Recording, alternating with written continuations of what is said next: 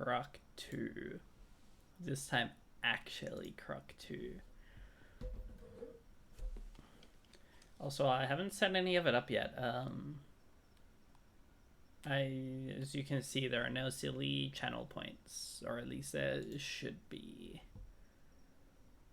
If it worked properly, at least.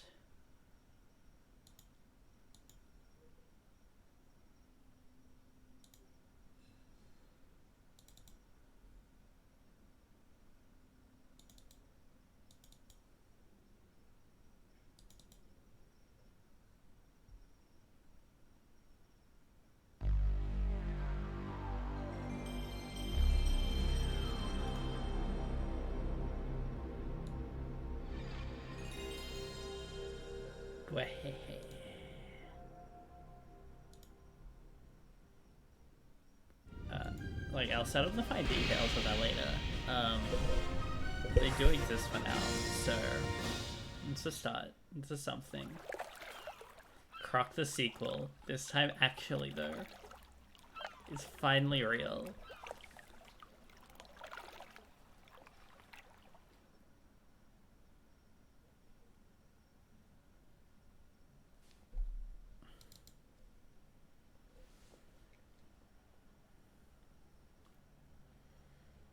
Frickbester is a little different. The newest update changed one or two things about it.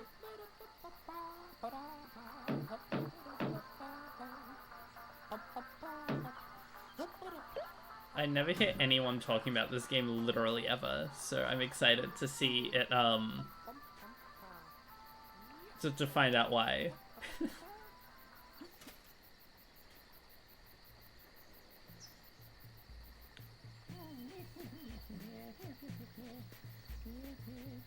True. They had to change Monty's design a little, but I'm sure it's gonna be close enough.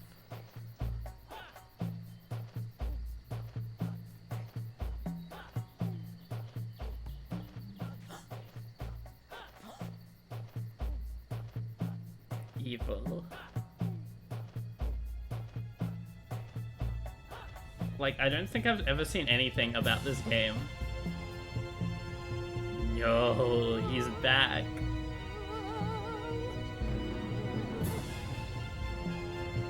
Holy shit.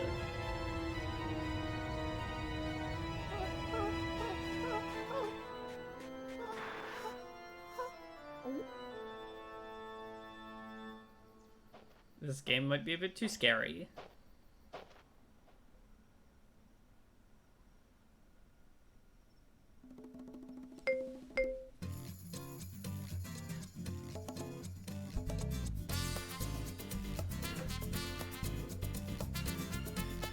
How can you cry when the music is so beautiful?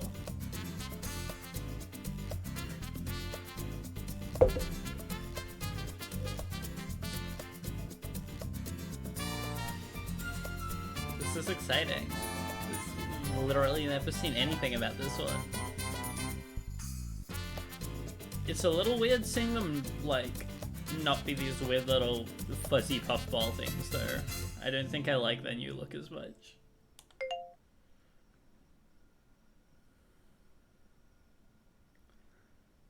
Enter initials.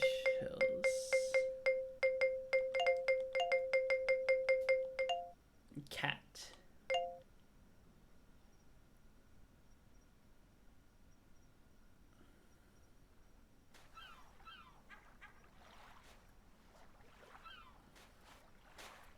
There he is.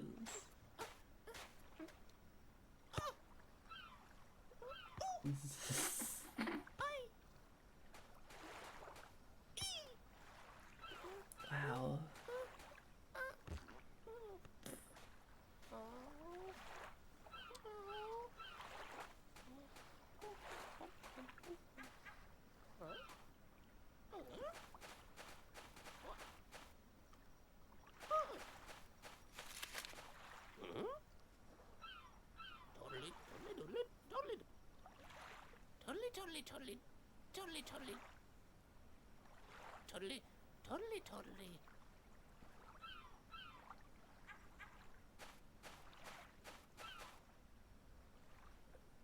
I think the lack of music really sells it.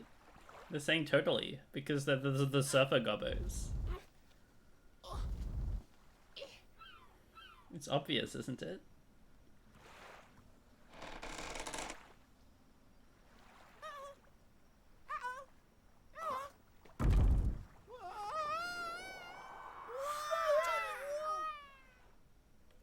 Well, Croc 2. Let's go. The Sailor Village.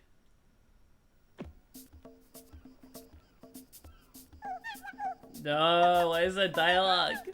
Scary. This is fucked.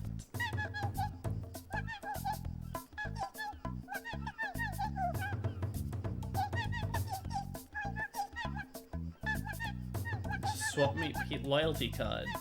No. They gave him another role. Swap meet Pete. No. Analog controls.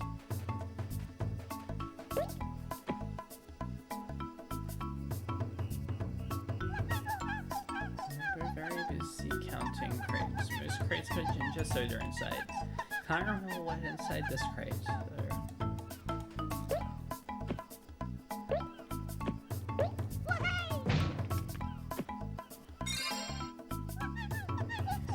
Find magic eye zoomers to help Croc look around.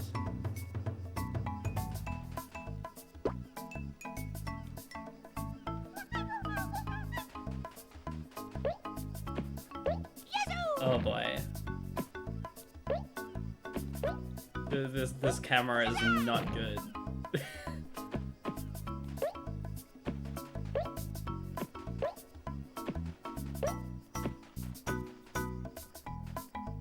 Whoa.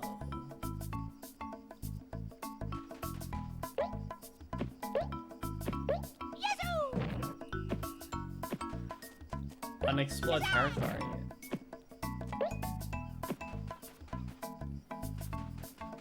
I don't know why the camera does that way when I jump, but I really wish it didn't. Hello, hi. No, I don't want to talk to you. Oh, okay, game's good.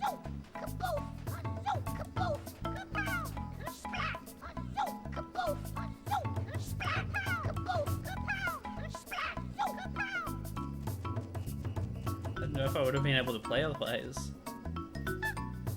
Help, help. What's wrong?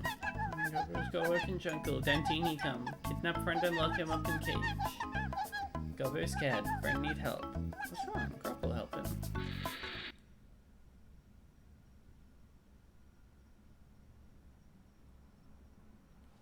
Find the key. Save the Gobbo.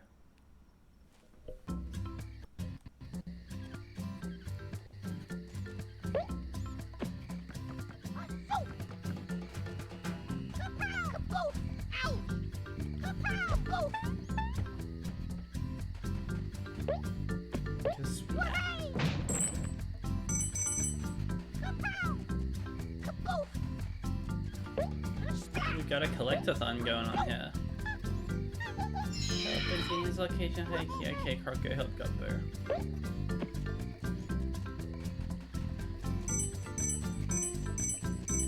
We got gems to pick up this time.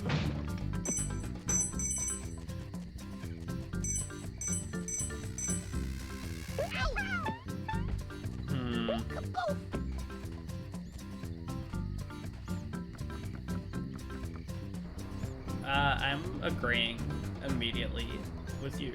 Yeah.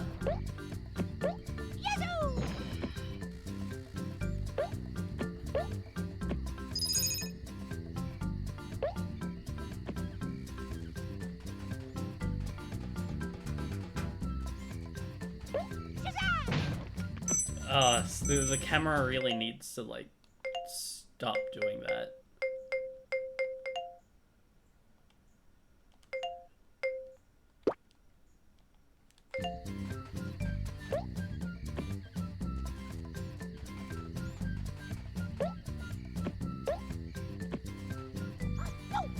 We have not explored Omniplay yet. I don't know what that entails.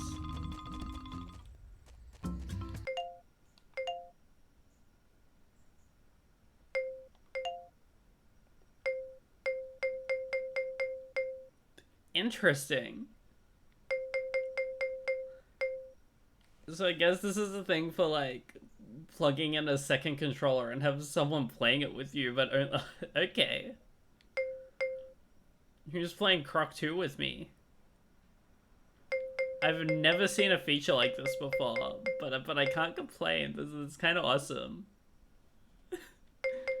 Shared jumping exclusively.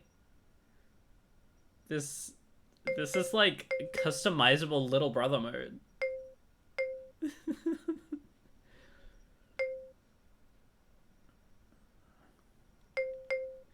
This reminds me of when for a while there with a friend I got through most of Dark Souls 1 with one of us holding the left side of the controller and the other one holding the right side of the controller and having to like coordinate dodge rolls and stuff.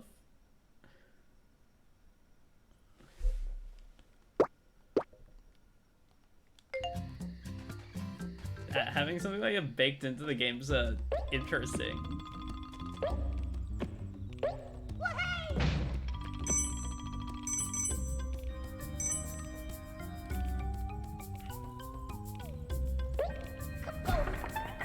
Okay, well, Croc 2 gets 1 point.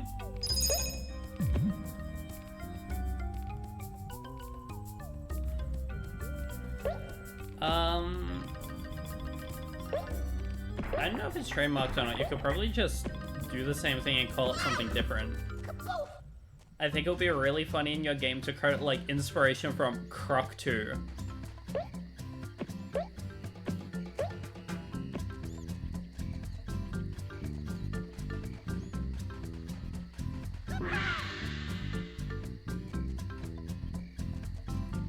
Croc 2, the game that no one has ever talked about ever.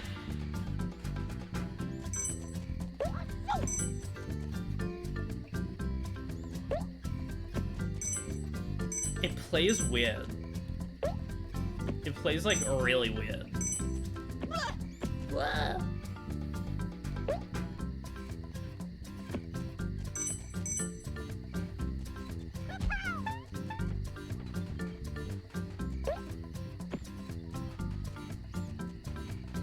Like Croc in big open areas, I have analog movement. The camera does this every time I jump. It has dialogue. This is strange. I don't like the way I stop for it. I don't like the way I jitter a tiny bit whenever I splat there. I like in Croc 1 how it's like an entirely seamless movement.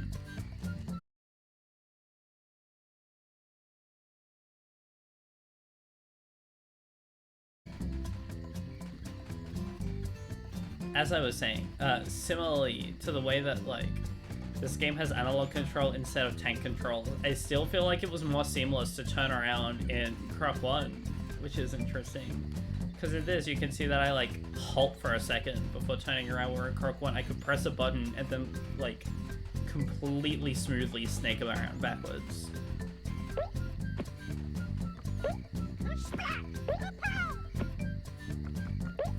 So all little things like this is that are kind of why I enjoy playing probably mediocre platformers so much. So it's fun to see little differences make so much of a difference to the core feeling of playing a game.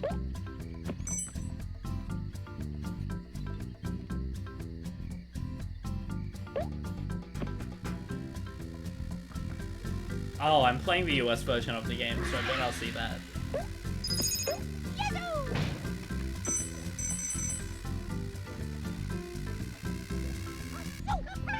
It's weird, because like everything about the presentation of this game feels a little lesser to the first game, presentation-wise. It feels like there's a much less, like, clearly distinct art style going on here. Shit's less vibrant.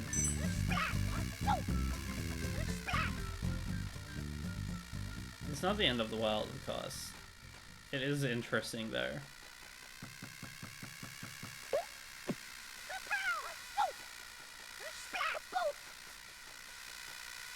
Loudest sound ever. Hippo.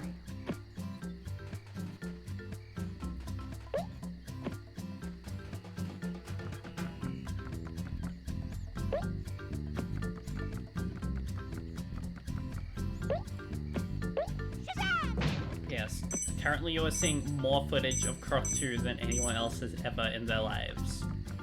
How's it feel to be part of history?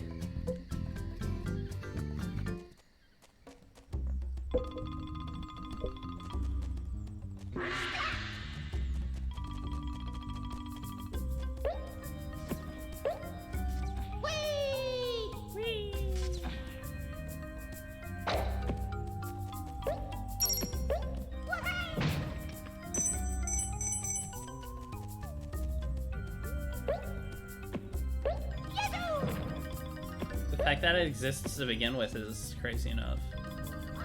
What's this thing? Blue.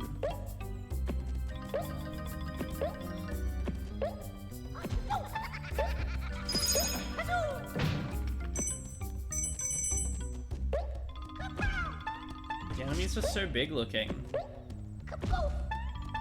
Oh, maybe Croc is just very small. Probably both.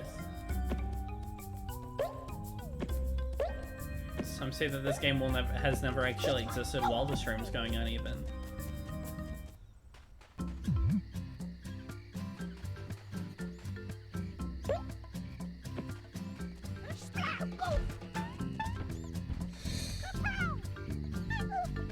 Thank you, I used the door Croc came through to return to the village. Yippee. So I'm missing stuff, but I saw other stuff up there. Is this...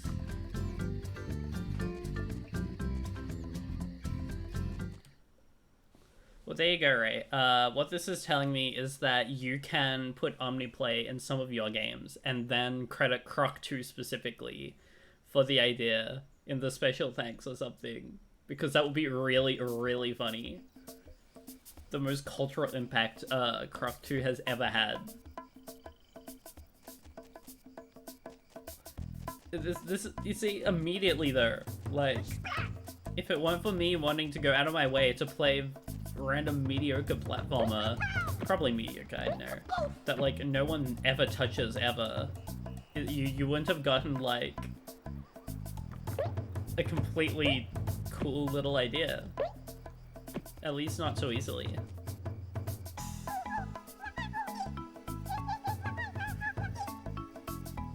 Yeah, Gobbo has been fishing in this for a couple weeks. Denty, not very nice, but not their fault.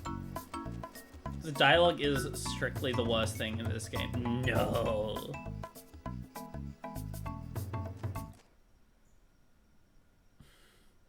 No, no, no, no, no, no, no, no, no. Oh, okay.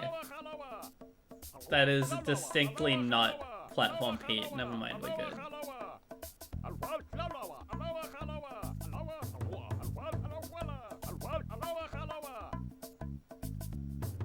Okay.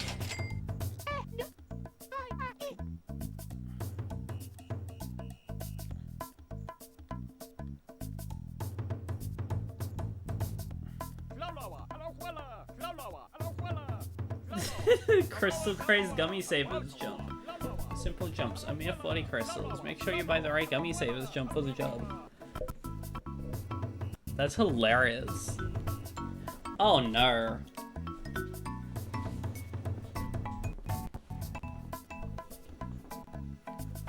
I think I'm realizing something though, right? So now I have to go back to that other level with this item. So I can use this to collect the other shit. Am I gonna have to do this like all game? If I want, to get anywhere?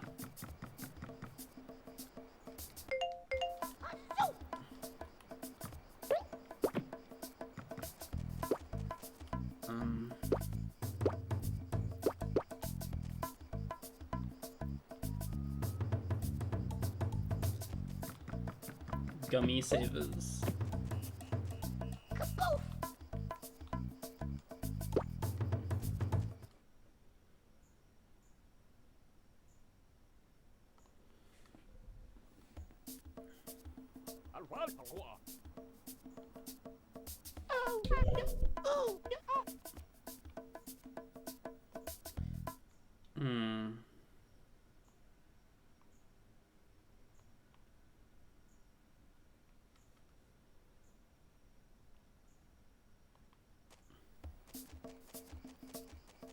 Well, I got the wrong gummy saver accidentally, so I'll go back to level 1 later, I guess.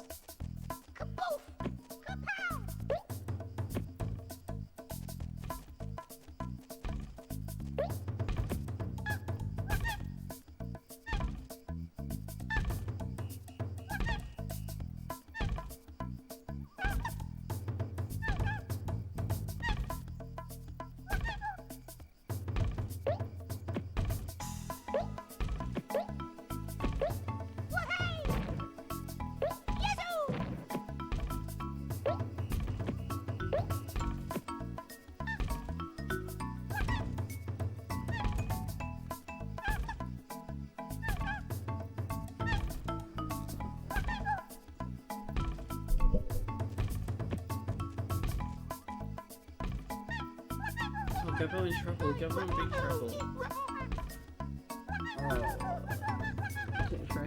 Hi, Box isn't scary mine. Gobbo in big trouble now. Gobbo don't be in trouble. Okay.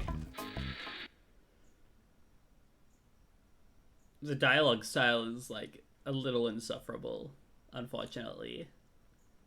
Sorry, Croc.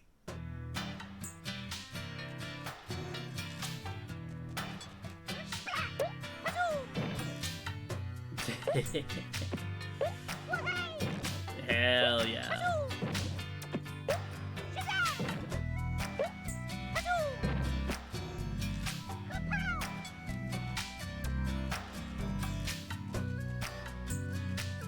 Croc 2.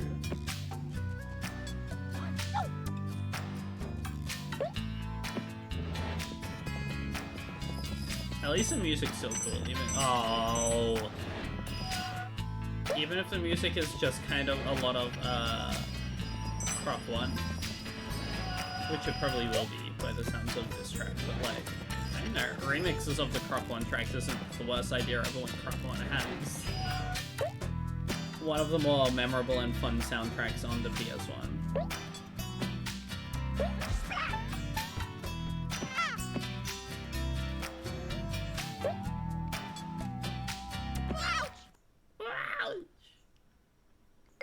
Continue.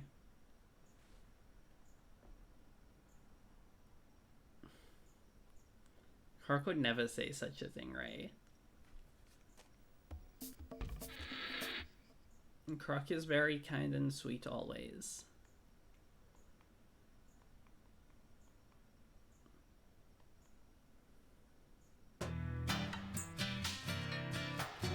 The gummy savers thing is so funny.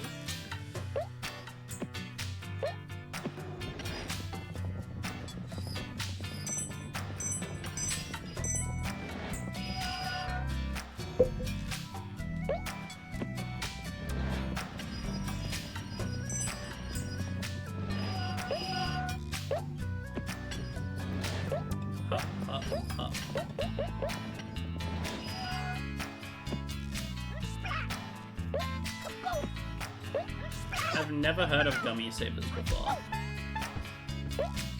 Like, I've heard of the lifesaver candies, but...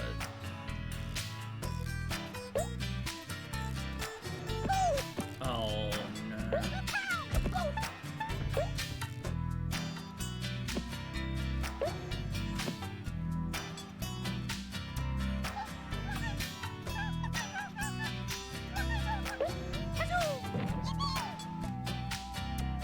Bye, dude.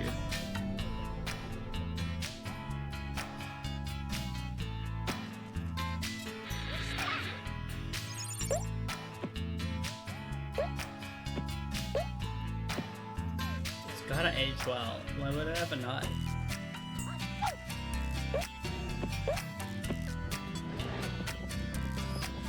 Ah!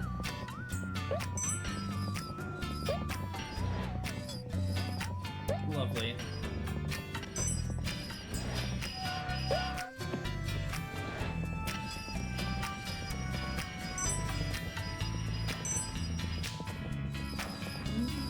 You're annoying.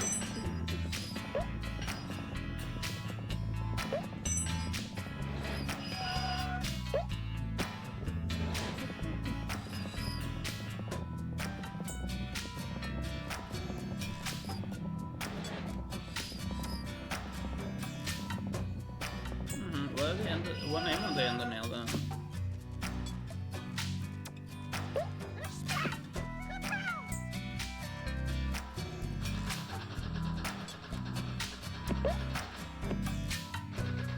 Ah!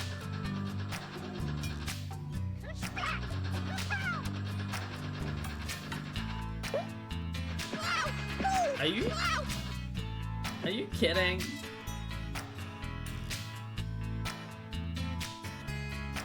I could have sworn that would have taken me somewhere.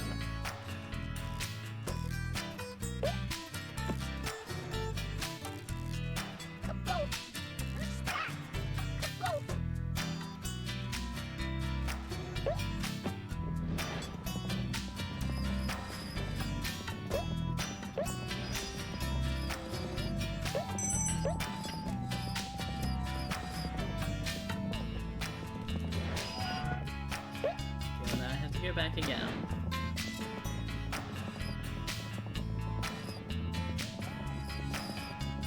I think it's beautiful when you can immediately tell when it's a game you're not going to even try 100% in.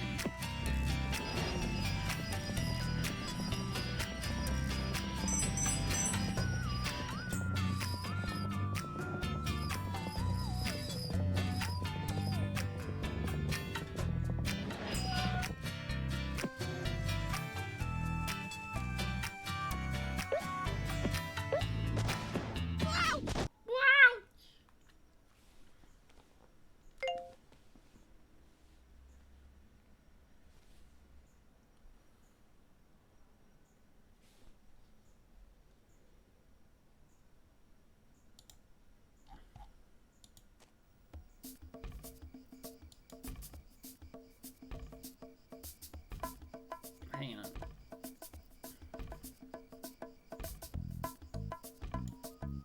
Yeah, cool.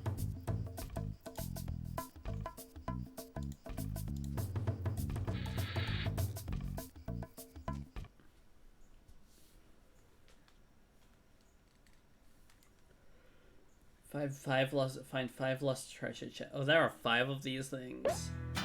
Okay.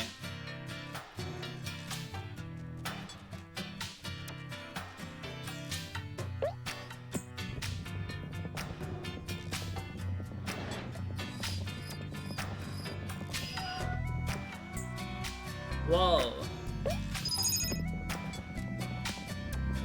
Ah! I like the part of this game where it keeps making me miss gems and making me double back to get gems. Like that. Awesome.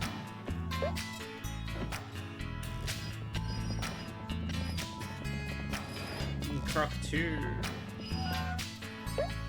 Game that like no one has ever thought of ever outside of Kadikarus in that one video.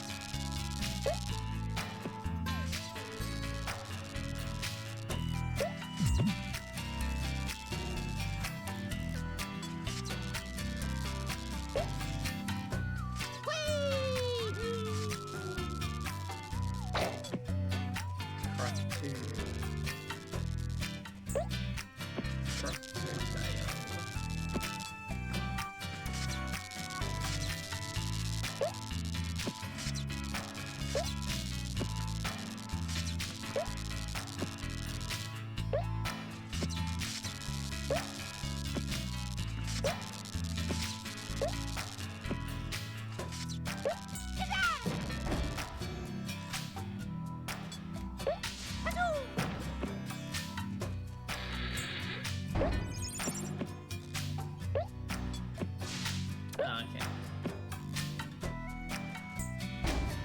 No tank controls. What does this thing do? Okay. No cartoony display.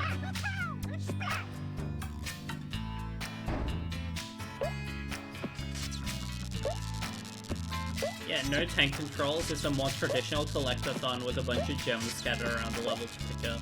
There's dialogue, there's like an actual overworld. It's a very different game.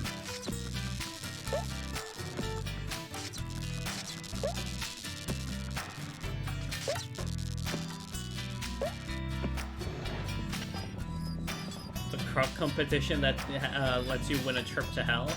Epic.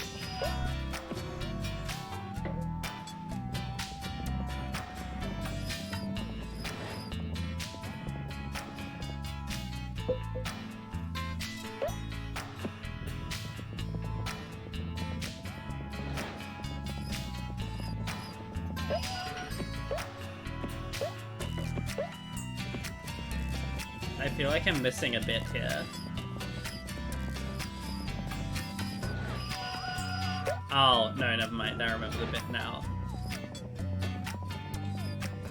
Truly incredible.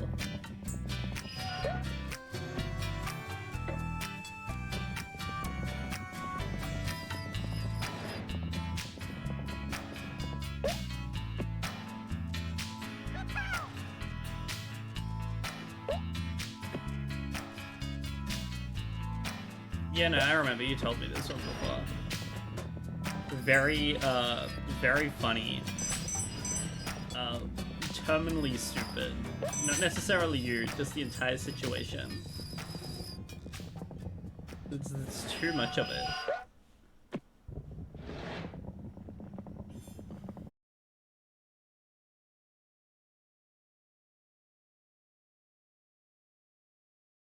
It almost certainly was not fun at that level. I cannot imagine many things sounding less fun, especially when accidental.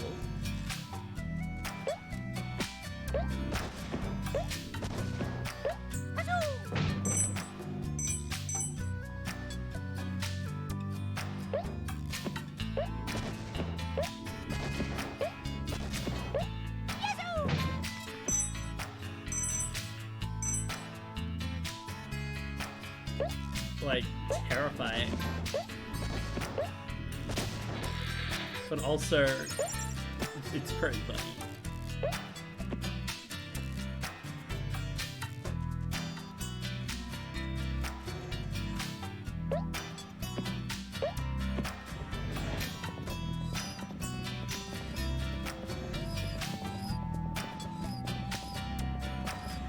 I'm not really sure how much I'm allowed to say on it, given I am the streamer in this situation, so I will choose to abstain from this conversation. Beyond, yeah.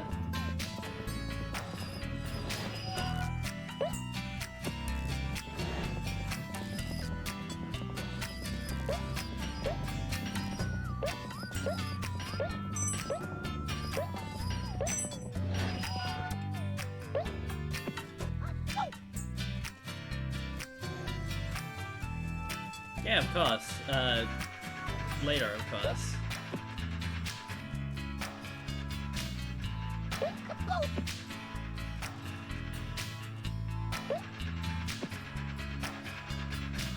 Okay, so those platforms were jumpable, I just phased through them the first time.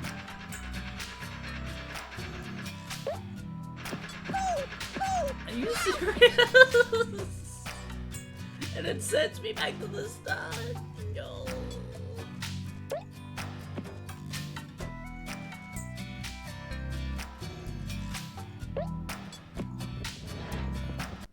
The decrusting factory.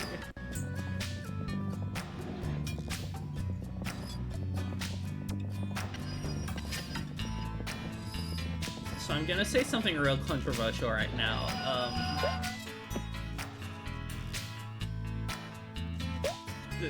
This game is not very good so far.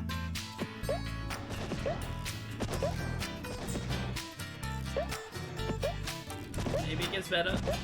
I'm not gonna just quit like 40 minutes in. I'm just seeing a couple of issues with it that are immediately standing out. Yeah, no, the trip to Australia, aka you win a trip to hell, but at least there are crocodiles.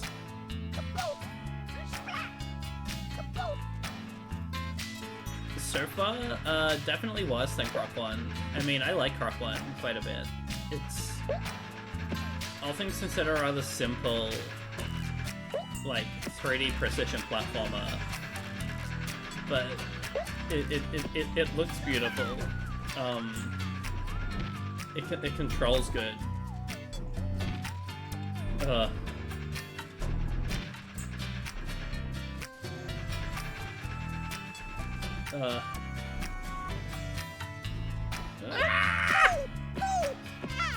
And I get sent right back to the start of the level, baby. Okay, well, I'm gonna leave and then go back in so I at least save my money progress. I'm still on level 2.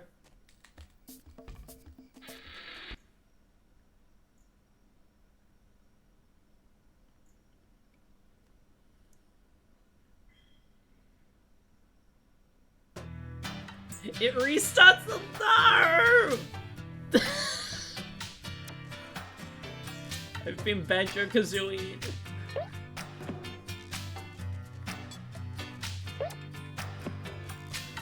God damn it. No. Okay, well. Now I know for future reference I have to do.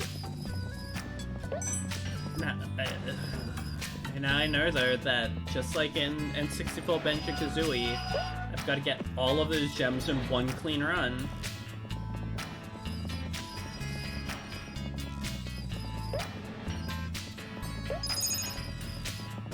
Platform Pete has not shown up in this game so far, no. We meant Swap Meet Pete, but he was rather different to Platform Pete. He was like a cat with a fez, and not the bastard. Like, completely different character. True. Adopted son. Pete is his last name. First name Platform, last name Pete.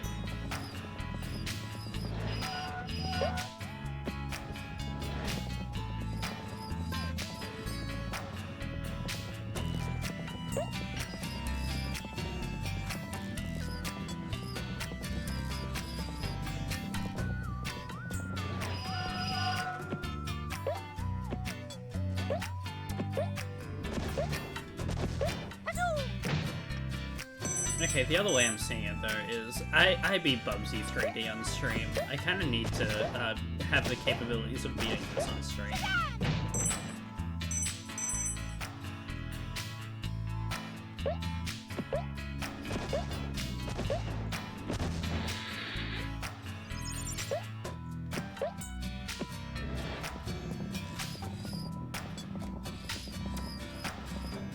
Yeah, no, just swap me. That's my name, 2 words.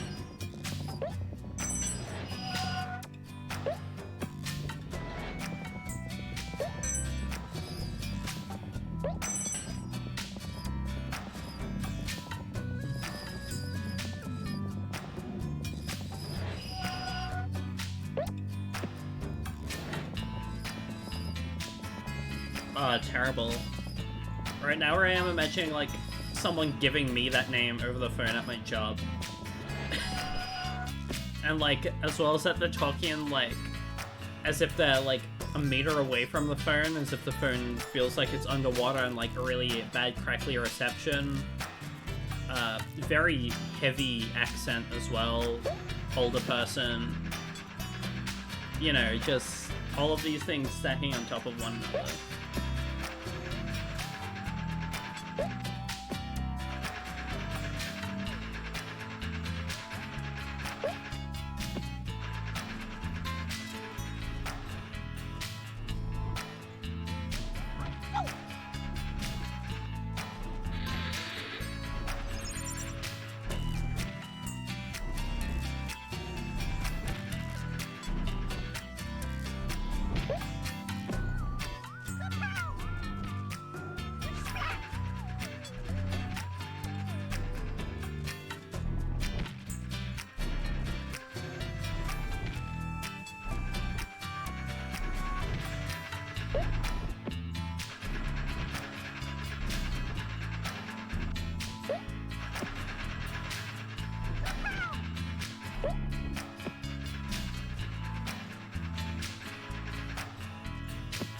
I am terrified.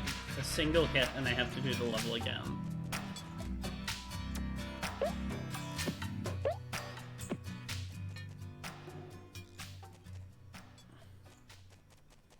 You know, it's like a really, really terrible combination of letters. To call yourself.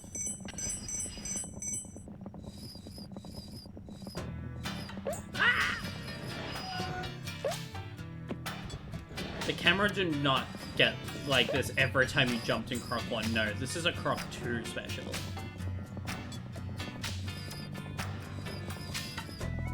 You're not insane. I played through the entire game. The camera did not do that. And the occasions where it did pan up a little were so much smoother.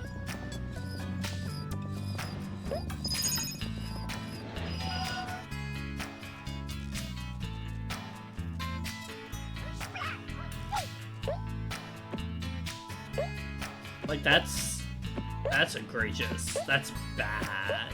It's really bad.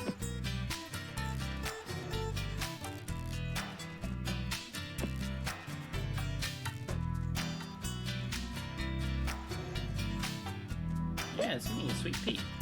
That kind of works. It's like... It's cute.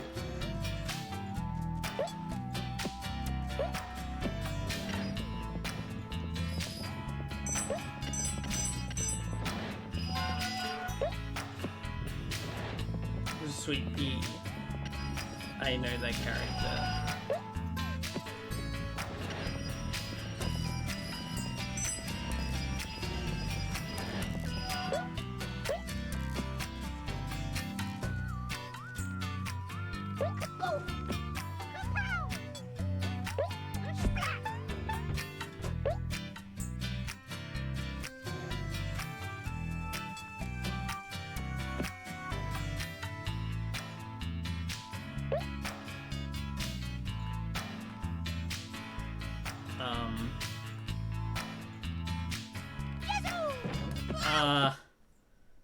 No.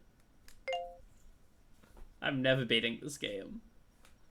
It's impossible. This is level 2.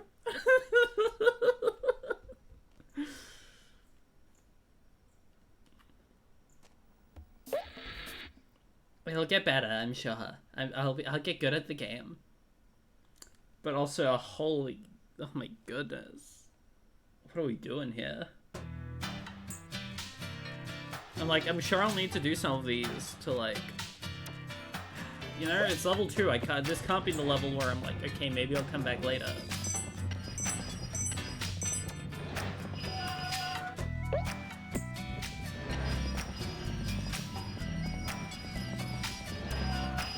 What do you mean, enter key?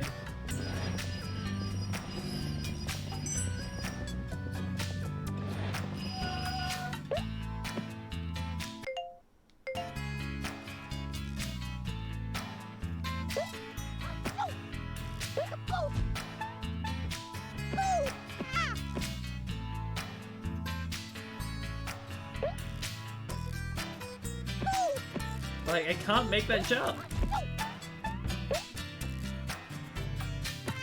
Oh, okay, well, I'm just gonna...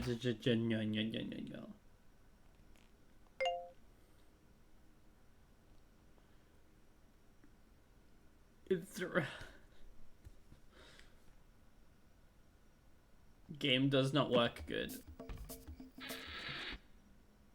Croc 2 might be, like, genuinely rather bad. All this build up to the wonderful sequel to beloved classic Croc. Well, yeah, 0 out of 3. You've used up all your extra health, but now you have your health.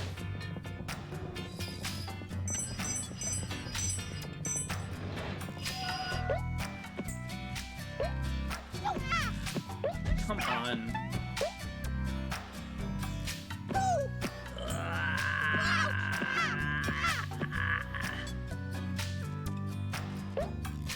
Kill me.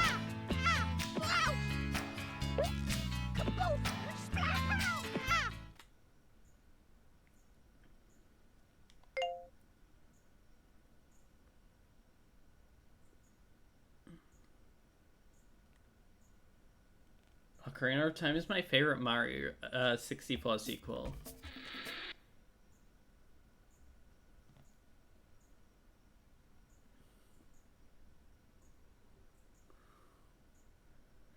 The way to say the thing that would make people most mad is like, well, it would be a pretty faithful sequel if the Mario 64 sequel was bad.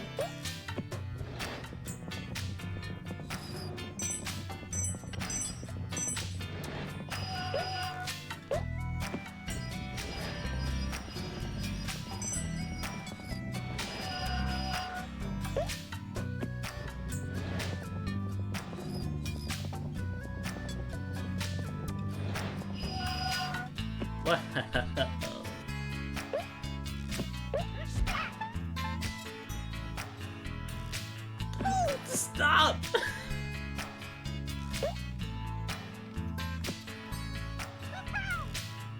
Okay, well I made the jump that time.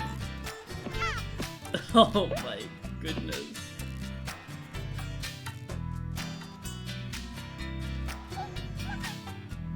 Yes, stop talking.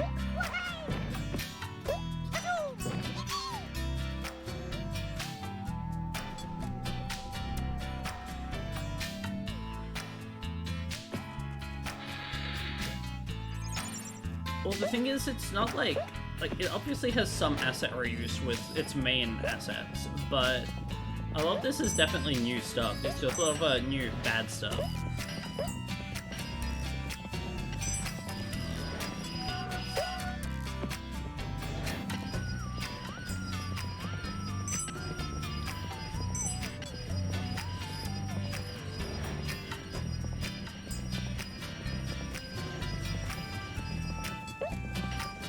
The gem. Now we have to go back. Ah! This is very Banjo-Tooie, in brackets bad. Has not played Banjo-Tooie either. Thinks that Banjo-Kazooie is like one of the greatest platformers ever made.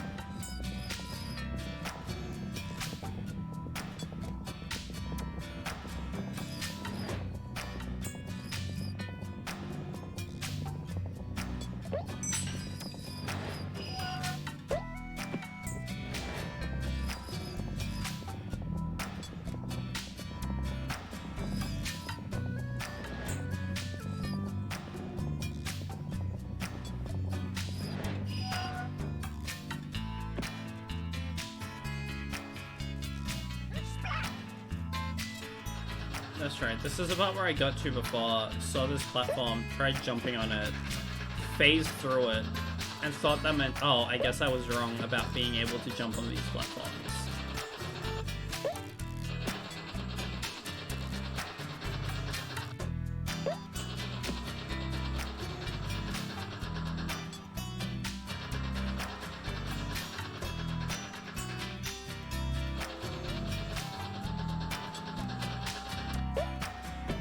We need a new viewer now more than ever. With my incredible charisma, we should have gotten like 80 by now. I'm not quite sure what's going on.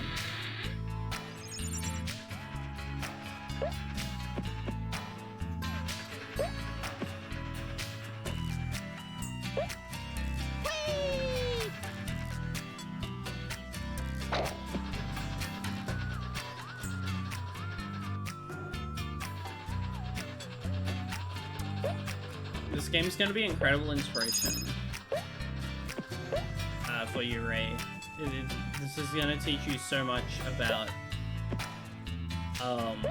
video games in general. Also, I need an... Okay, so what I'm getting from this... Oh, okay, no, wait, we're good.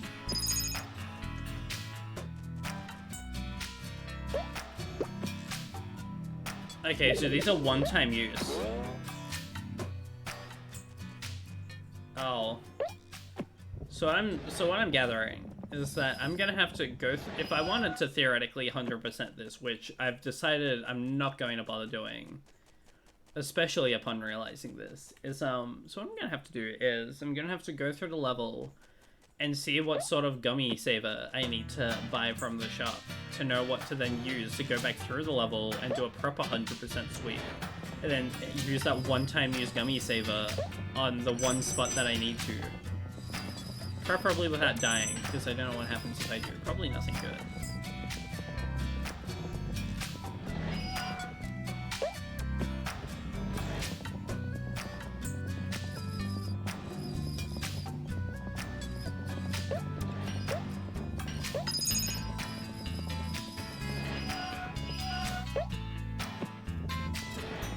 I'm not gonna complain about the music. I like the music.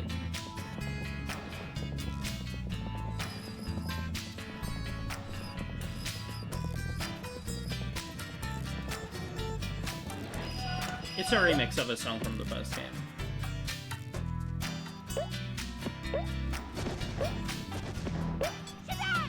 They're doing evil things to the cat. They're suggesting evil things to the cat. Do not suggest I play the Game Boy game. It's been a while with it. This is usually like the underground dungeon theme that you hear for a total of like 2 minutes before moving on to the next area, at least in Croc 1.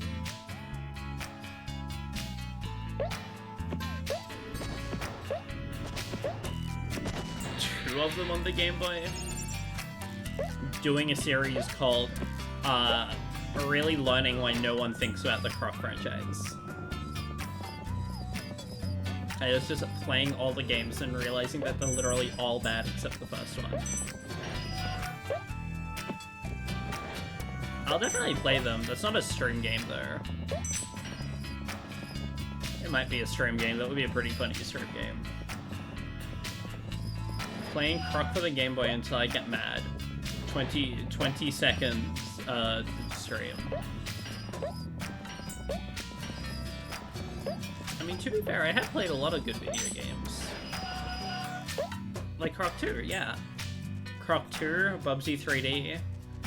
Eventually Croc on the Game Boy, it seems. Like, what do you need?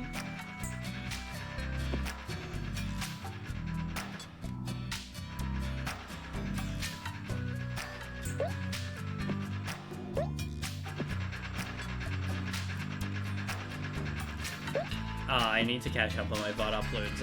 I've been slacking a little. I have them all downloaded already. It's just, I haven't been bothered to upload because it takes quite a while.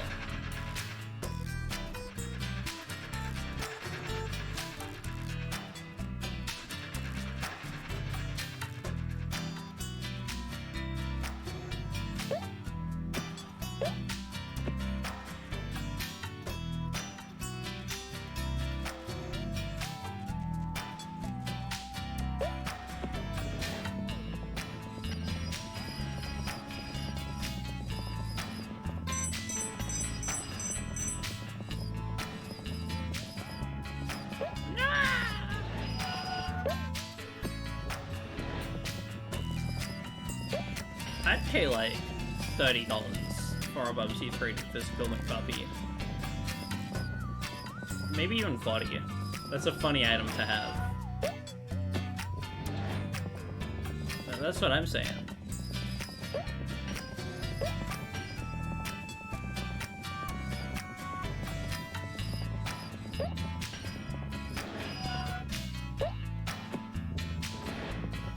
Don't click that.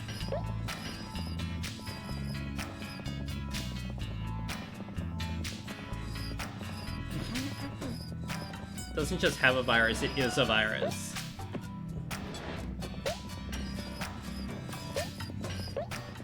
Bye-bye. I'm so sorry that your computer died like that. This is that. Ah! Like, I would pay. Oh my god. I would pay, I would not pay for an Ouya, frankly speaking. I would not purchase an Ouya. That thing's stupid.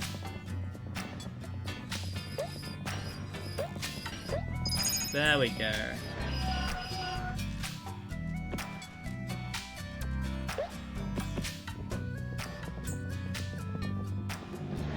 Yeah, I get that. It's just not really collectible that interests me at all. Whoa. 5 of them. 5 of gems.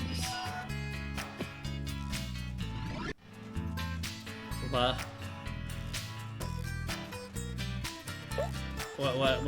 happened? What happened?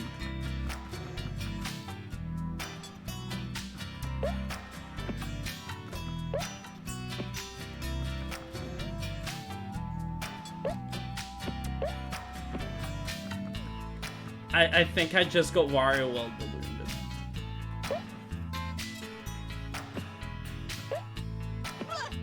Oh no.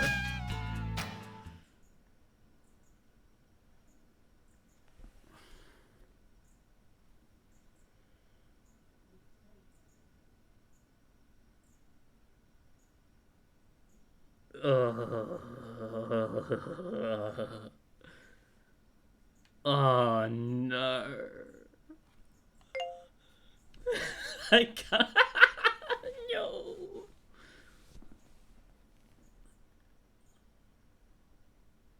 The round is fun. Now let's see. Yeah, I don't have the gummy saver anymore.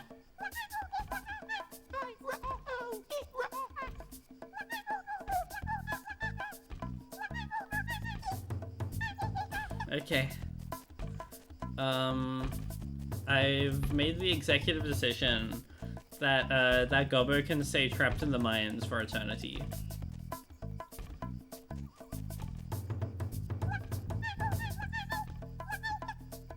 Croc jump. Croc tail attack. Whoa. My Croc's strong. Ah, max health. Okay, Maddie, there's a difference between not going for 100% and, straight up not beating levels.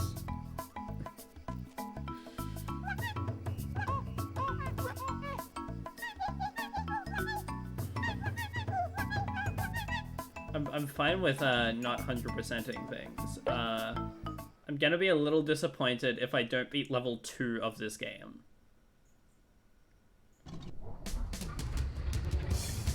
Oh shit. Never mind, we're good. Oh, I expected there to be like some fanfare for Go.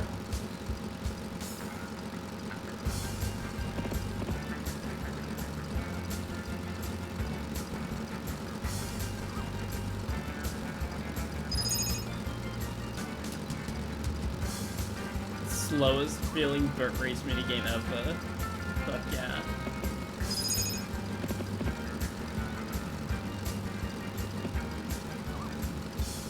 It's okay, there are 3 laps, I can collect it later. That waterfall is definitely a shock bet.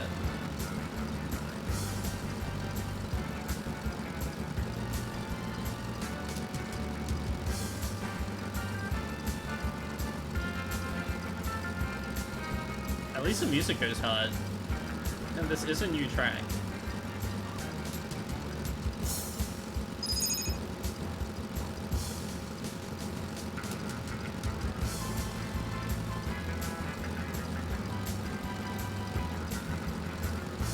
It's very beachy, but in a way that I think is rather fun.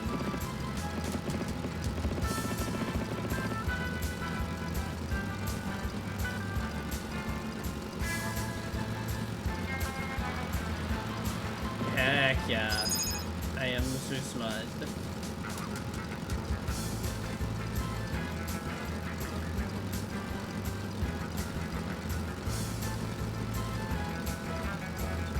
This is the best level in the game because I don't have to jump. Oh, okay, the game's good again. We've got something here.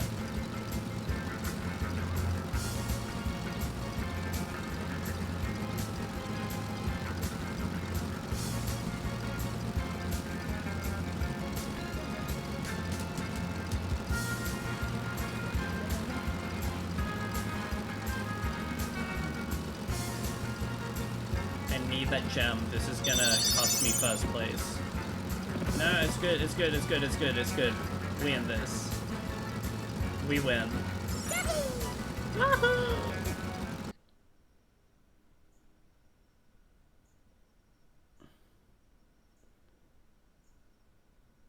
I win. Okay, never mind. This game's good again. It let me win. Thank you, Croc. No problem.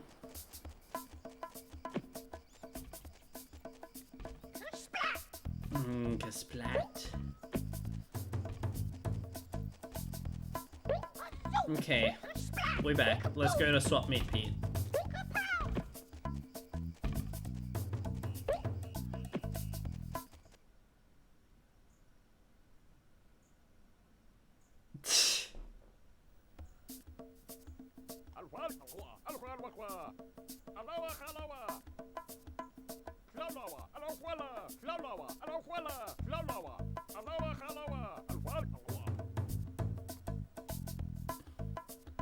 No, this guy sucks.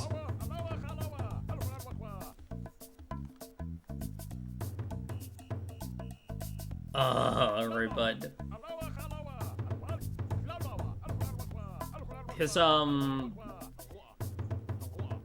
His little voice blips give off a very, the vibes are a little weird.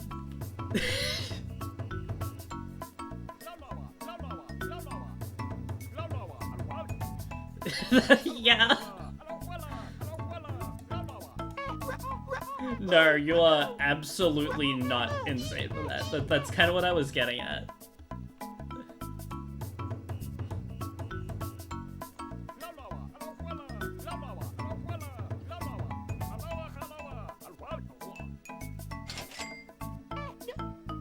Yes, I take it.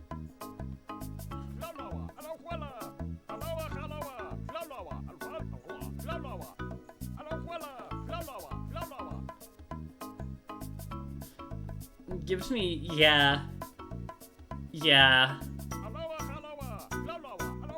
Wild berries, gummy saber jumps.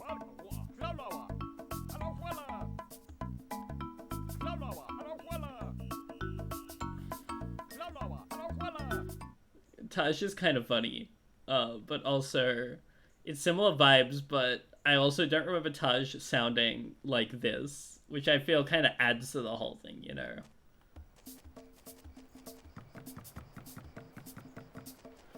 Like, I'm not saying that they I'm not saying the devs need to be killed for this, but like, it doesn't like pass the vibe test. It doesn't pass my very cursory vibe check, and I think that's kind of funny, but also like, God,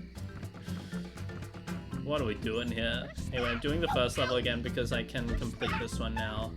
And if I complete some of the earlier levels, that will mean that I don't have to complete some of the later levels.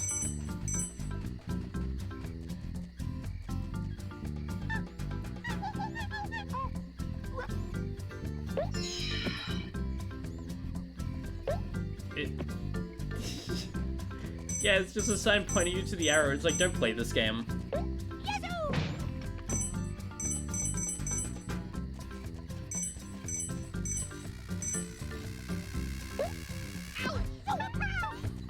Yeah, Maddie, I don't think that an Argonaut needs any help for being gotten when talking about the series.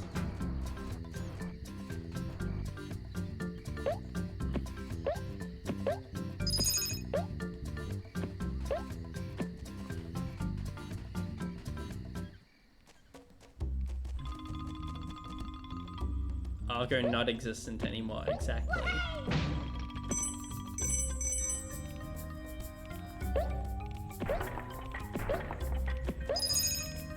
Oh, God. I can't... I'm sure you can see it as well, but, like, I control very heavy in this game.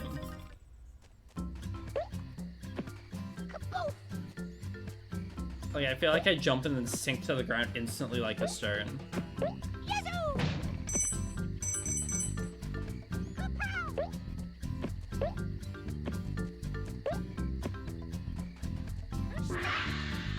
Oh, the enemies are just like that. It's kind of how they are in the first game as well.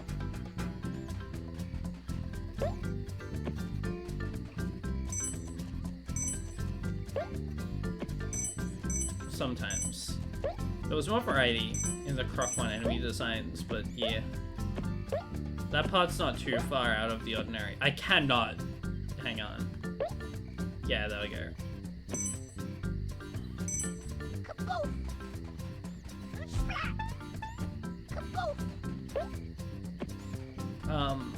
Depth perception's bad in this. Lots of things are bad in this. I'm gonna keep playing. Lots of things are bad in this one. But I'm not in the mine level anymore, so I can, like, bear it again. Instead of, genuinely feeling as if I'm kind of losing my mind.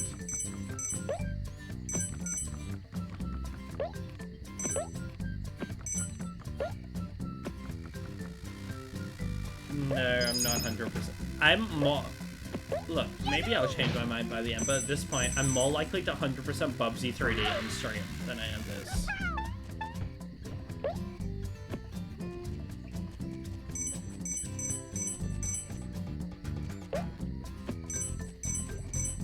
Not necessarily saying that that game's better than this, but I'm saying that, like, in terms of the 100% completion experience, at least Bubsy 3D is, like, honest about its collectibles in the sense of, like, it's not hiding things from me that I need to replay the level again to find. Everything's kind of hidden somewhere, even if it's kind of stupid and obtuse.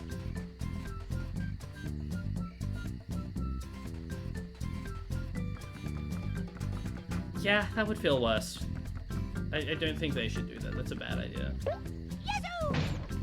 Epic hippo bounce pad.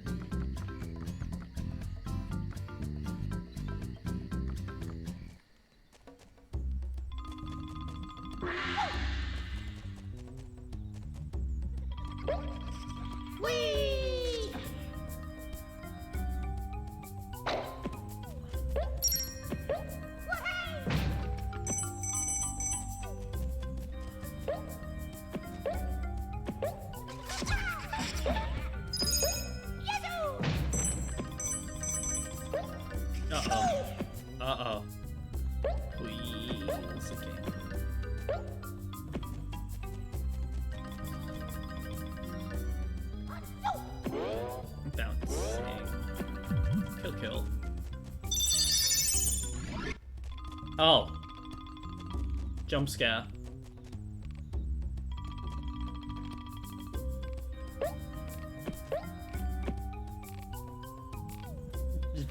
Jump scare teleport bonus level.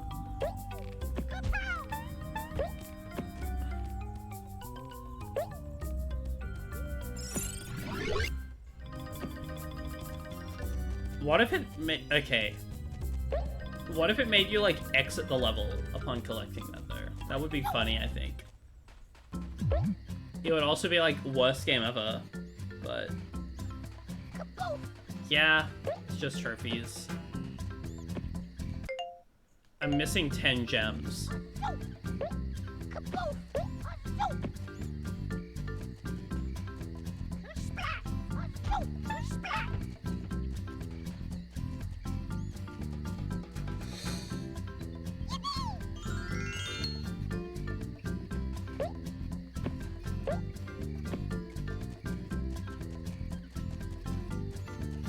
The instant excited analytical tone in my voice fading away upon realizing, where are my 10 gems? Oh.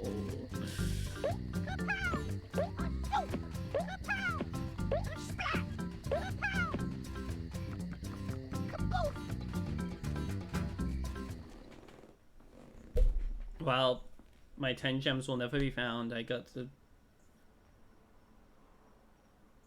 1 hour of Croc 2 stream is getting mad. 1 hour of Croc 2, I've beaten 2 levels, and one of them was a, like, 2-minute boat race.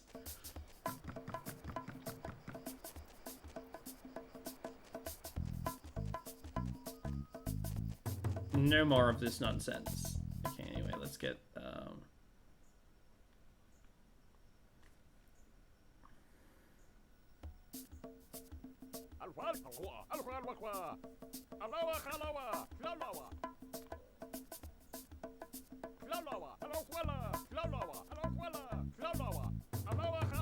I hate this guy.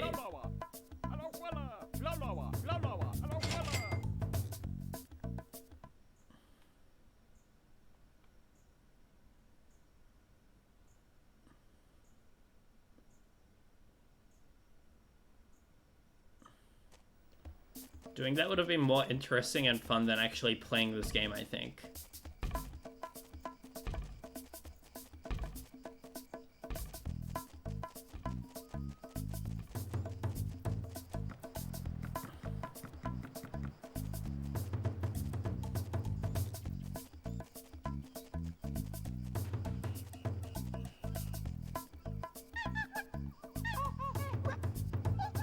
Like sandwiches, fly down and steal Gopper's lunch and fly into jungle like Gopper hungry.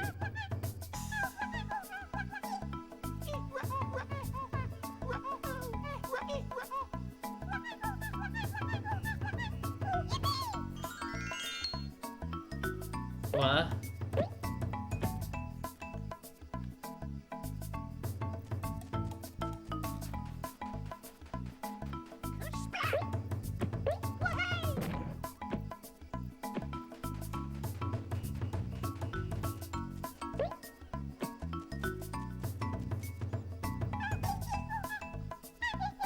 He must have taken a birdie. Gobbo's in village, be sad. Gobbo's new birdie, backy village must go. I don't care.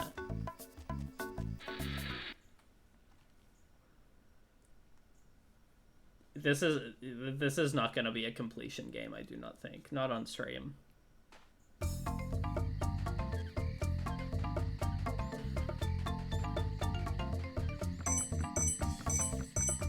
Time to...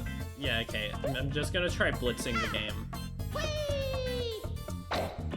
I think that'll be more fun than exploring a lot of this one, I've decided. Oh my god. Yeah, no, okay, just die. Just restart, die, perish.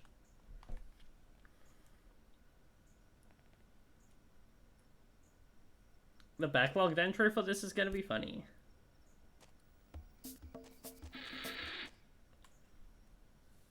If anyone review bombs the game without having played it themselves, then they are lame. Straight up. You need a couple of hours in Croc 2 before you can say you think it's worth giving it a terrible score. Exactly. Because what if I'm just wrong? What if this game actually rules and I'm just incorrect about it? You wouldn't know it because you just watched a streamer play it and then parroted their opinions.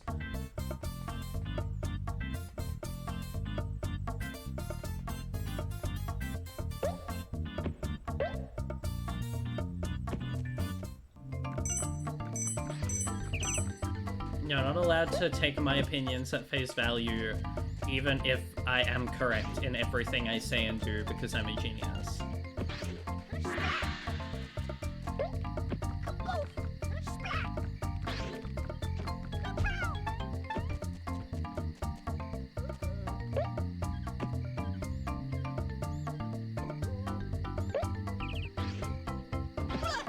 This game does look nice. I do prefer how the first game looks, but it doesn't look bad.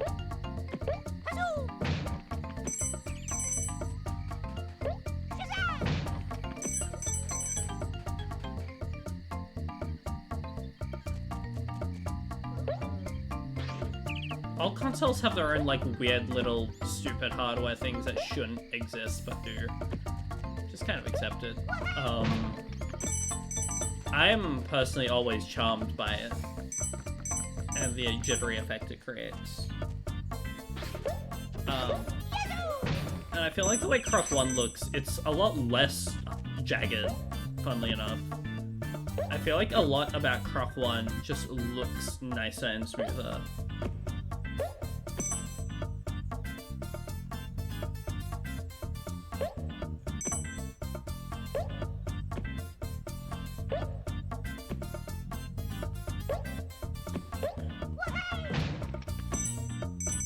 Oh, it's definitely a hallmark of the PS1 games, I agree.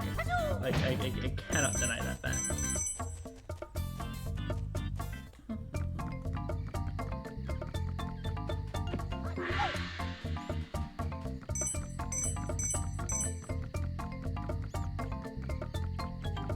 I like this tree. This tree is cute.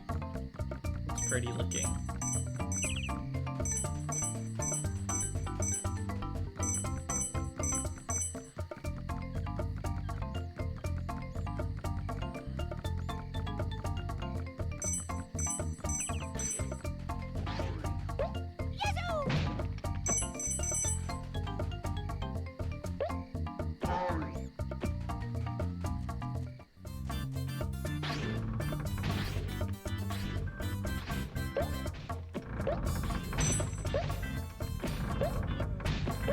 I do also like when random game graphics like that do just kind of explode a little.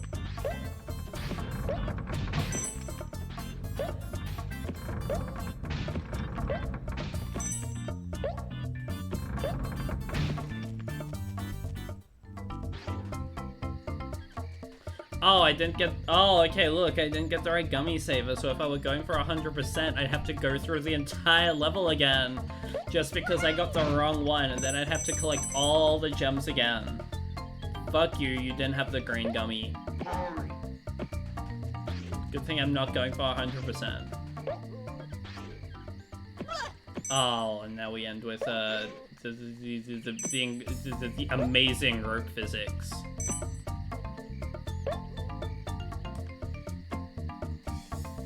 Hey Mutker. The Croc is not going too good right now. This is my first time playing Croc 2. And it's making me a little mad. But I'm not gonna stop playing it. Not for a hot minute at least.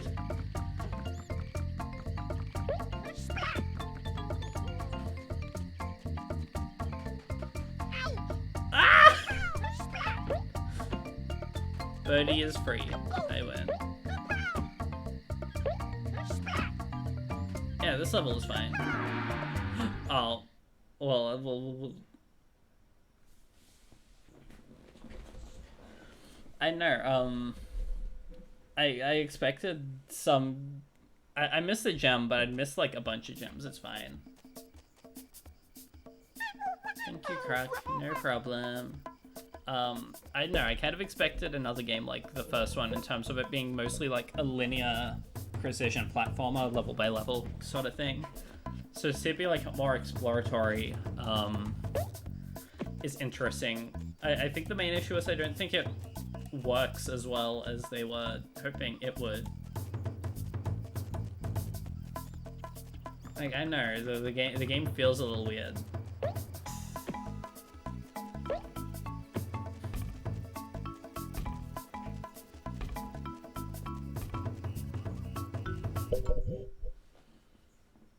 It's not like I'm impatient with games either. When I played through Croc 1... Okay, get out of my face.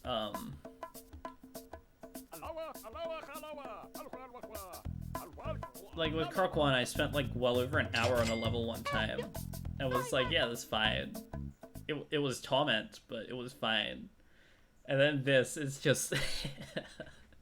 the mines level... it just kind of hit my nerves in bad way. Good stuff, good stuff.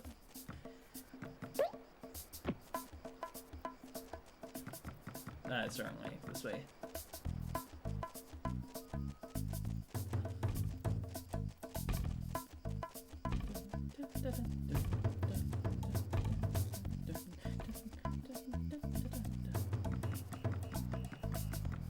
Anyway, I have 5 health now.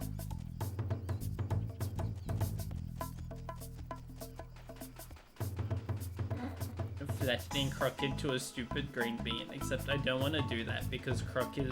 I don't want to hurt Croc.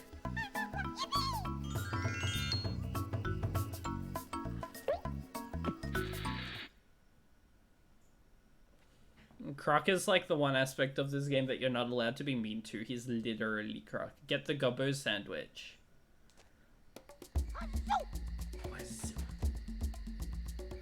Oh, heck yeah. Okay, hang on. Gotta mod this guy. Literally offering me free viewers. Mod this guy. VIP. One of these days I'm gonna accidentally ban a real person, and it's gonna be really funny.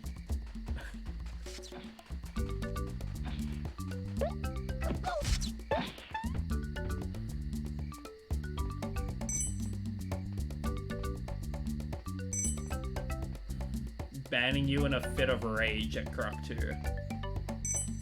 Yeah, it happens to the best of us, exactly. There's no shame in it. Ah!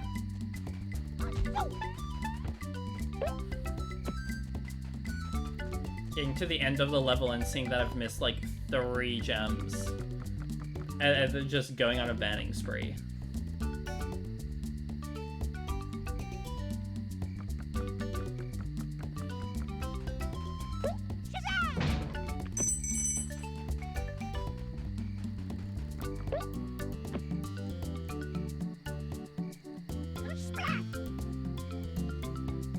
My favorite infantry item. Yes.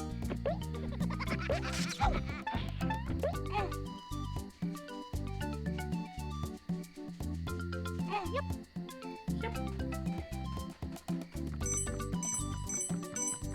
I see that balloon down there. I choose to ignore it. I simply choose to keep exploring the level instead. If I get most of the gems, that should be fine.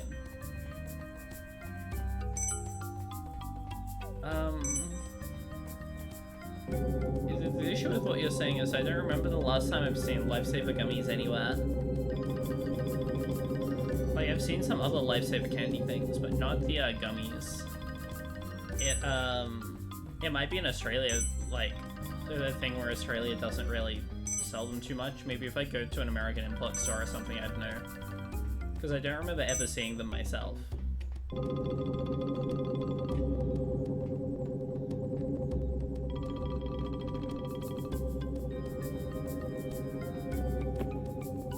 Gah. Oh, I see an issue. Unless... I see an issue. Maddie, I don't think they sell those at the store.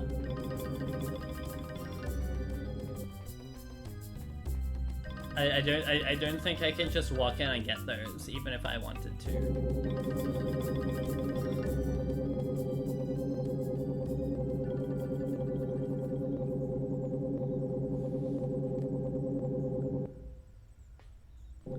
Oh dear.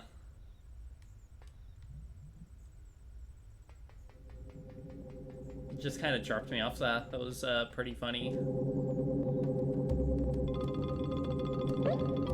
The monkey about floating things are cool. I like them. Very vertical section. It's cool. Maybe I just got off on the wrong foot with this game. Maybe it's secretly awesome now that I'm not playing the mine level. Maybe that was my issue.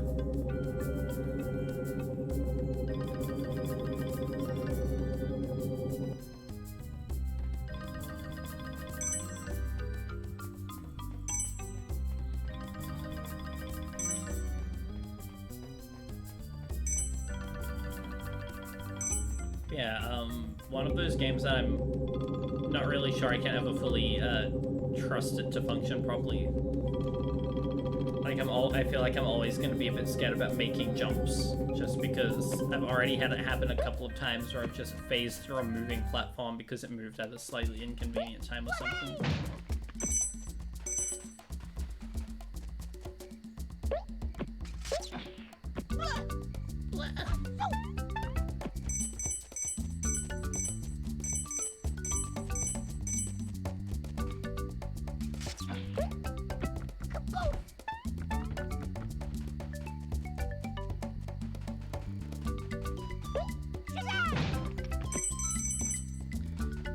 Yeah, okay, more positivity back to the stream, because we're not playing the level that was making everyone sad and upset. This sounds good to me.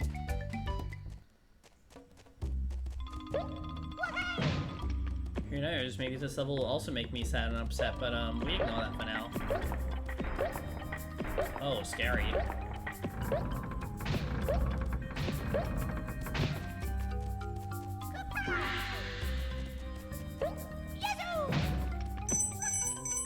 Croc, throw a gupper goat crystal.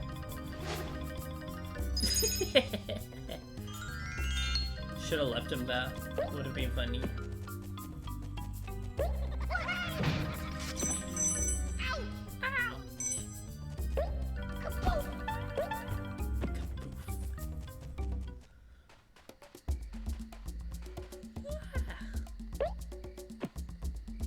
Croc 2 might be good when I don't ride the minecart for 10 years, I agree.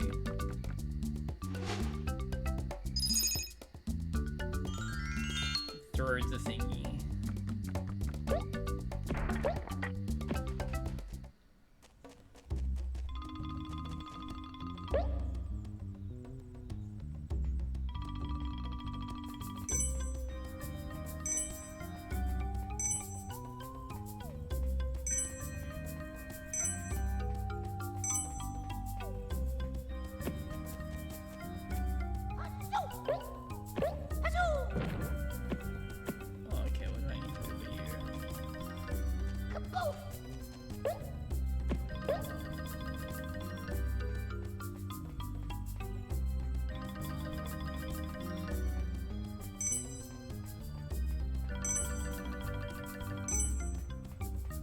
Boxes are dangerous. We've got to lock them up.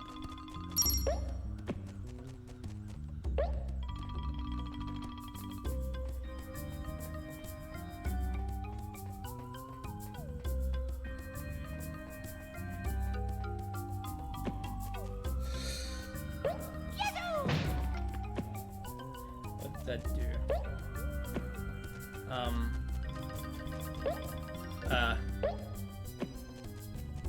Okay. Croc police. That was a very important box. Again, I get Croc. No. For doing nothing wrong. It was probably to make these platforms, come to think of it. I could have used that cage to jump on top of the monkey bars also, come to think of it. Do I have this color lifesaver? Nope. Awesome. And this is why I'm not going for 100%.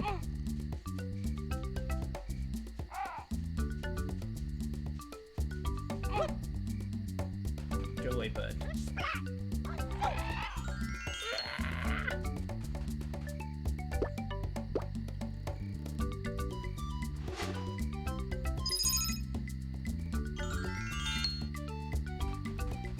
So I see I took the right path the first time. Whatever. I got the lunch. I win the level.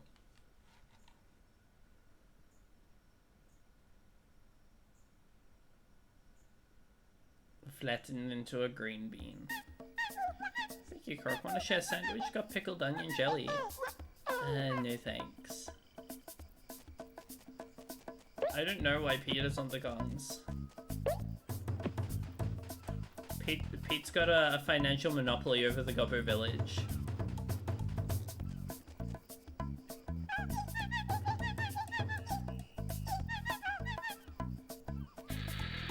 Boss fight? Are we gonna have our first boss fight now? Let's see, Pete. Yeah, I know. Pete has a financial monopoly over the Gobbo village. Pete is a colonizer.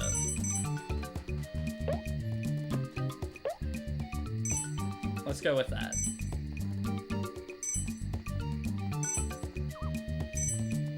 I hope that the boss doesn't have a death animation in this game.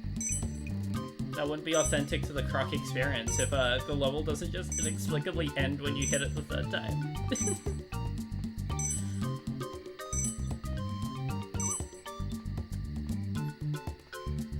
Other than that one boss, I forget which one, that does have a death animation for some reason. It's not the final boss either.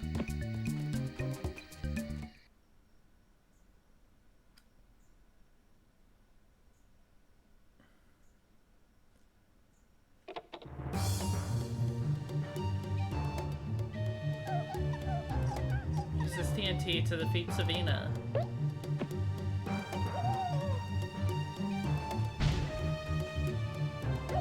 That's an octopus.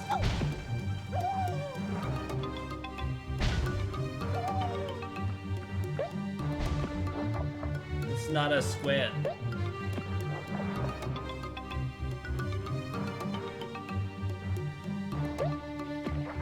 No, Squidward just happens to be an octopus named Squidward. This is Servina the Squid. It's different. It's not Squidward the Squid, it's still Squidward Tentacles the octopus.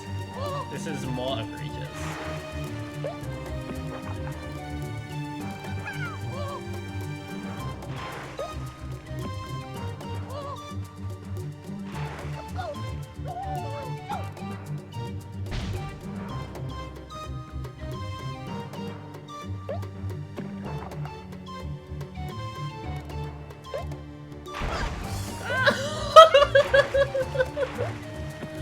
Biggest explosion ever.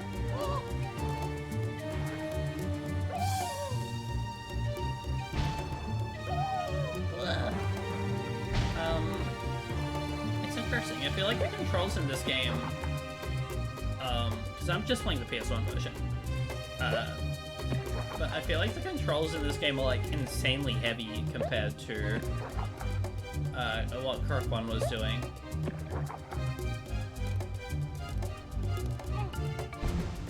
Oh.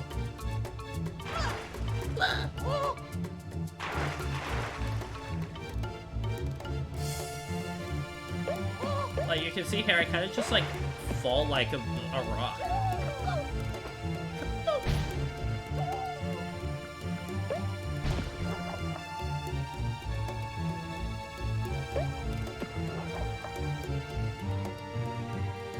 It's no, oh.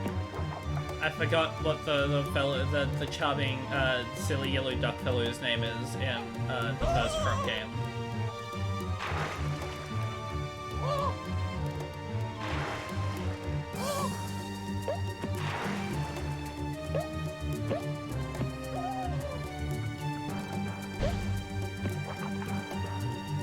But you know what I'm talking about.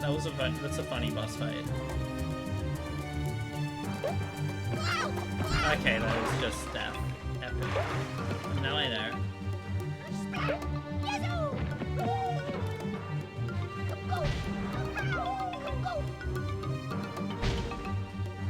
I don't mind this though. Platformer boss that emphasizes the platforming is always fun.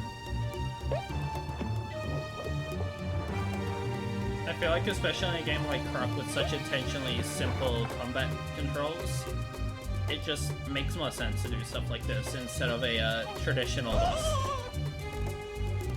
Nice. Death animation though, so it's the worst game ever. Sorry, had to be sad. Many gems, but not all of them, because I went the wrong way at the start. You Croc, you saved them. Okay, so...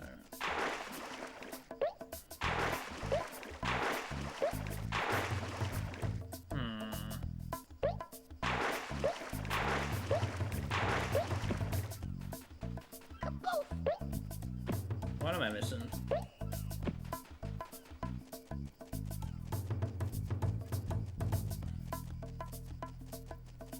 Well, this is a level I could get all the gems on relatively quickly.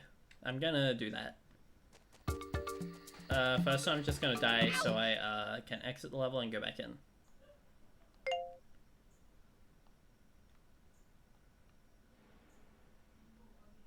I might have to finish the mines level.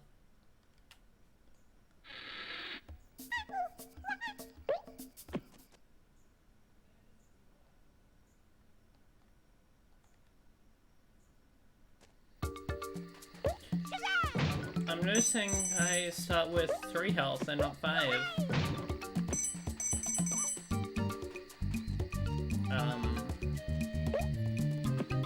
It is rather unfortunate to notice.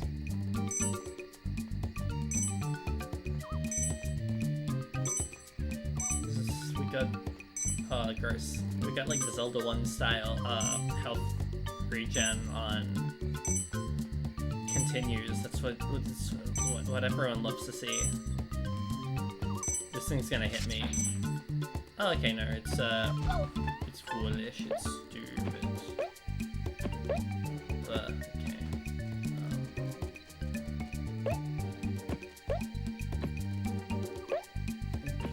Truly foolish.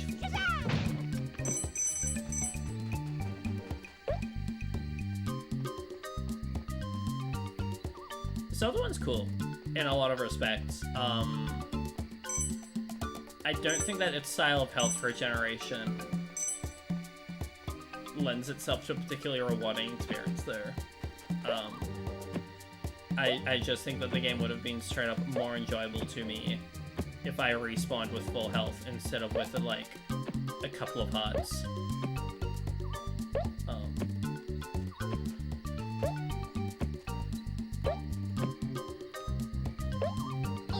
There we go.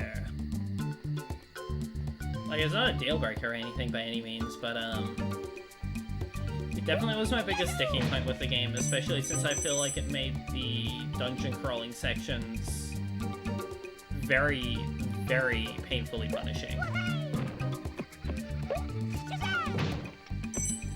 Because my general thoughts on the game are that I really, really like the overworld exploration stuff, but the actual late dungeon crawling sections get a bit much for me. There's too many things on screen at once for me to be able to feel comfortable at contending with everything at once. With the game being so, you know, so rigid in where you can actually move, etc., etc.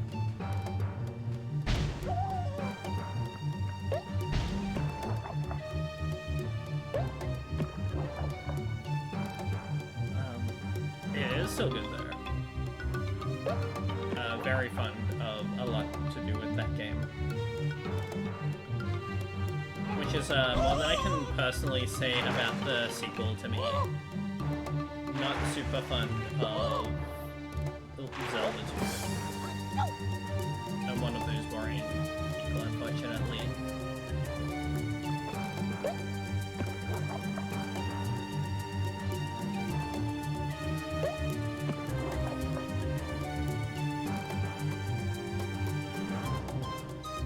It's okay though, I like the CDI games, like, for the gameplay reasons, so my brain's a little broken in some respects.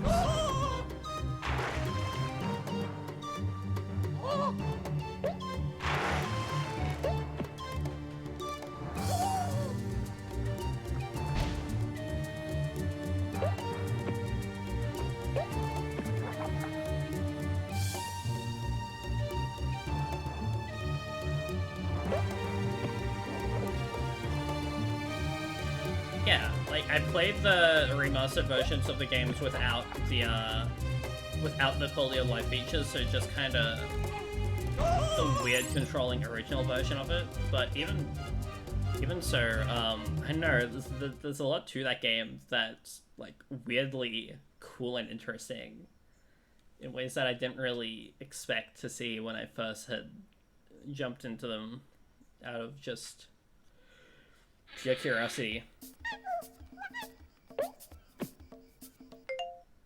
Select for options. Okay.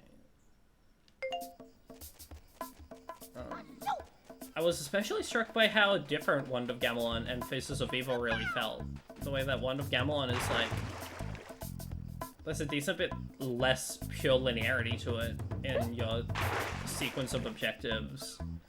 And a lot of the levels feel a lot smaller and more self-contained, and then Wand of Gamelon has a few much larger, more sprawling areas.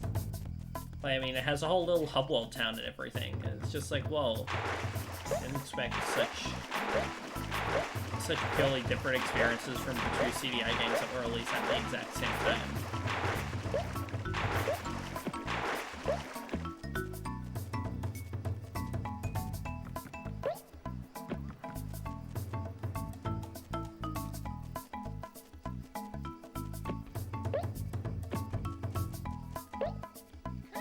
Hotel Mario is one that interests me a bit less, inherently.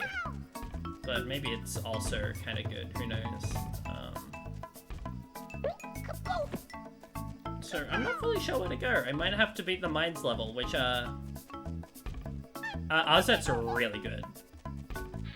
I like that game a lot. It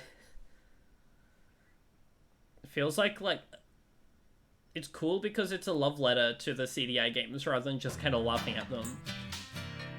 Oh baby, we're back to this music. Let's go.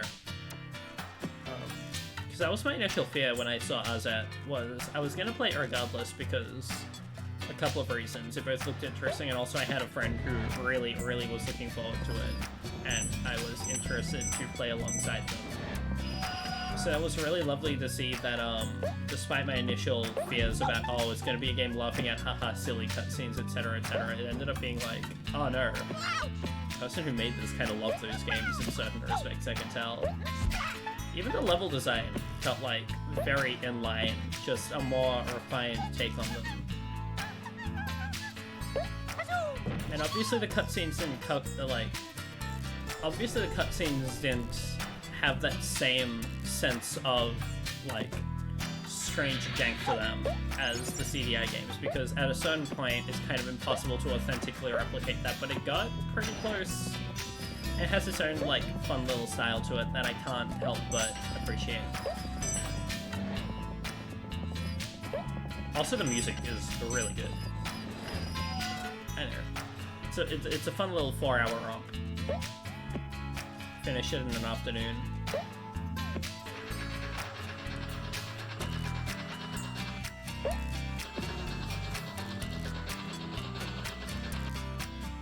I really like the animation style of those cutscenes. They're so fun. Just like grotesquely expressive.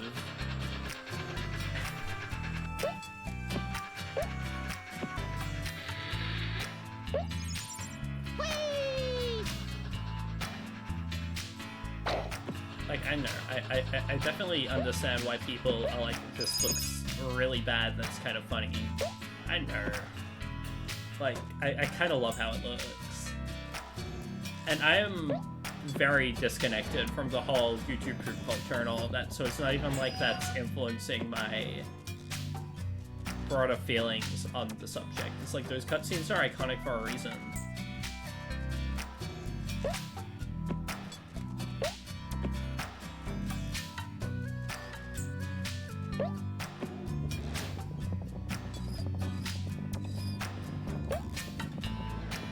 Yeah, I don't know.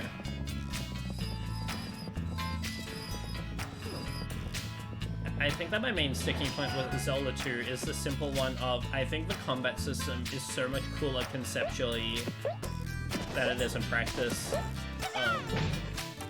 Because I think that, in theory, the stuff that, like, the idea of having this constantly offensive and defensive play that's shifting around in real time is awesome.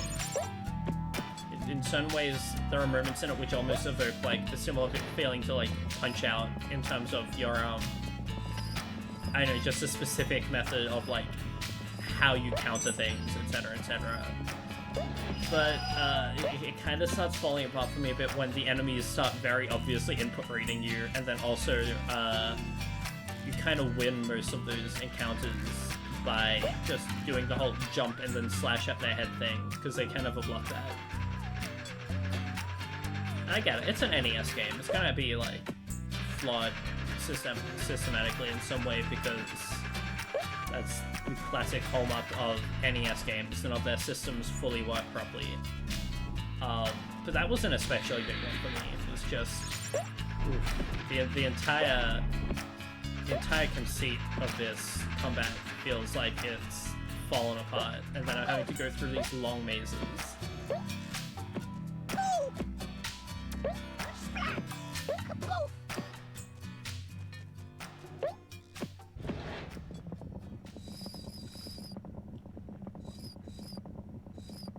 I could definitely see the appeal in the game. Because I do think, as I said, it does a lot of things really interestingly conceptually. It's just a matter of, I feel like a lot of it fell a little a bit flat for me personally because I just found myself getting either frustrated at wasted potential or frustrated at the game is really hard.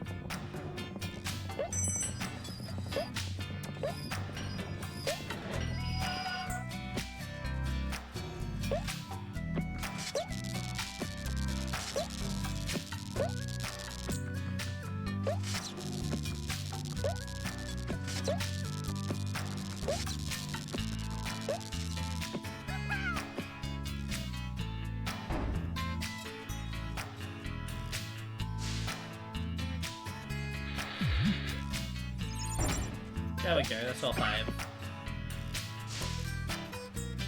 Now what? Can I just leave?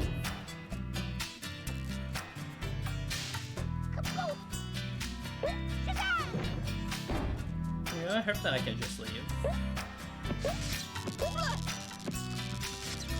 Speaking of games that are really hard, I finished Kid Icarus recently, the original one for the NES, and I didn't realize they made games like that. Well, I did, but like, I don't know, it was really funny. It's one of the only times I've played an NES game, and it's like, I feel like there's like genuine malice in intent behind some of these decisions. I feel like this is intentionally going out of its way to annoy me to no end and be like genuinely evil.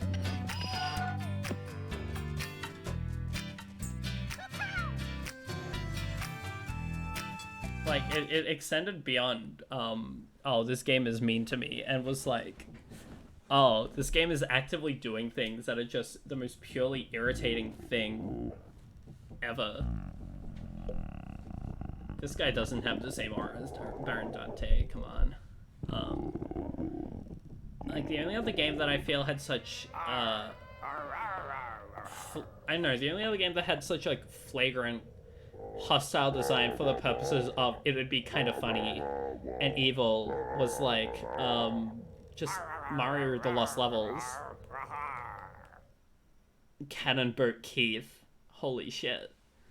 I think specifically in Kid Icarus about like the first labyrinth and the way that it's structured as this gigantic circle with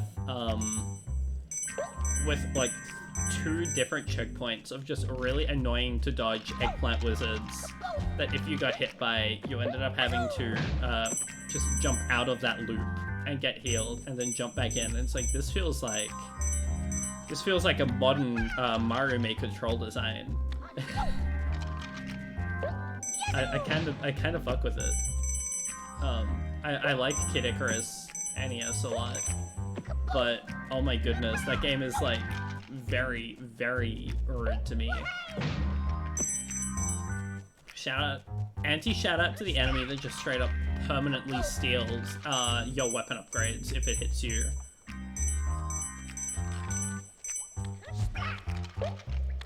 Little Timmy Mario Maker levels, but made by actual devs, is kind of peak.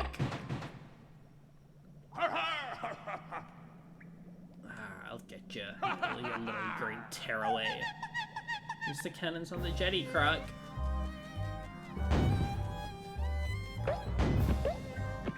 Awesome music.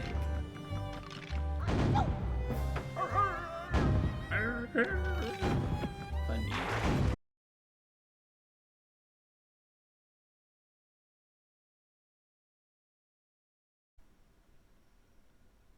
Okay, we back. We're back. Okay, thank goodness. Awesome. Hey. This is just, my internet's a little bad. Apologies in advance. You know, I don't know, there's something... I feel like that a lot of NES level design has a tendency to throw those sorts of, like, really vicious curveballs at you that just kind of kill you. But in Kid Icarus, it's one of the couple of times where it felt like on the system where I could also feel like this insanely playful edge to how it was doing it. Like, it was having a lot of fun, tripping me over in all sorts of fucked up ways.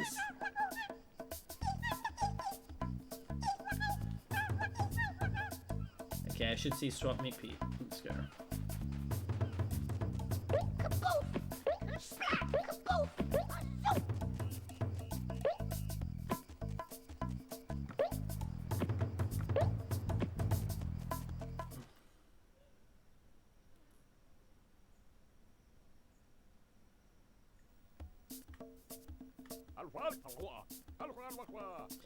Well done, Croc. You did very well here. Oh yes, the king is most grateful, but I think you should continue your quest in the cold lands of the Cossack Gubbers. I Swap Meet Pete will take you there.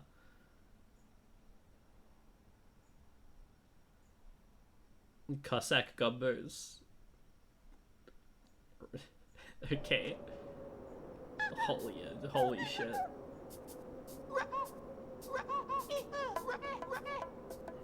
No, Swap Meet Pete is that guy.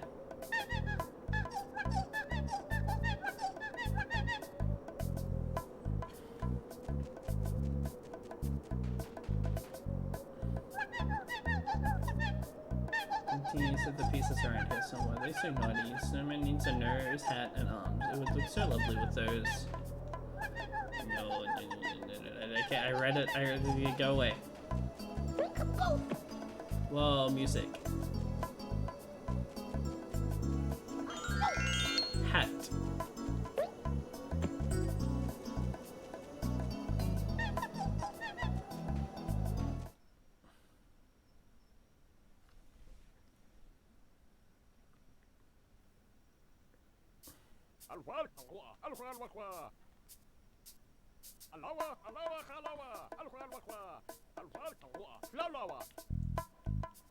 Yeah, nice to have you around for a little.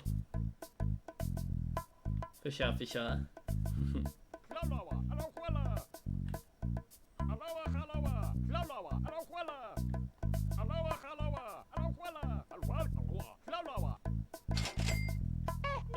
Yes, I take it.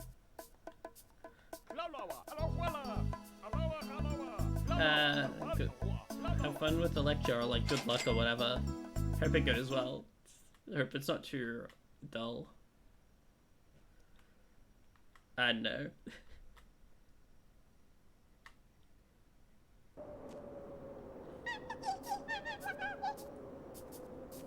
Swap Meet Pete is an odd guy.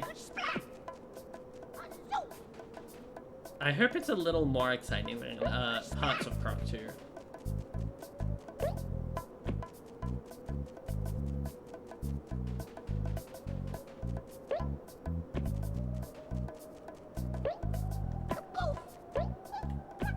Quick, Croc Gubbers being trapped in ice caves. Please save them. Okay, Croc rescue them. I don't like it. Okay. Particularly not a game I feel like reading out the dialogue of.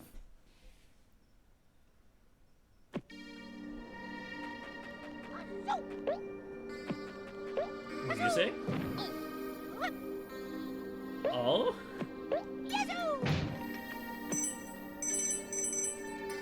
Okay, okay. We got something here.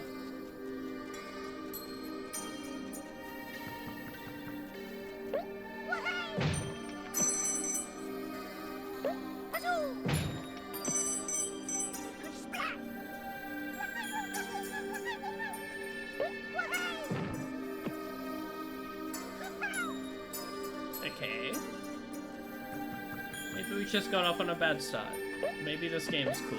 Let's see. Let's hope.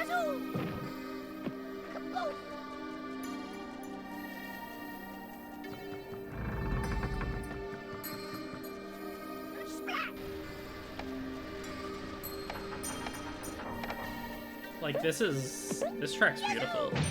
My god. Oh, look. Good thing I got the purple gummy saver.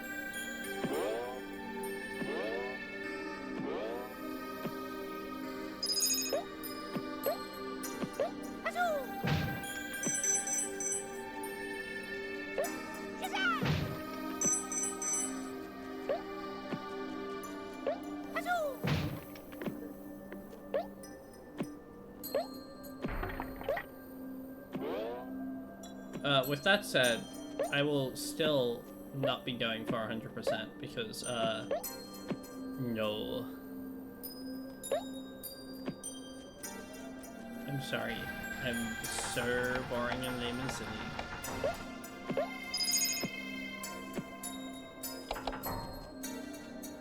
Okay. Very, very complex puzzle here.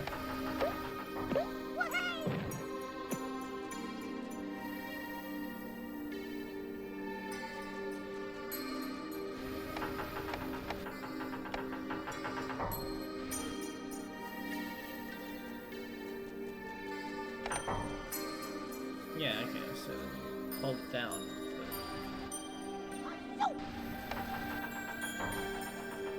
Yeah, okay.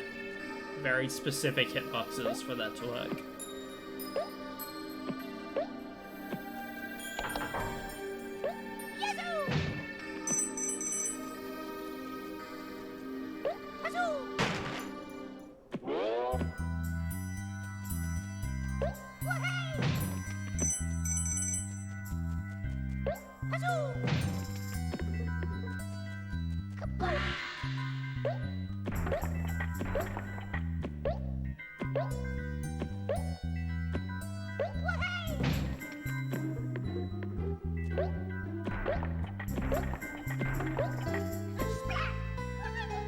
Croc is Goku's best friend. Yippee!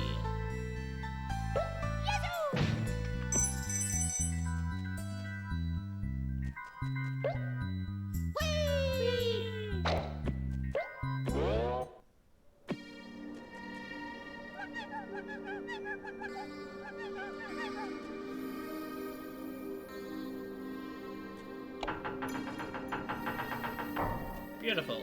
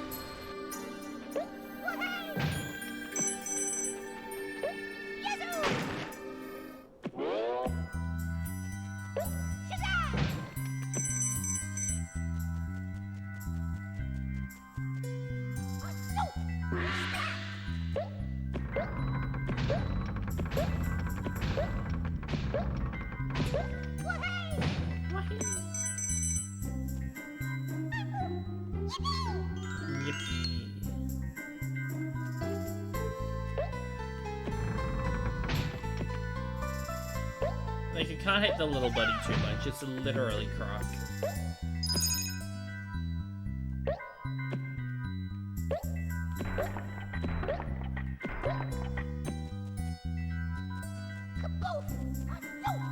He didn't do anything wrong, even if his game is a little less good than the first one.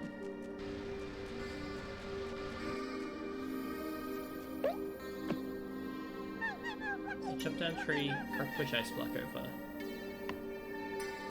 With the power of friendship, I shall continue to move this ice block all the way across the land.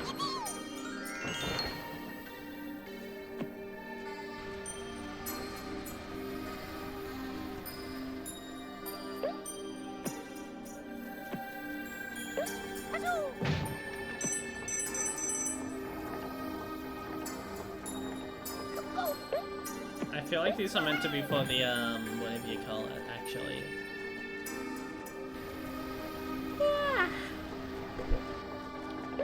I have a feeling those are meant to be for, like, those, like, Goho bots or whatever they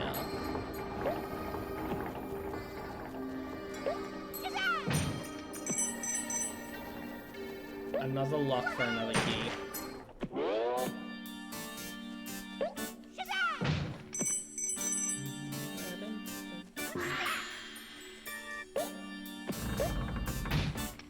Oh. Oh no.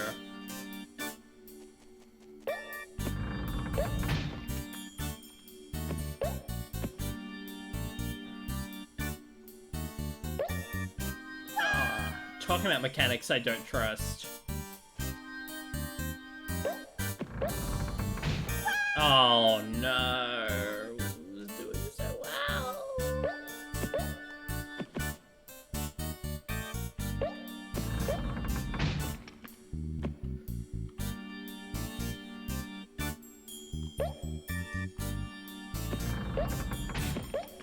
Okay. So we're still in this. Yippee!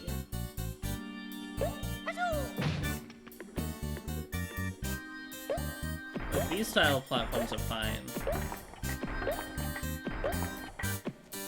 Night night, Maddie. Have a good sleepy. You should fall asleep to the soothing sounds of Croc Ice World music.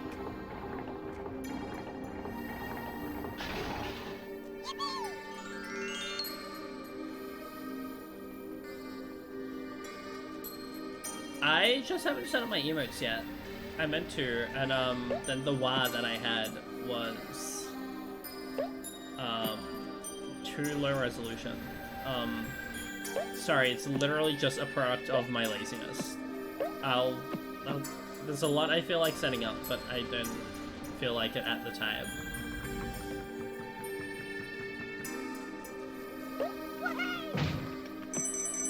Now that I have affiliate, I will be making an active effort to go and fix all of my bits and pieces up so that everyone feels obligated to give me the life savings for playing video games badly.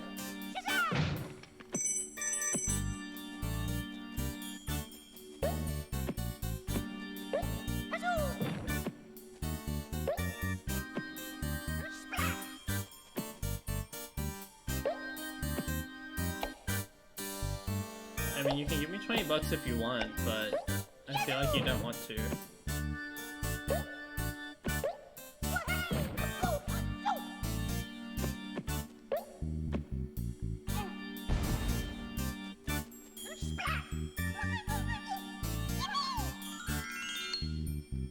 To be fair, I do love receiving money for literally no reason, so it balances itself out, I guess.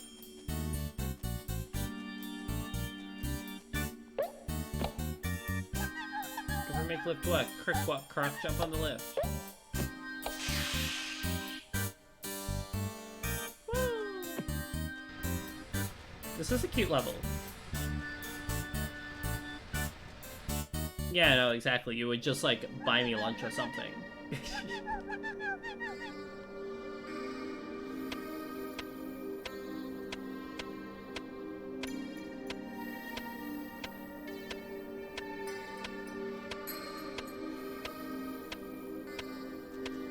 Surreal.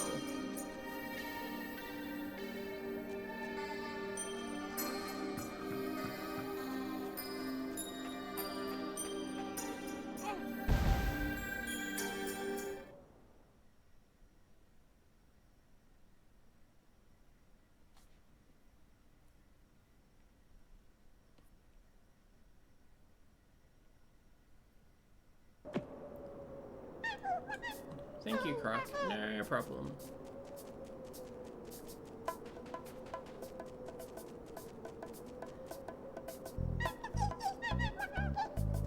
Swap meet Peter's an odd guy, I know.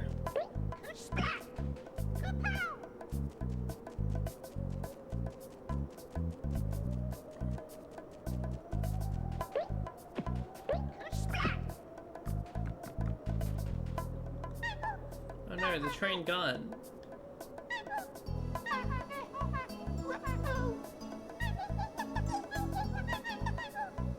Oh. Hang on, is this level gonna be awesome?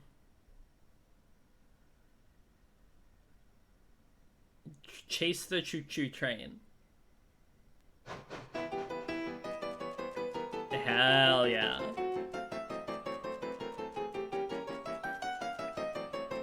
This is what it's all about.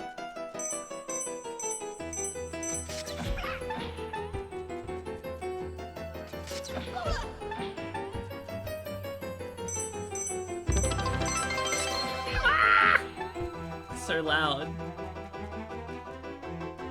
I also, for reference, have not updated any of the, whatever you call it. I have not updated any of the notifications other than, the subscription one, and I made the notification sound for followers a little louder.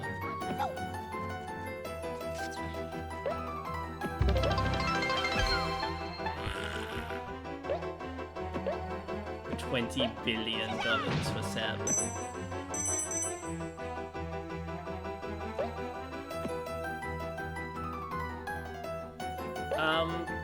The Croc splat is the follower sub noise. The follower sub noise, the follower noise. I haven't given my subscription one an updated sound quite yet though. I gave it an updated picture though. I gave it a silly little gif for when someone subscribes. It's a very good idea to subscribe. You should subscribe just so you can see the funny gif.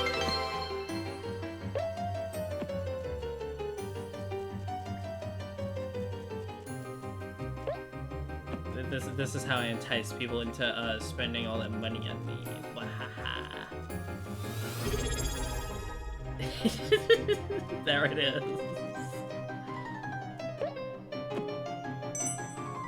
Hell yeah.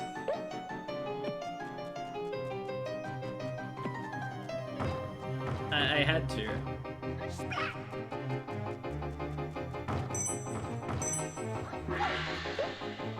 I'm trying to think of what would be a good subscription noise. Because I think that Croc splat makes for a very good follow noise. I want something a bit more noticeable there for my other one. Because I feel like I missed a couple of follower notifications purely because I am a fool.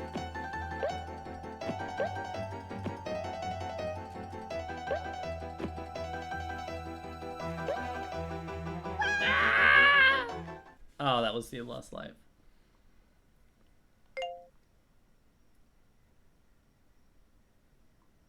That's true. I could just make it the thanks for buying noise. You see, I don't want my everything to be Croc centered because I think that the game is cool, but it's not really like, I don't know. The part of the game that sticks with me enough for me to want to make it a noise is Splat. The rest of the game is lovely, obviously, but it's not quite to the point where it's like I need to focus my channel around this.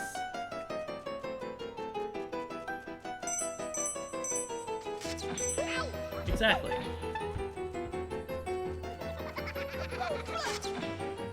Oh, I suck at this game.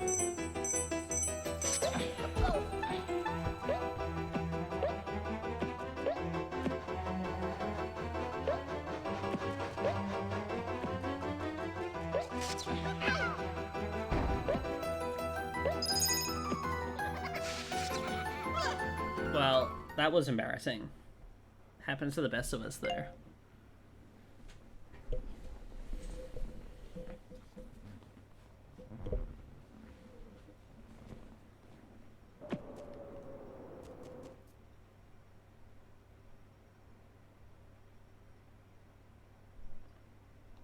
Okay, I gotta actually chase the choo-choo train. There is so much I haven't planned yet. I'll figure it out in time. My stream becoming usable in every aspect is definitely going to be a slow process because I don't know. I'm doing this as an excuse to play video games with a bunch of different friend groups kind of intersecting and stuff and having fun with that rather than like, oh, I'm going to make a career out of this. So I don't know. I'll definitely fix things up though because I think it'll be fun. It's just, it's not important to me in a way that makes me be like, oh, I've got to fix all of this up now. I want to think of some funny channel point rewards there. I think that's a big one. Channel point rewards and fixing up my alerts are going to be my first two big ones. And like getting a couple of emotes in that I know I want.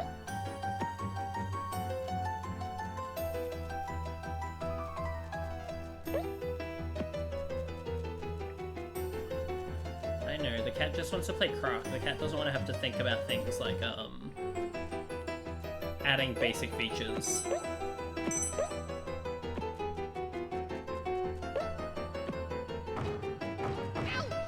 Oh, okay, just don't touch that at all.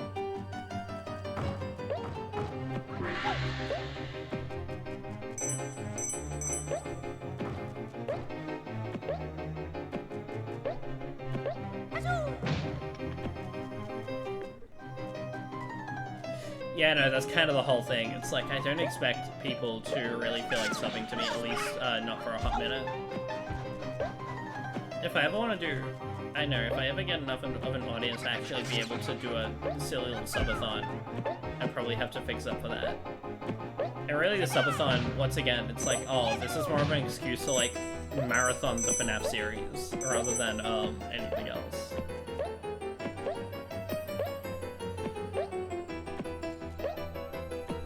Because I don't want to just... Because, you know, I don't want to just... I need some sort of excuse before I can commit to, entirely marathoning the FNAF series, because otherwise that's a bit ill-advised and stupid.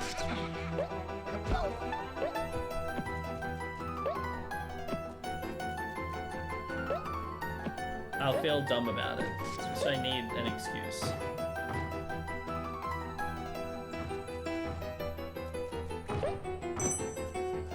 Because now that I know how to beat Security Breach, I feel like I could beat that in a few hours. At least the basic ending.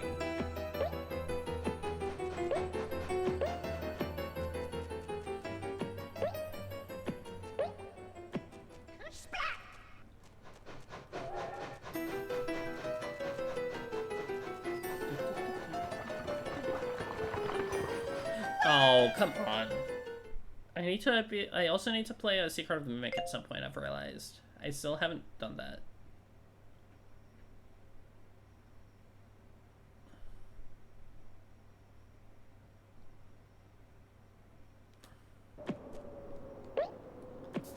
And I want to do it because it's probably, like, an alright game.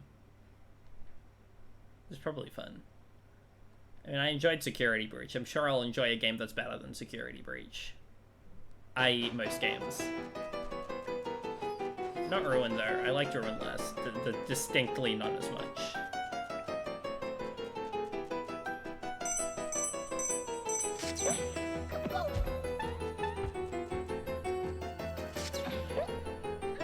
I enjoyed Security Breach significantly more than Croc 2, but that's also because I enjoy Security Breach quite a bit in a lot of respects. In terms of what one's like the better game in terms of more like clear-cut measures, they're definitely Croc 2. In terms of like being a functional game, at the very least, Security Breach is kind of very bad at doing that.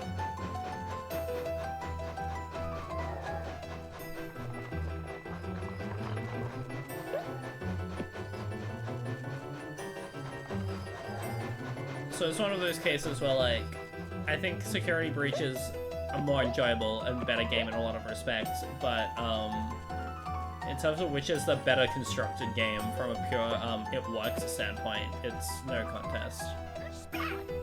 Like, works both conceptually and, technically, because it's funny how much Security Breach tries to do and then doesn't do. And it's also funny how many things it tries to do and then its attempt at doing so is, like, embarrassingly bad.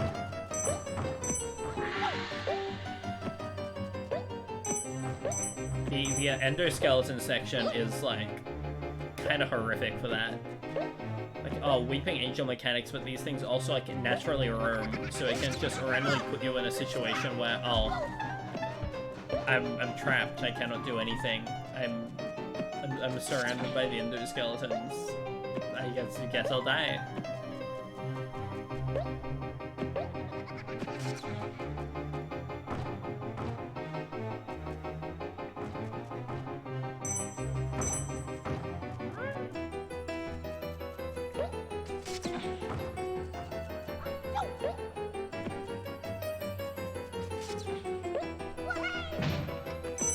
Also, the game is like really, really bad at directing you anywhere. Easiest game to get lost in ever? Not quite, but it's up there. Gotta catch this train.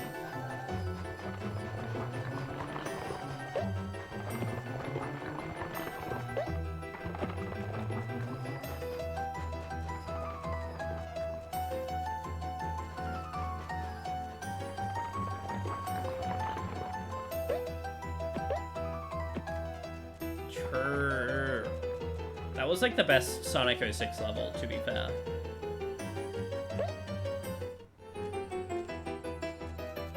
Oh boy, Sonic 06 is a special game. I mean, you remember watching me play that one, and I was like, I felt like I was going genuinely insane. Holy shit.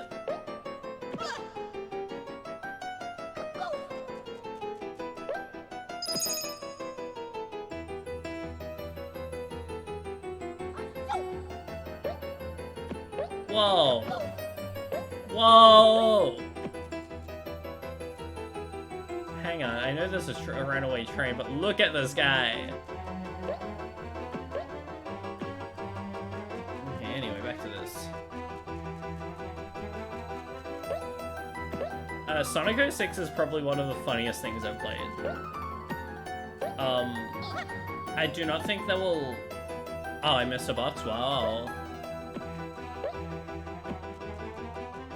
I do not think there'll ever be a game less, like, basically functional than that I actually bother playing. Like, it was kind of genuinely astounding the way that absolutely nothing in that game functioned as intended.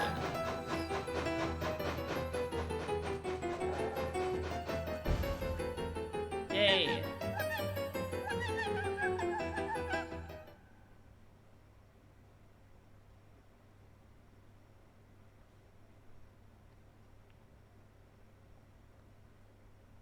That was an alright level. So far, I think my biggest issue with this game more than anything is, like, it's a fine game. At best, but, like...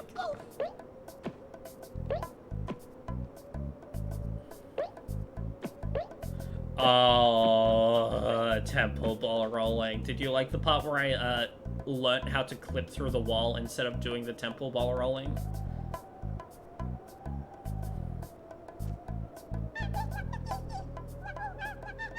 Genuinely seemed like a more enjoyable experience than trying to do it legitimately.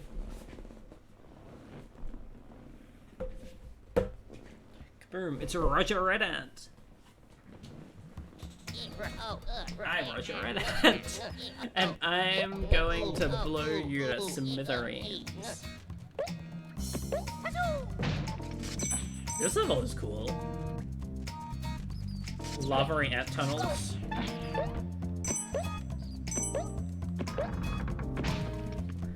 I know, there were like multiple points in that playthrough of Sonic 06 where it was just increasingly losing all hope.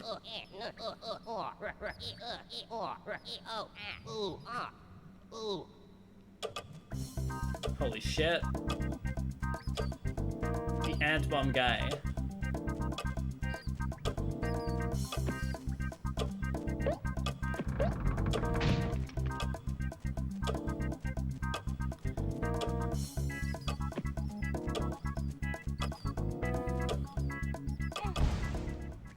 Another particularly these bomb boxes will go kaboom if you touch them.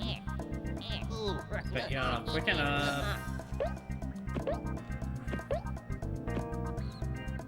Haha.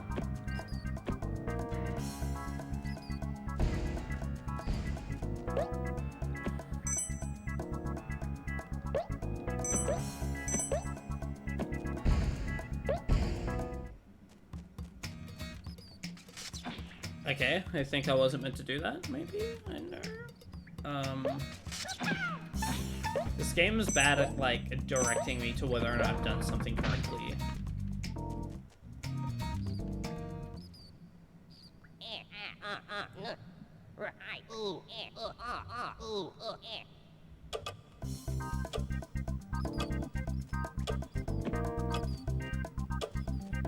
I think one of my favorite moments in that regard was when I beat the Sonic campaign. I got to level 1 of the Shadow campaign, and then immediately was like, oh no, this is so much worse.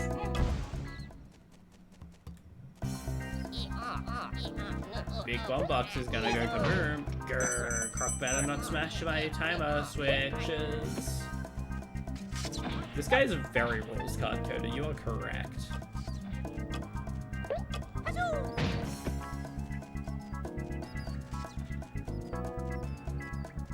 My beloved timer switches, do not smash them, please.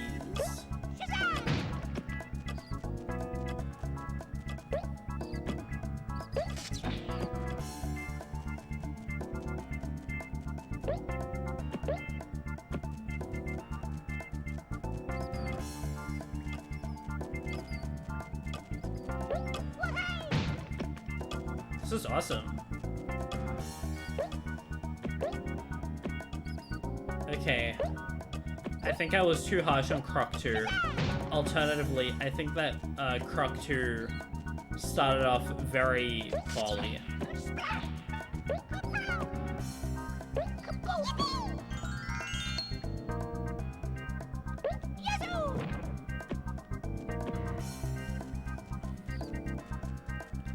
Like, it left a hell of a bad first impression. But I'm kind of liking this one now. Also, I definitely needed to do something else this way, I guess.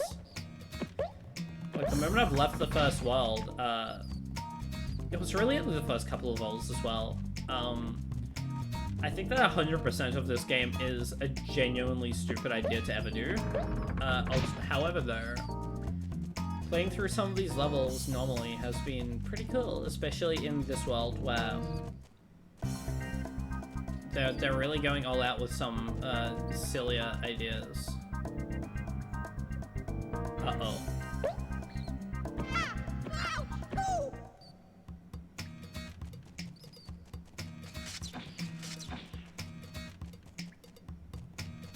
Uh-oh. I'm noticing something potentially terrible. Maybe that was the end? Probably not, though. They sure didn't spawn those boxes back there.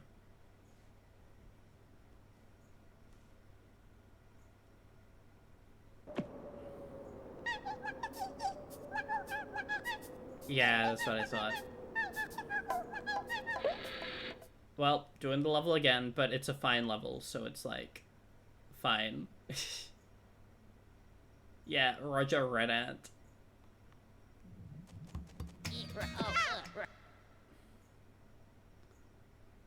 Bomb Ant Guy is a pretty good name. I think we should stick with that one.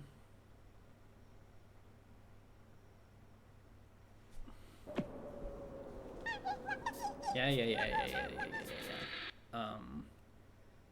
I don't know, the game's like getting good enough now that I'm genuinely convinced that it would be fun to do a second stream of it, so that's kind of how you know we're in a good place now.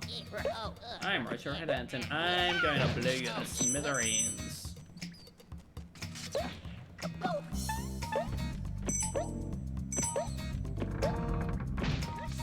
We'll probably get 2 Croc 2 streams, if not more. Let's have some fun. Try to get the bomb box into the corridor before it goes kaboom. You better be quick. Especially since I don't plan on having this be as long a stream as my last couple. Mostly because the last couple, like, genuinely, like, how did I do that? 9.5 straight hours of Frick Bears 3 until 5:30 in the morning. And that was like a day after I'd done that the first time. So it was like 2 days in a row where I had like 9 to 10 hour... Oh, the guy was right there. It was so stupid.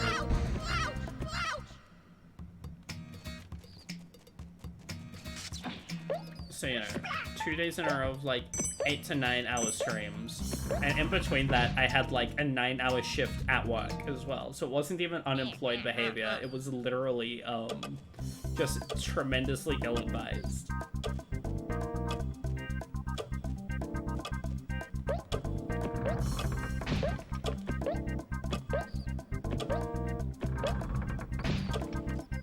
I like the game, okay? I could only do it because, the way my schedule worked out meant that I didn't have work the following day. So I went until real late that second time because I had stock take that week, which meant that I could... one of my normal days was moved over the day.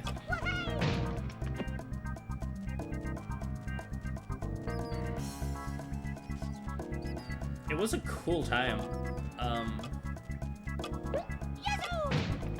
Look, strictly speaking, the FNAF sphere is good at this point, specifically because a lot of fan games are kind of fucking awesome.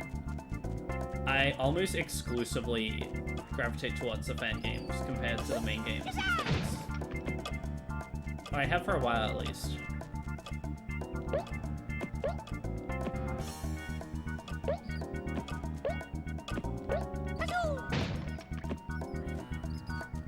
There are a few other fan games that follow a similar vein of just, like, being kind of silly nonsense instead of, scary. And those tend to be some of the best ones. There's, like, Too Many Nights, which is this cool, I don't know, it's this really cool one where it's, like, each night is 2 minutes long and is built like a roguelike. Where at the end of each night you just get a choice of 3 animatronics and you have to add one of them. And it just gets progressively more, you know, fucked as you go on until you lose. It's simple stuff, it's really cool. I played that one a fair bit.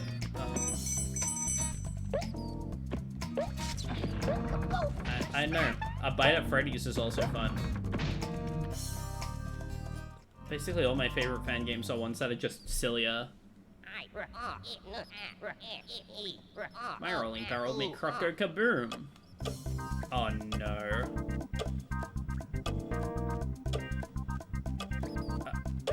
FNAF roguelike is just a fun idea.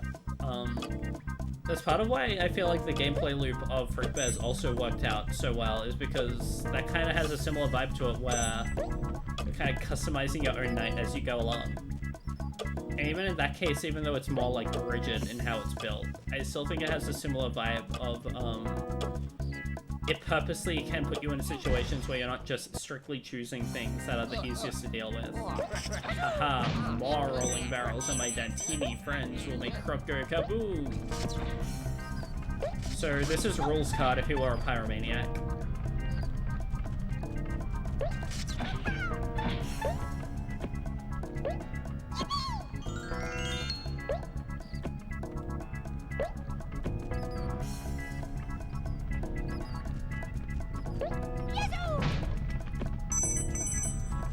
I mean, I guess, but rules card has other priorities on the mind rather than setting things on fire. Like trying to get with every single villain he comes across.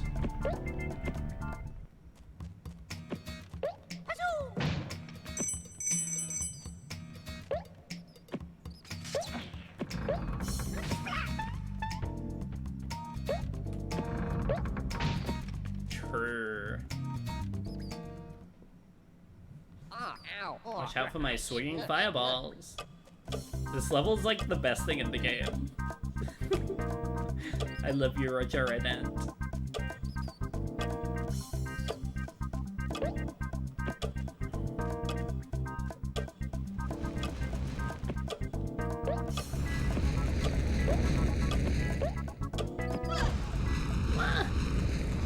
Oh, good lord.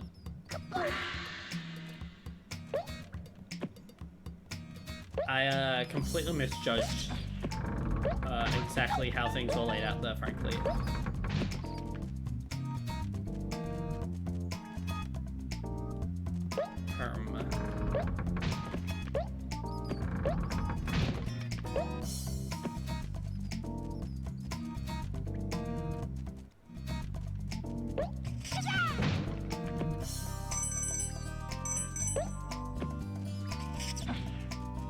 Oh, I'm back here. I got doubled back at some point, I guess. What they had.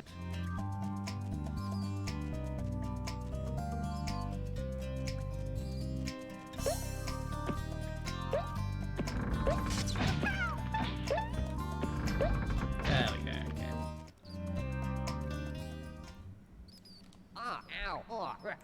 This guy's so funny looking.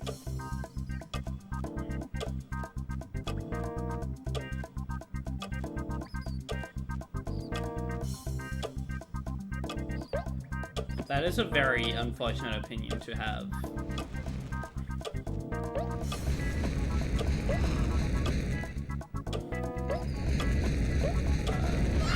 Oh no.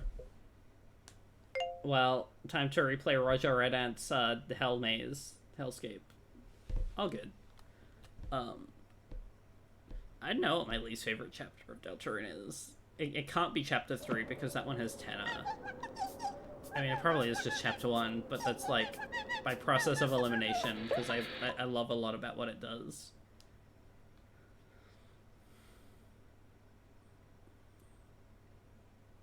Like, a lot of people are kind of, in the past have talked about how chapter 1 is super mid, but I think it sets up a lot of the themes of the game going forward really, really nicely.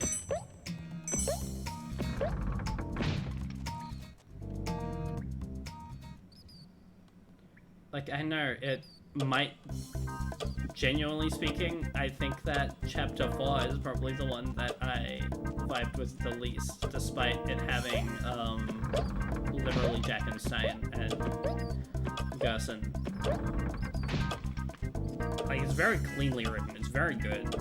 It's a good build-up, but also, I feel like Toby Fox is better at his moments where he's just kind of being silly about things, being, I don't know, more bold and generally stupid about things, rather than his attempts at the more serious atmosphere a lot of the time. Which kind of comes through mostly in the music to me.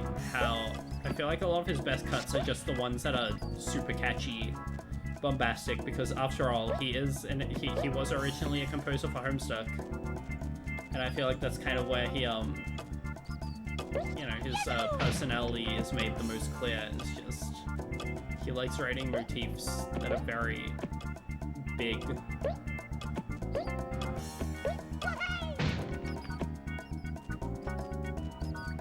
I know, chapter 3 is probably my favorite one. I love tenors so much.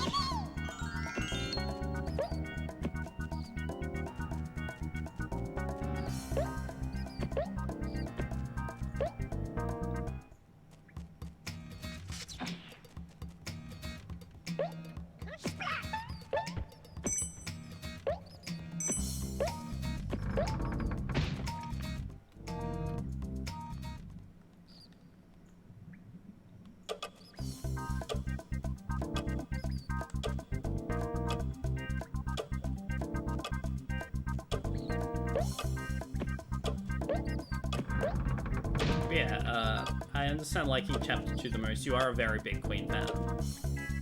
As am I, but you know.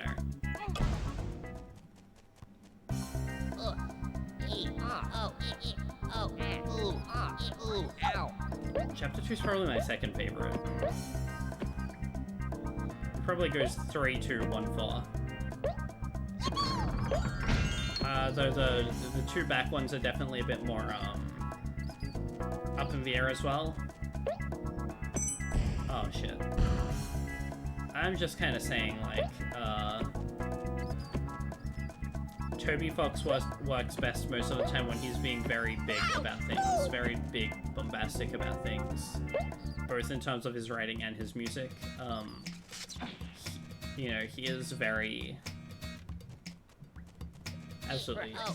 I know, Toby Fox is, you know, very Homestuck coded, so his attempts at slightly more grounded, serious moments can sometimes fall a little flat in comparison. For as good as some of Chapter 4 is, it's like, I think it's very telling that my favorite parts of it were the two silly, you know, the two silly characters.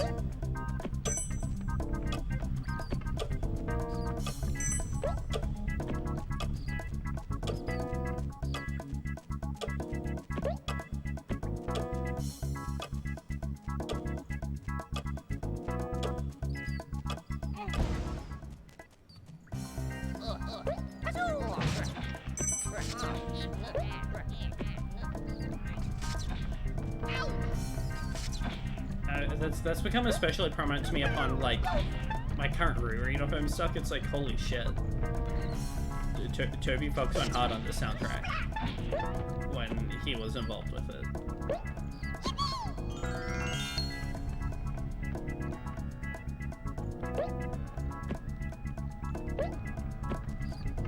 Yeah, Chapter 4 is very consistently good. It didn't really have a big moment to me that, hit me quite the same, which is crazy considering, you know, what happens at the end of that as well, but I don't know. Just Tenna getting obliterated was big moment. And also, it's literally Tenna. I cannot say anything bad about the chapter with my boy in it.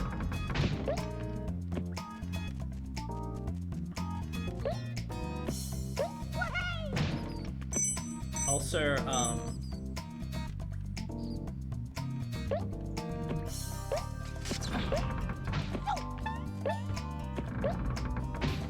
Titan theme is good. So is the Tenna theme. Final boss is the thing. But I will say, another big reason why Chapter 3 sticks out to me so much is that I love how for the first half of that chapter, in the back of my mind, I was kind of like, huh, there hasn't been any like big standout music moments yet, even if I really like the Green Room theme.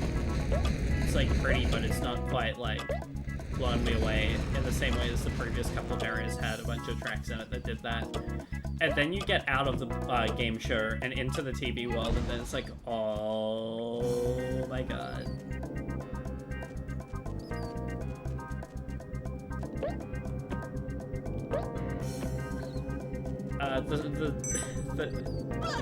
The S-rank room is the most earthbound that Toby Fox has ever been with his soundtrack choices, with his soundtrack. I love it.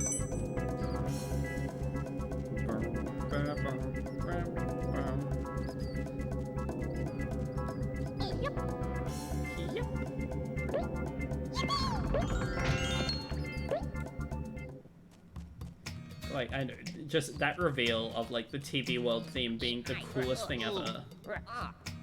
It's like, oh. This level is really long. Oh no, it keeps going.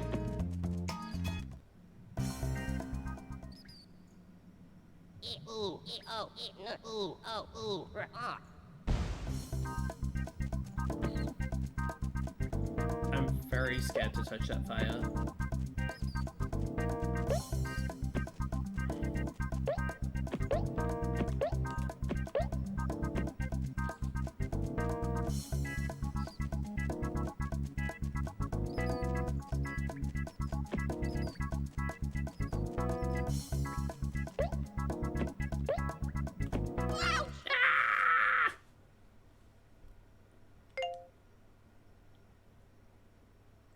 Well, I shall return to Roger Redat later.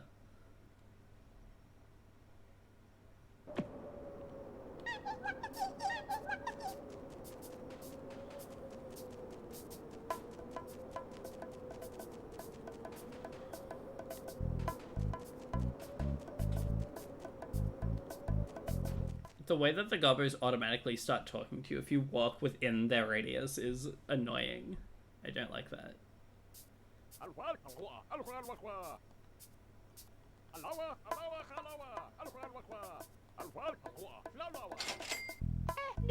Yes, I take it.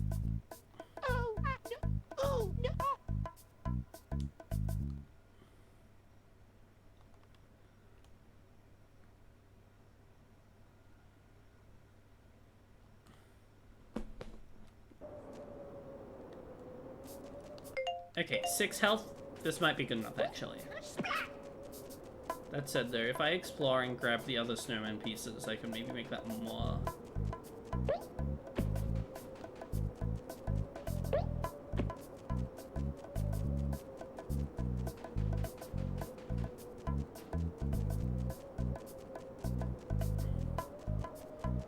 That said, I think that the best, I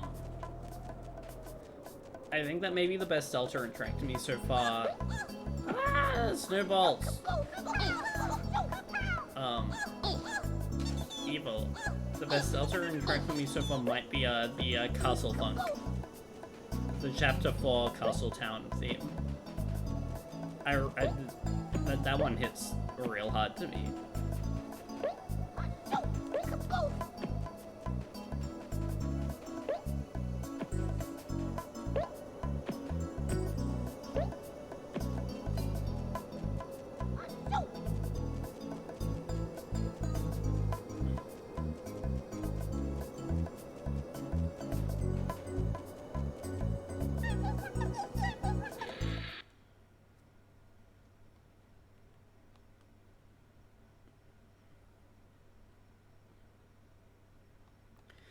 It's hard to say. There's like the boss themes in general are just like some of the best shit in the game, both theme wise and like mechanics wise.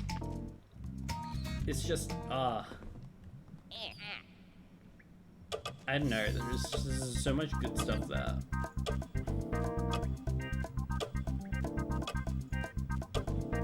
I like Hammer of Justice a lot.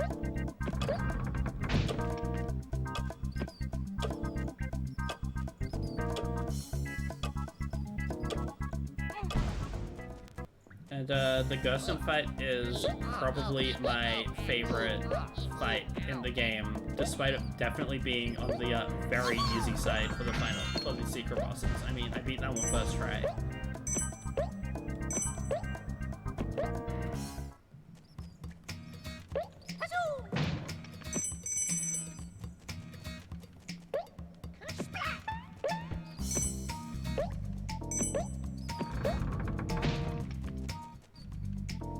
Yeah, but you're like good at the games. It took me like an hour to beat the Chapter 3 one, which in the grand scheme of things isn't that long, but like it's certainly a lot more time than first try.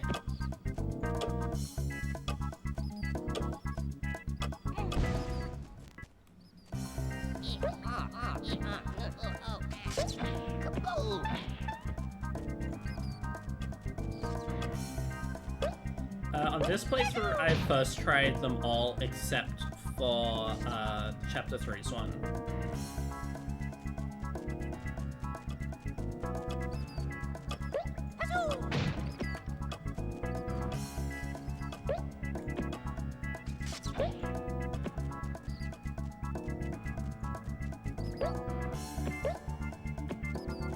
Really hoping they just make an absolutely impossible feeling fight for Chapter 5. It would be fun.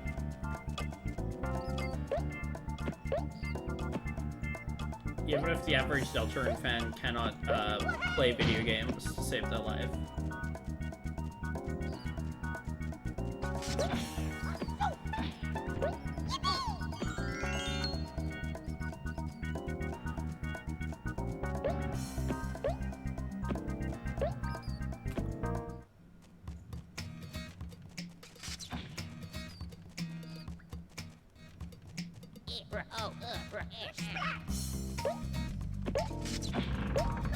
But yeah, I know. My favorite fight in the game is Gerson, and then probably Teta, just because I am fond of when games go get WarioWare idiot.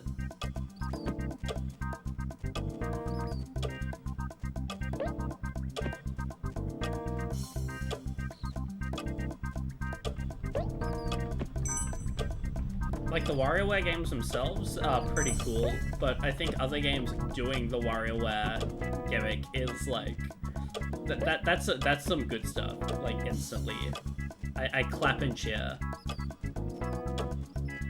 I mean,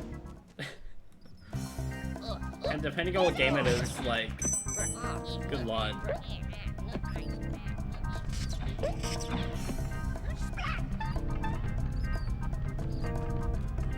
WarioWare goes hard. It's as simple as that.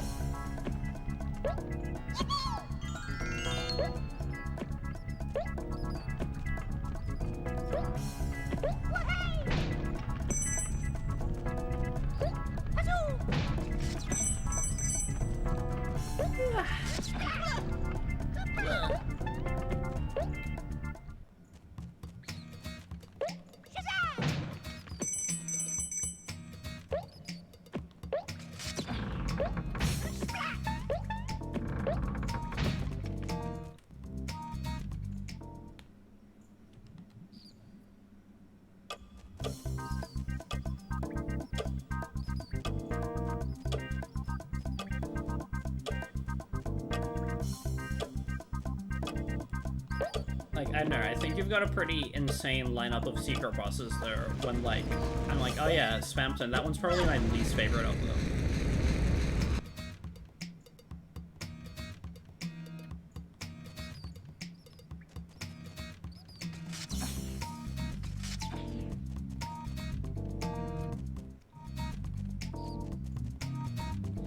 I definitely think Tobias Foxington can peak again.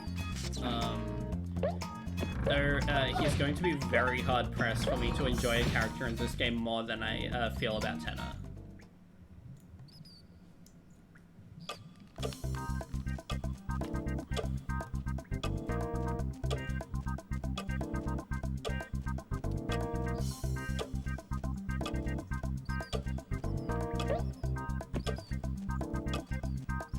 Chapter 5, make Asgore cool for the first time ever, well, second time ever after his initial fight, you know? Oh, I'm sucking at this game.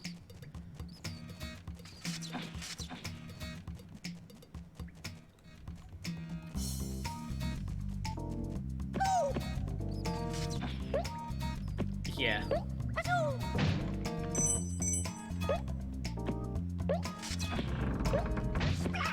I know. I think that,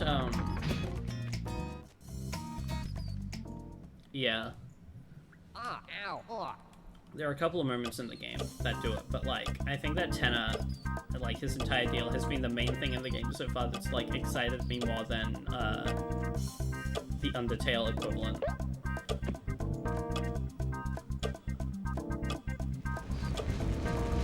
Like, we're not in the, you know, we're not in the end game yet, so Tobias Foxington could very well be cooking something up in the background that will blow me away, but for the time being, love Deltarune. It's definitely not as, yeah, Undertale's right there, in terms of, just being fucking insane. Are you serious?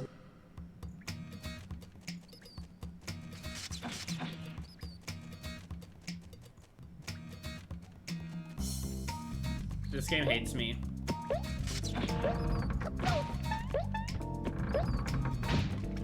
That also makes sense. Queen is another good choice for such a thing, and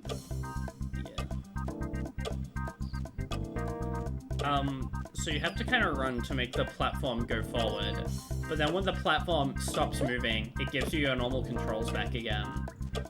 So you end up just running off the platform at high speeds. I just have to be a bit more careful with it, it's all good.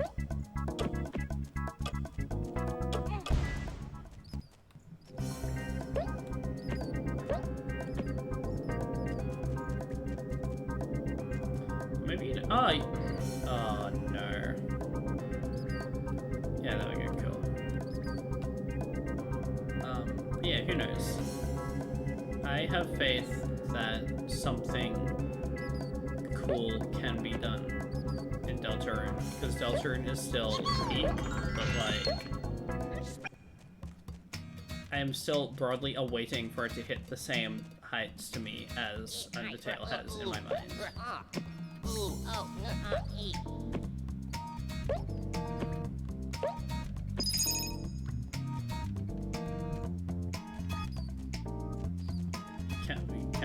Win affiliate indeed.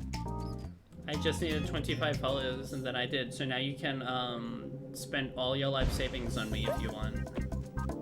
Which of course you want to, I'm literally the best.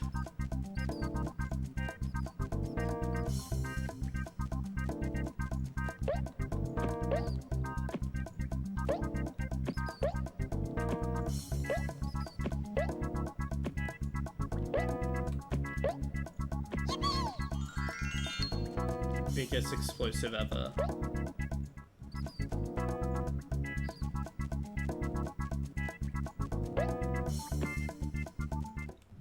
It's all good. You don't have to. You don't need any pressure to join. You just kind of whenever you want, you know.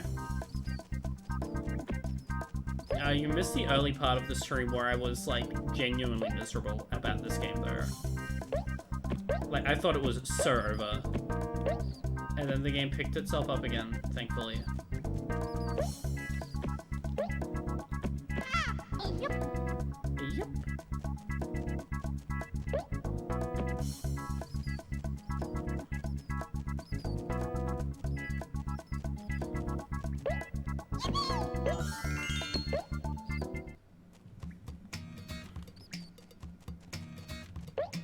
Do not.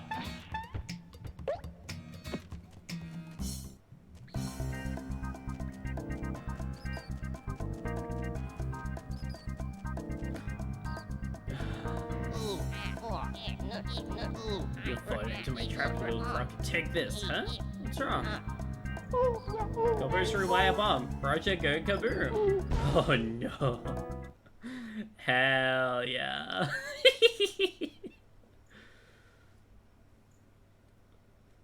That was awesome. No more Roger Reddit. Bro went kaboom. Thank you, Croc. No problem.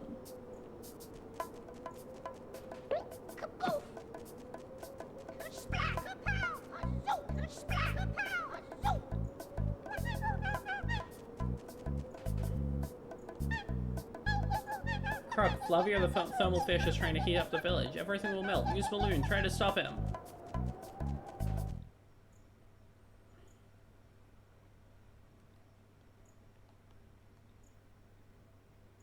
I hate this guy.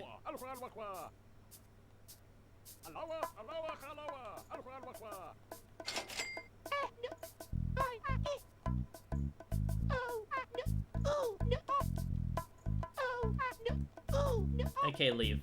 Out. Kill.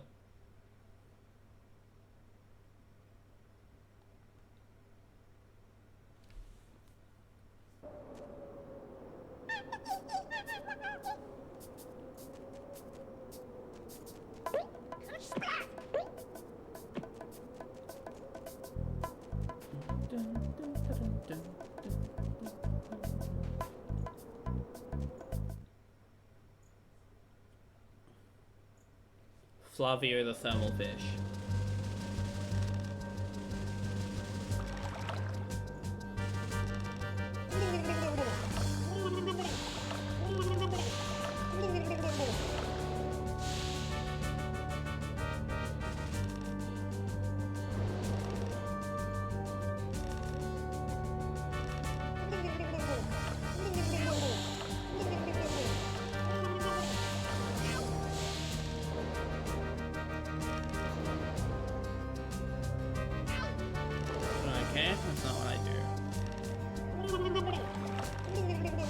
Oh, that's the ice cube.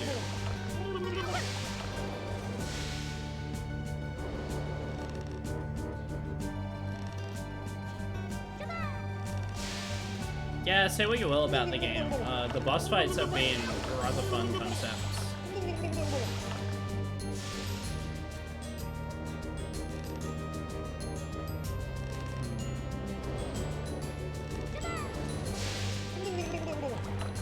Maybe that's not quite correct. Do I have to drop it on him? I thought I had to drop it on his little thermal pools. Regardless, I guess eat ice cube.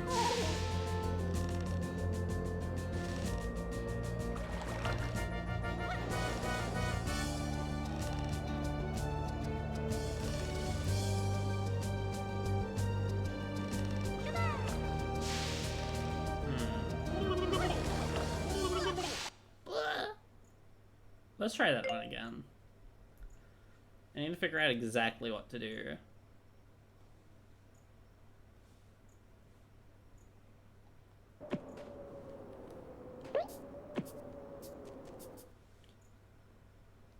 I still think that the Omniplay feature is one of the most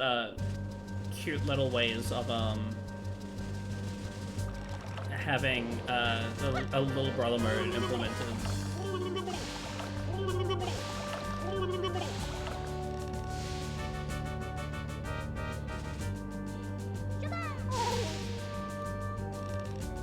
Like you can choose to just make your little brother only be able to jump. Okay, I understand now. You have to hit him in the head with Ice Cube to make him hide because ouch, Ice Cube hurty. And then once you're under, you then drop another Ice Cube on him to cool his water so he like dies.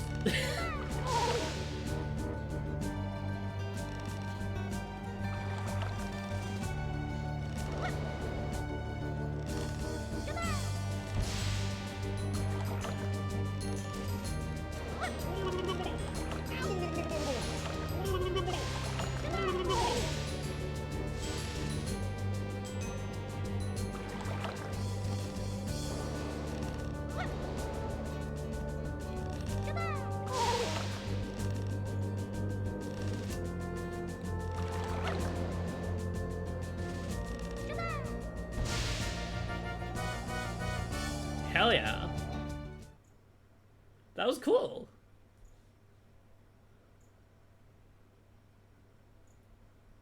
Unfortunately, this game might be getting, like, rather fun. It's a shame that I have to put up with a swap meet Pete and, the first couple of levels being, like, genuinely awful.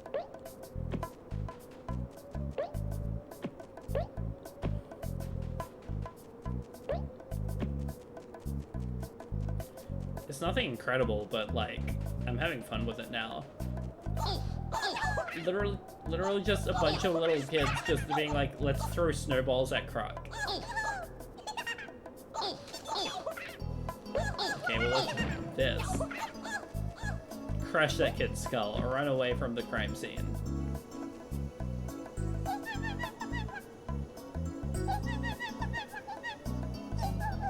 This is Lava Lamp Larry's shop. He closed to redecorate. Lava Lamp Larry. New character soon.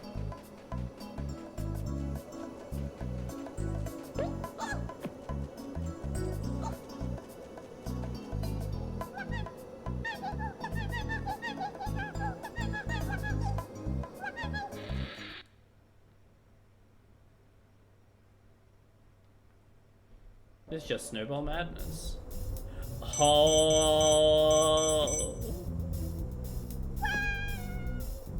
Oh.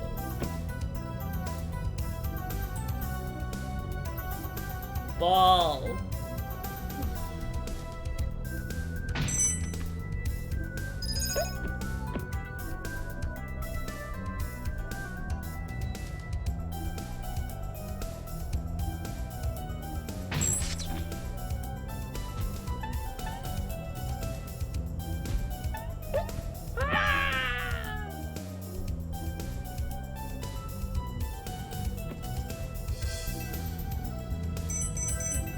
Music once again going crazy.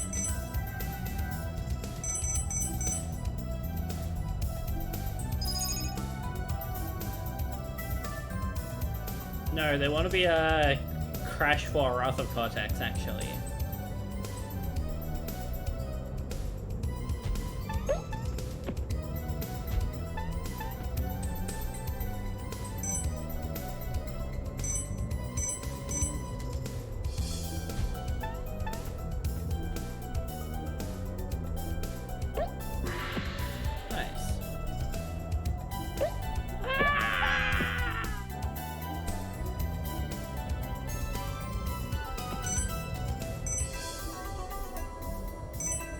Oh.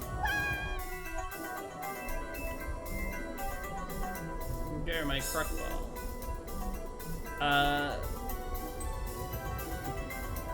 Yeah, don't bother much with the channel points right now, just for the record. I'm gonna set them up properly later to have actual, more fun things to do. I know exactly what. Make an anvil drop on my character's head would be pretty funny.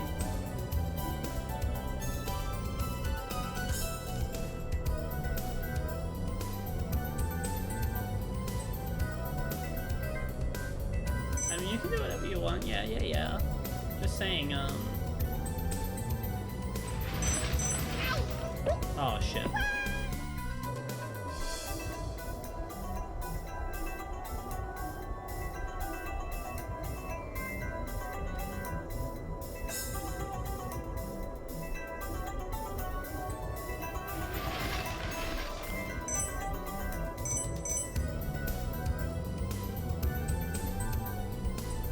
I don't want that extra heart.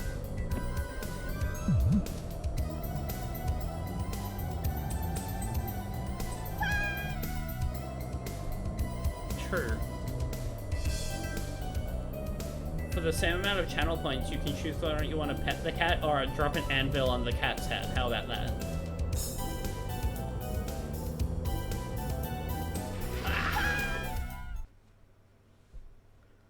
That way everyone wins.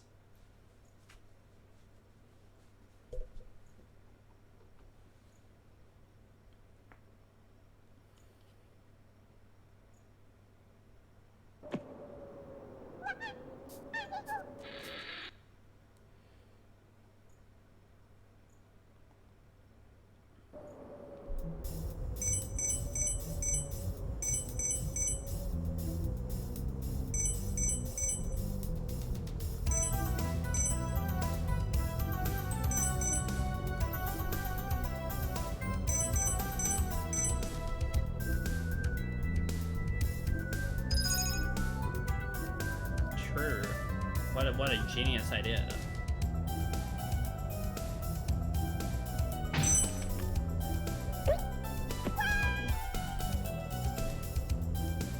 What if it just rolled off the edge at high speeds? Yeah, there we go. Speedrun strats. Let's go, baby.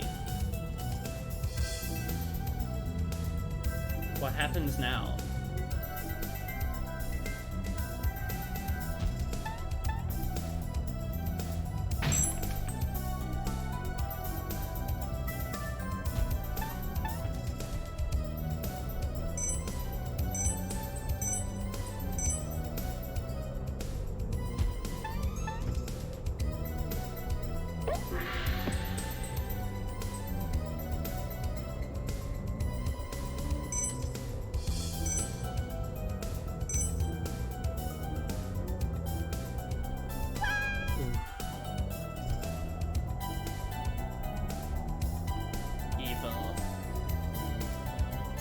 Threatening the poor cat.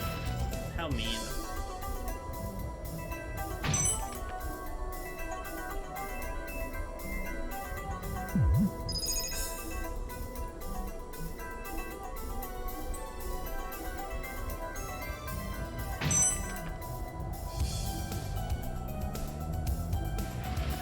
One burn for the road.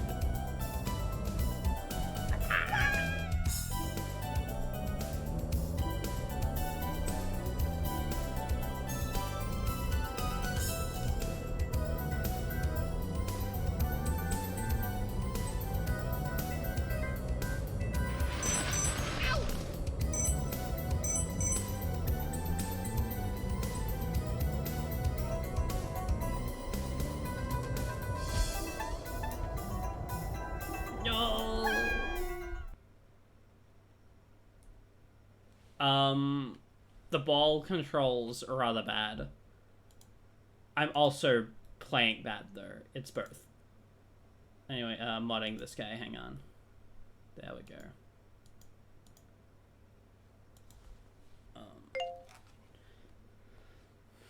go. It controls weird.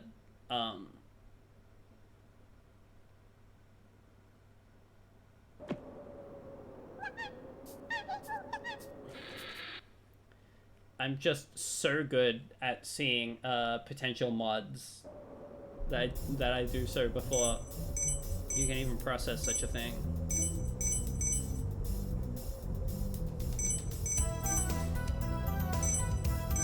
Yeah, these aren't the smoothest ball rolling controls in a game, funnily enough. They did the job. But yeah.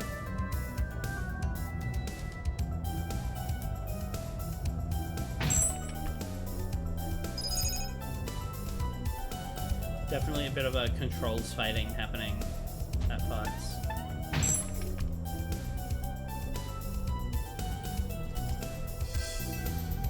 I mean, it is puppy day. I guess I have to listen to you.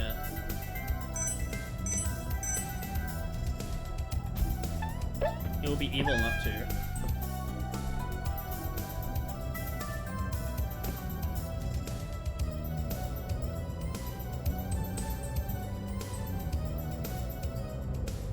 Like, I'd be the evil one if I didn't. I would deserve the anvil dropped to my head.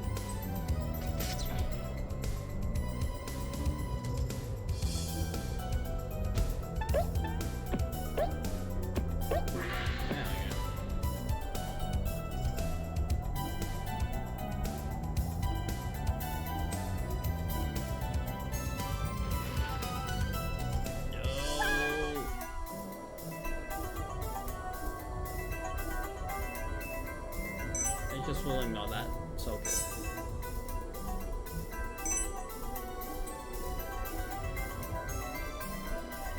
This is why you must simply become one. See? Oh, come on. Don't do this again. It's just that simple. You get to claim an awesome animal day.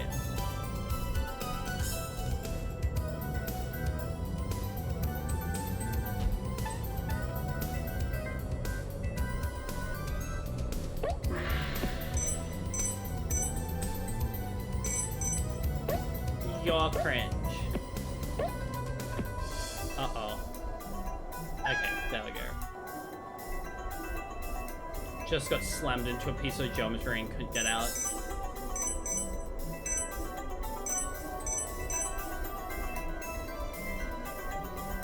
Simply become crocodile. It's that simple. Uh-oh.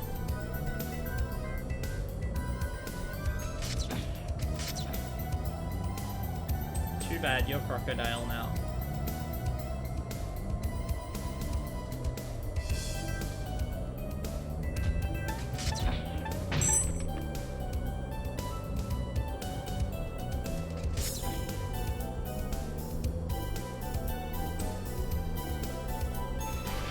Sorry, I don't make the rules. It's just the laws of nature. You are now crocodile. Nothing you can do about it. So sad. So sorry.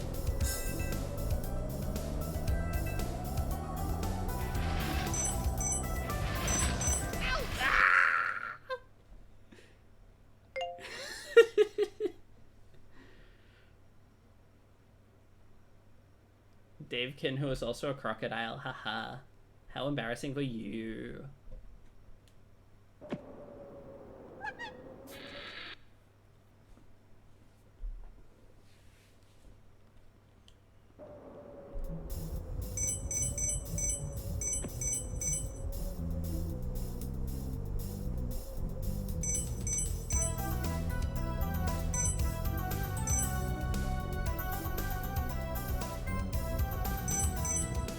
Yeah, keep telling yourself that, mate.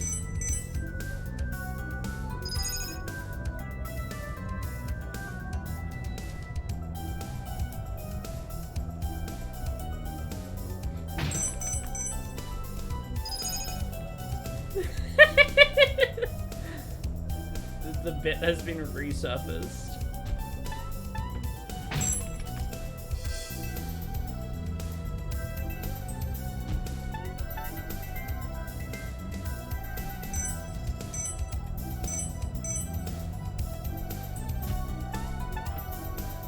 Sounds like something Dave Strider would say.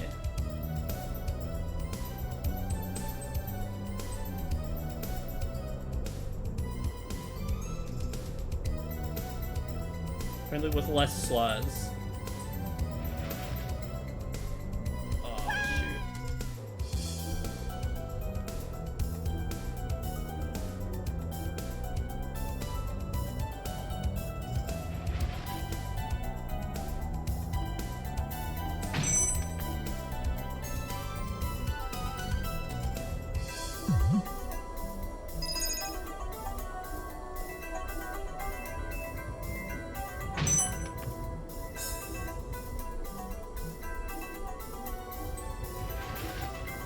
like you can make an educated guess what it is, sir. Oh, this shit sucks. Flipping through the floor.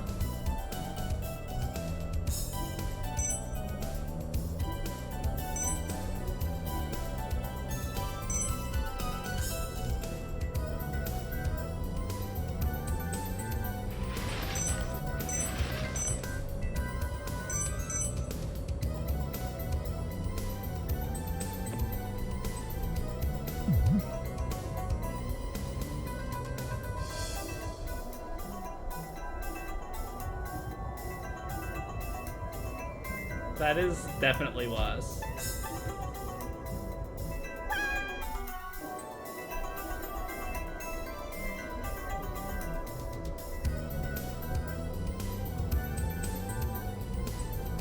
This ball controls horrifically, by the way. Like, this is rough.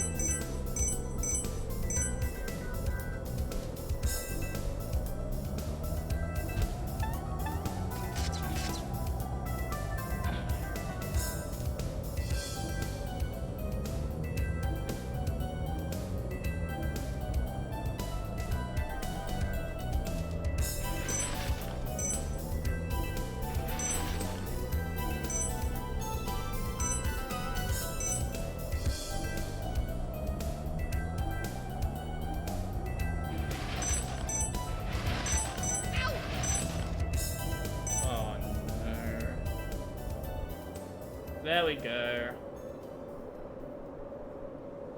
Woohoo! Yahoo! Snowman. Heck yeah.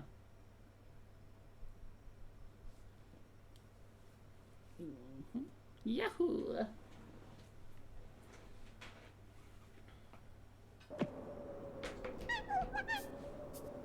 Thank you, Croc. No problem.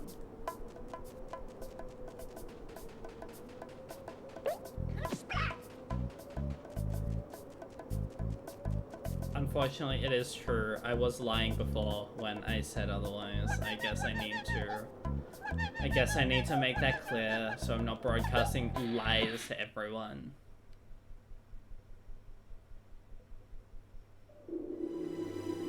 Whoa!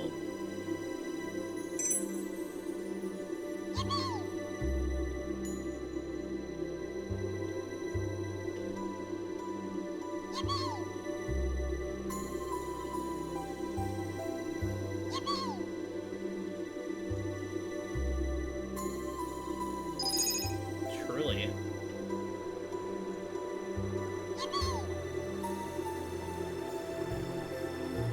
Okay, but this music.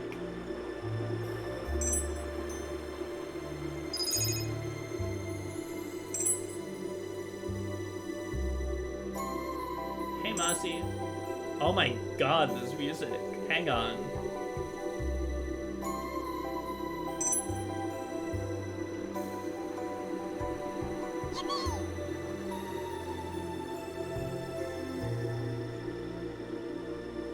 Croc 2 might be, like, kinda good, actually.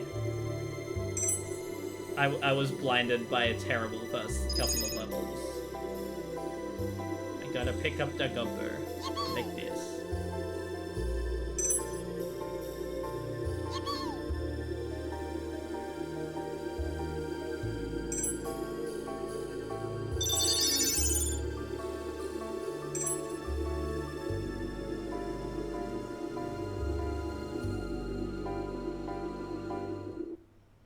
Oh, okay, I needed to, extend my glide a little more.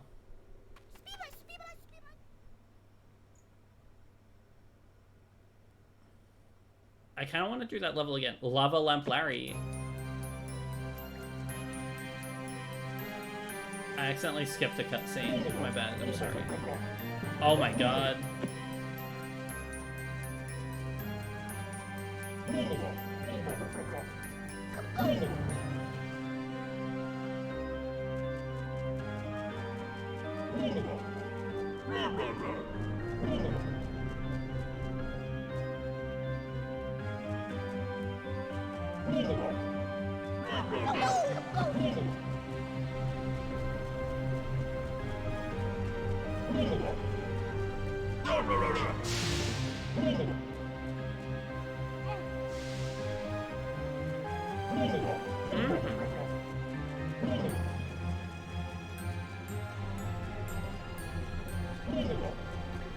I see.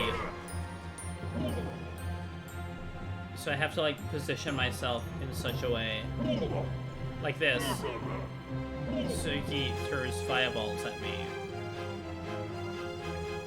The camera needs to behave. So yeah, if I push this forward a bit, then he should appear from here, then he'll try hitting me with the fireball. Or not. There we go. I get what it's wanting me to do.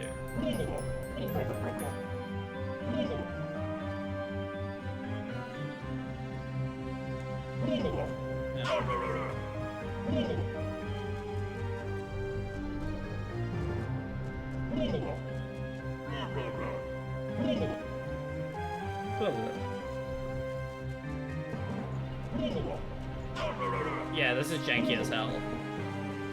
I like the concept there.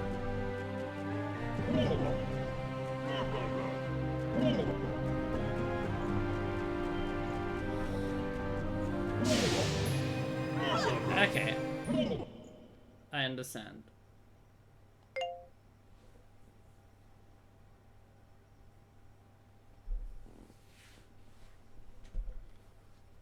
Croc is dead. Scary noises and lava lamp Larry's shop. Gobo's worried about Larry. Croc, check it out? In a minute. I want to do hang glider level again and actually get the, whatever you call it. I want to get the trophy in that one because that one's easy.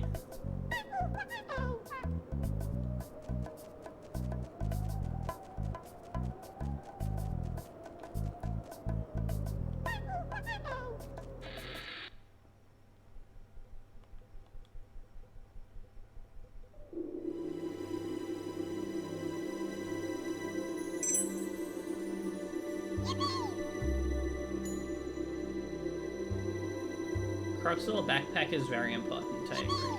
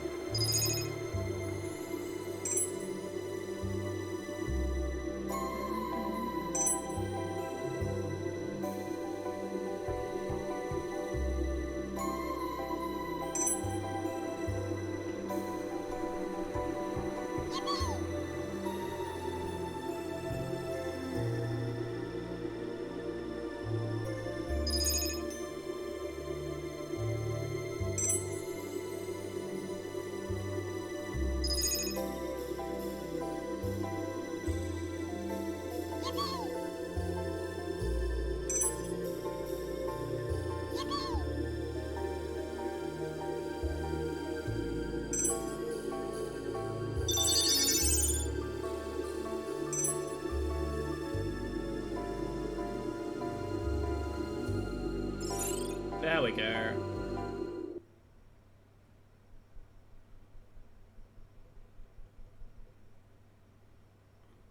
Nice.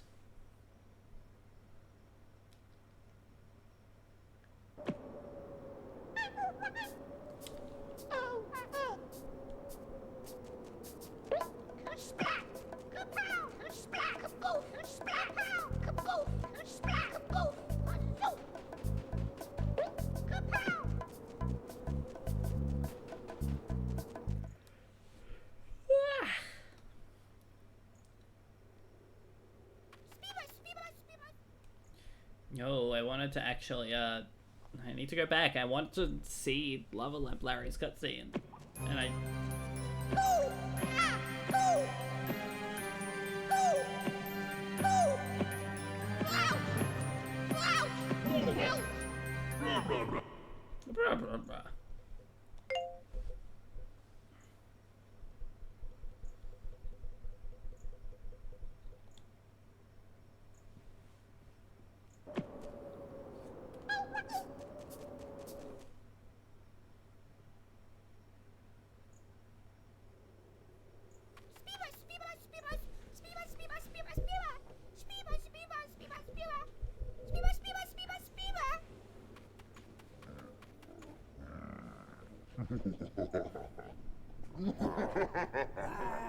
Evil.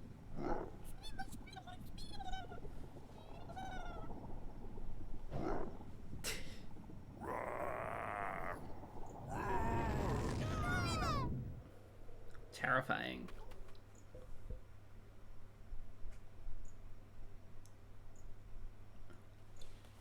Baron Dante's been considerably more evil than in the first game.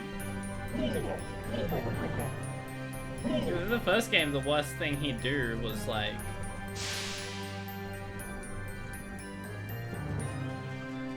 You know, the worst thing that Baron Dante would do in the first game is just kind of walk up to random animals and just like, I'm gonna poke you now.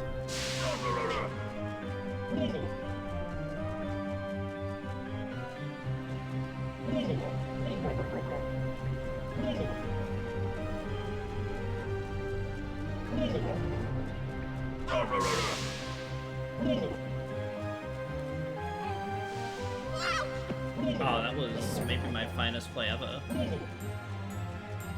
Thank you.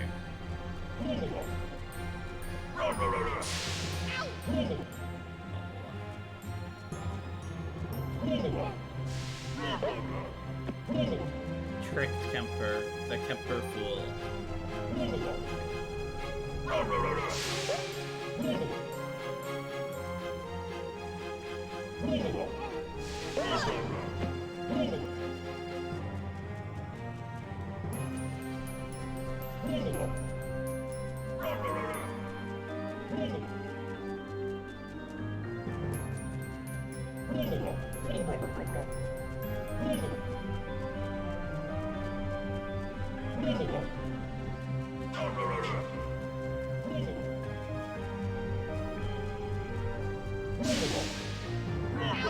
Ah, okay, well that's fine. I can do this. I need to get the ones further away from him first, though.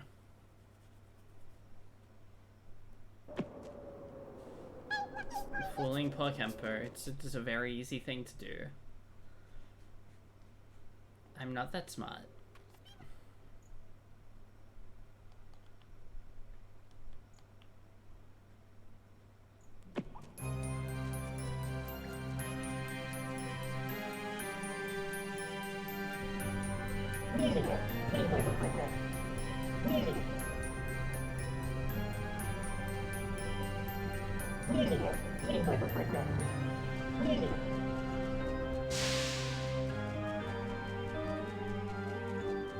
I really like the music in this fight. Very intense.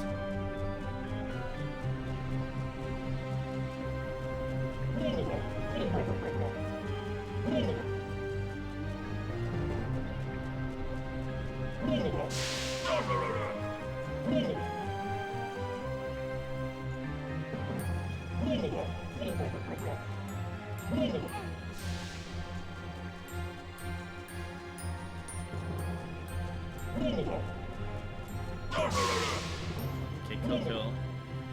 I get you to pop up here. Nope, literally anywhere else. It's okay. You'll fall back in. There we go.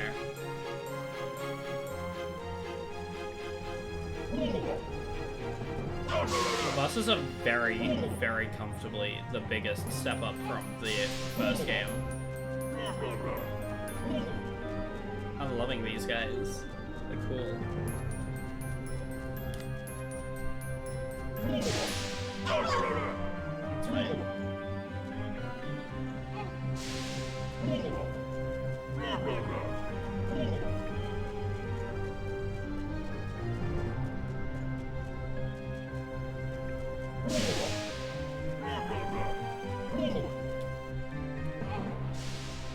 Up.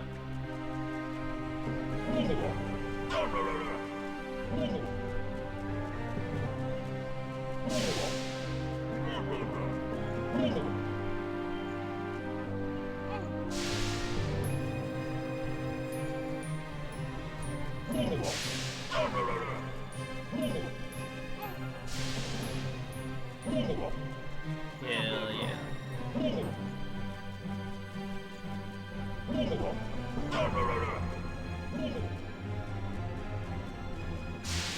Victory? Yahoo! Victory!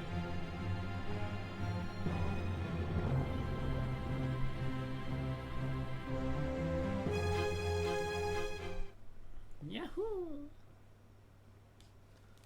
Yeah, no, real. I mentioned it before, but like this definitely feels like a much more interesting way of handling a game with such simple mechanics. Just giving each one like a cool little gimmick.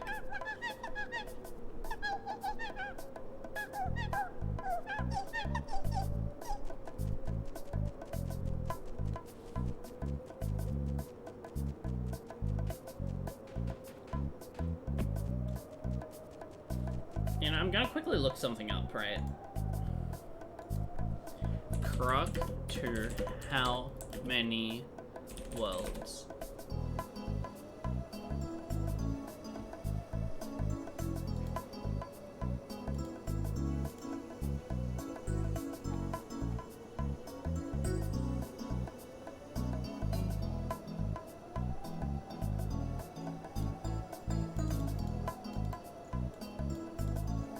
Okay.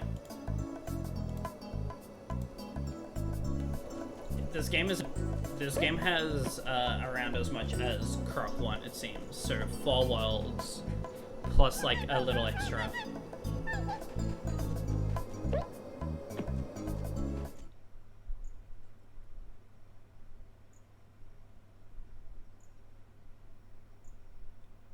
Audrey isn't here.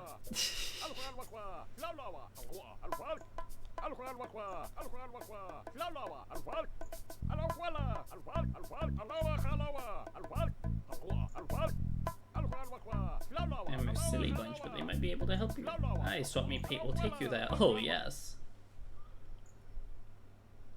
Yeah, okay, so I'll play a tiny bit more, but yeah. It's okay, Marcy. None of us like this cat creature. Caveman. I'm Croc. What's a mechanic?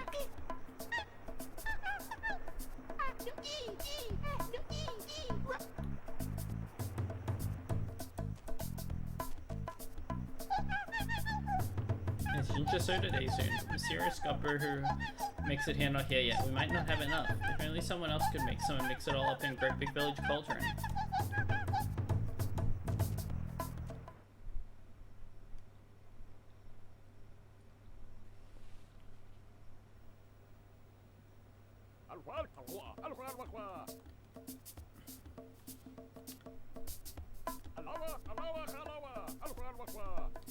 Yeah, like we all hate Swap Meet Pete here, don't worry.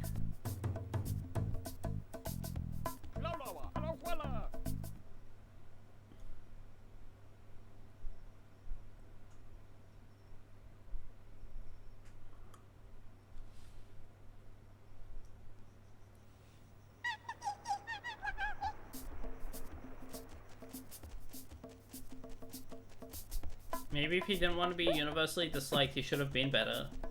He just gives off bad vibes in like every way.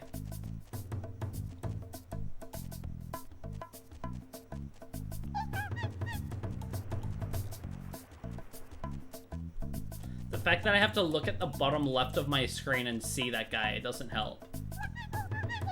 So Teenage Mutant Ninja Jungle carrying racing car wheels.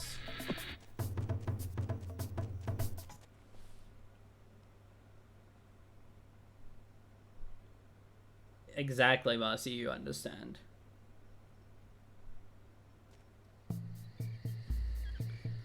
Kempo stream's gone without mentioning the sex appeal of Bubsy the Bobcat. Set that counter back to 0. The counter that's never gone above 1.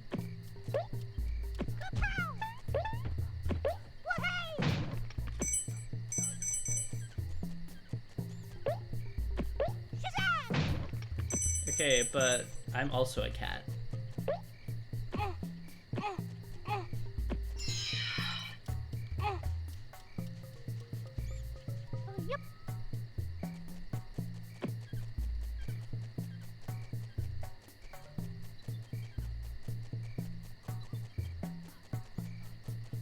Well, no, I'm just saying, like, it's acceptable for me to say so because I'm also a cat, so it's acceptable, it's fine.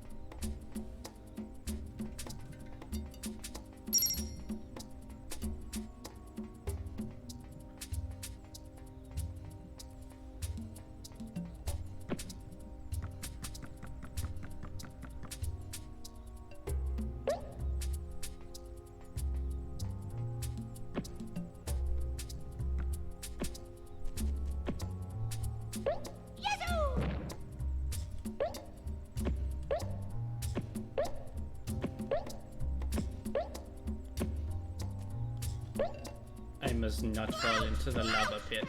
Ow, I fell into the lava pit. Sad. I couldn't help myself. It looked so cozy and warm.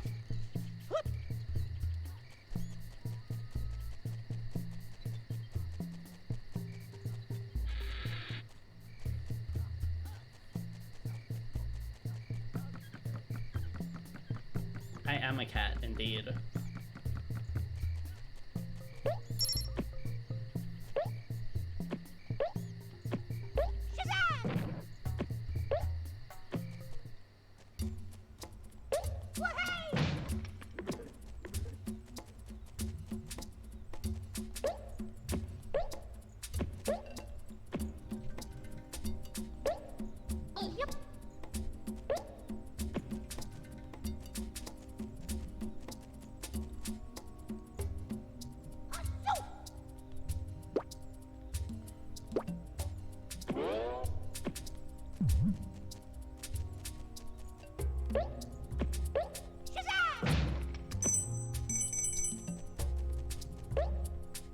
Something like that. I'm just simply saying I'm allowed to say whatever I want about Bubsy due to also being a cat. You don't have to agree with me, you just... yeah.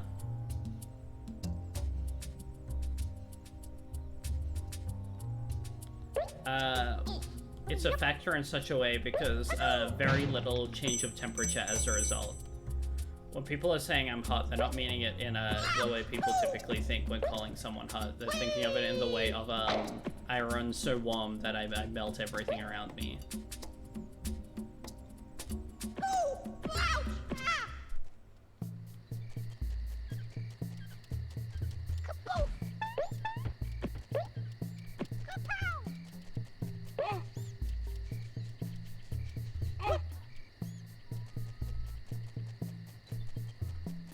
Tragedy for sure.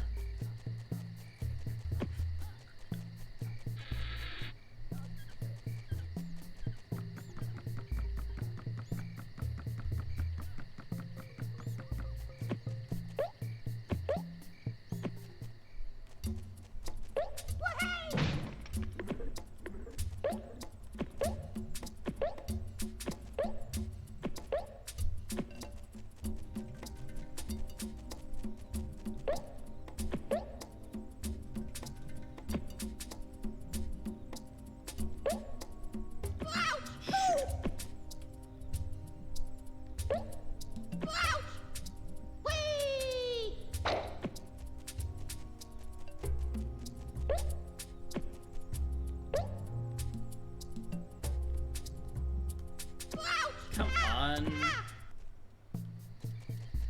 don't know what to do there, really.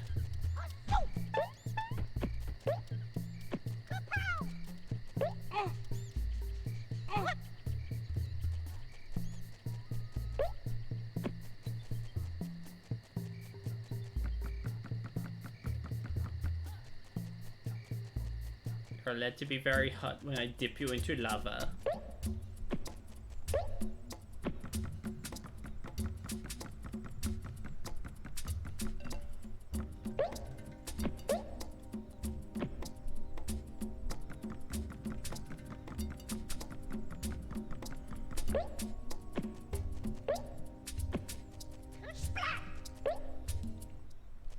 Yeah, it happens from time to time, Marcy.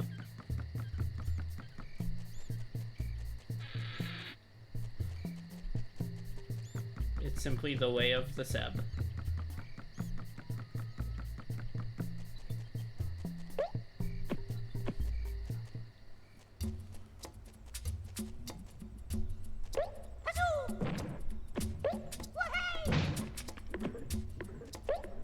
You're always officially scared of me.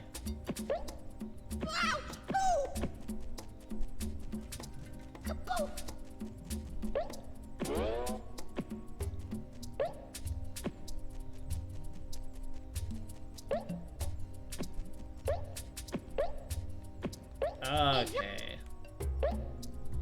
There we go.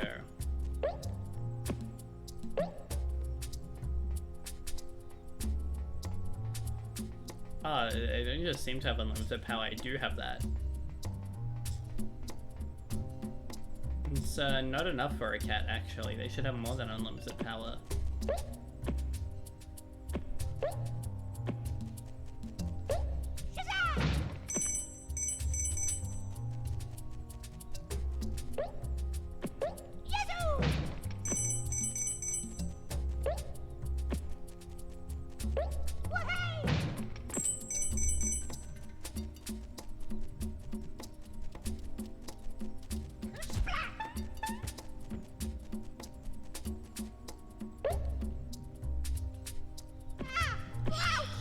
Why?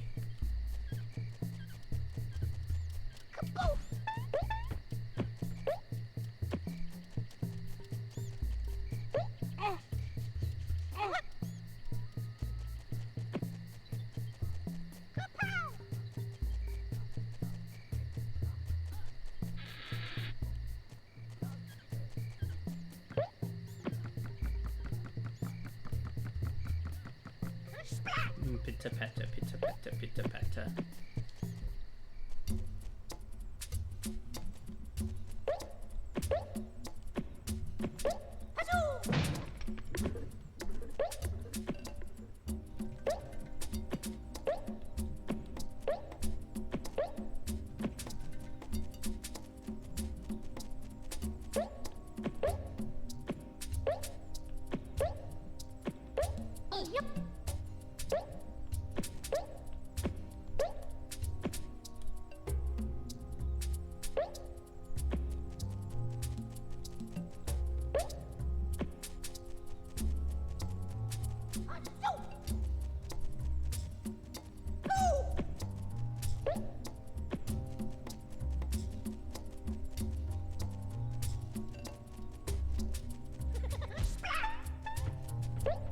Splat. So this leads me back here. So I don't want to go that way. Let's go back this way.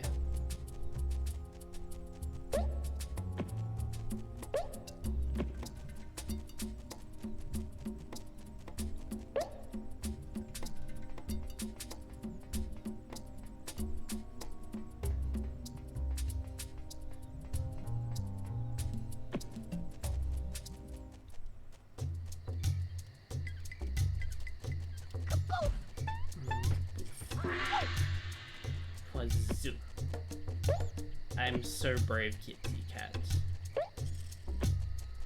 This is Killington.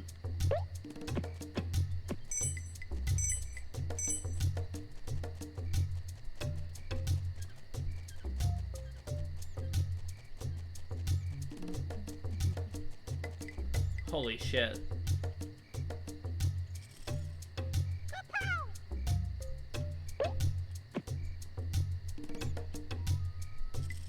This is awesome.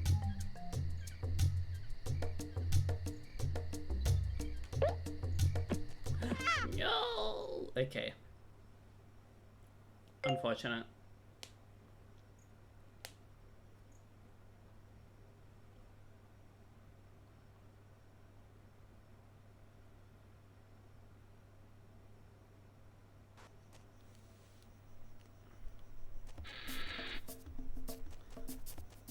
Let's try that one again.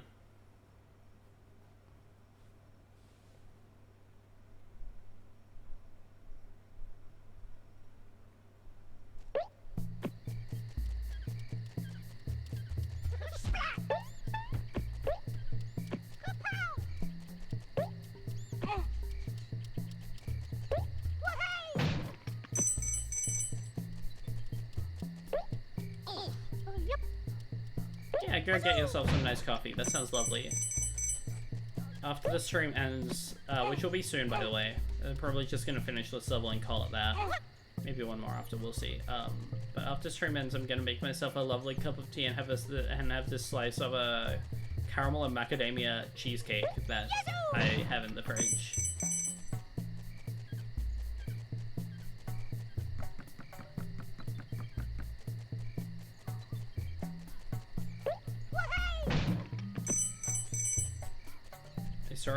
I saw 2 slices of it for a very nice cheap price at the local supermarket, so I just kind of had to. I'll give one, you know, I'll have one of them.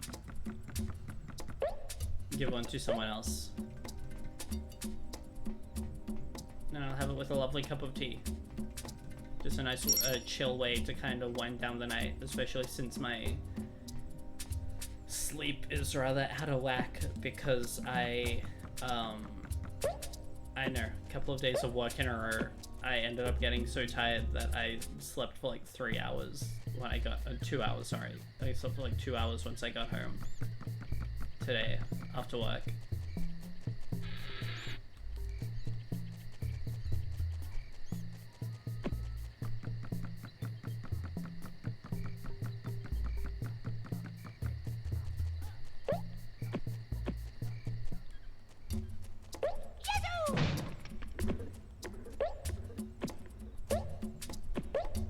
Fortunately, I didn't have to cook dinner tonight. Otherwise, that would have obviously posed a problem.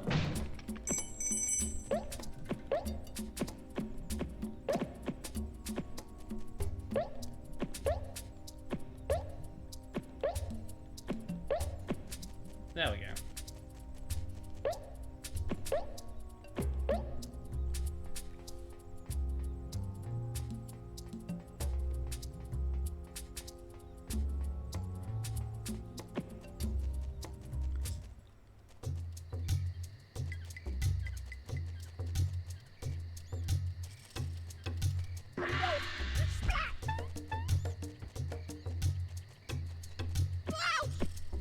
Well, that was embarrassing.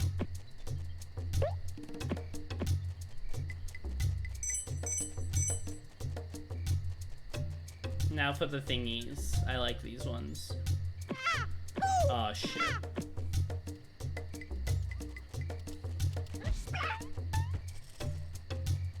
Well.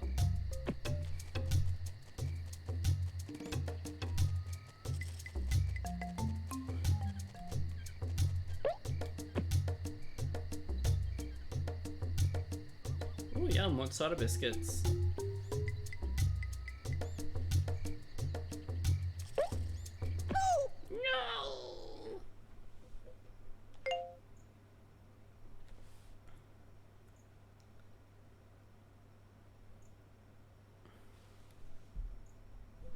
Yeah, no, agreed. I don't think I could. I don't like black coffee in general, but I don't think I could see a time where I could, you know, don't think I could stand it early in the morning.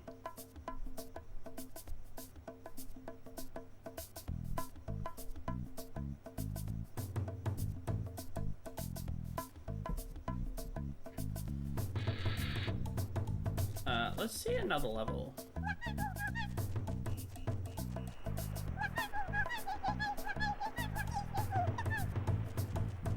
It's another mines level. I'm not going to that one.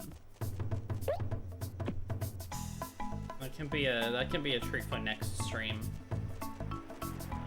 Quote unquote treat, quite the opposite.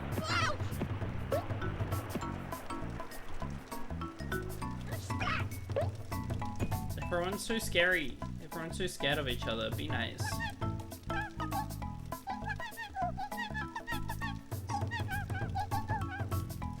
Oh no. The cute pet members, I have to save them.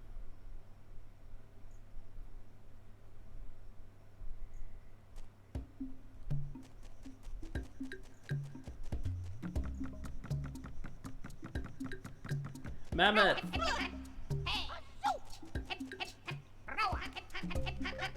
Holy shit.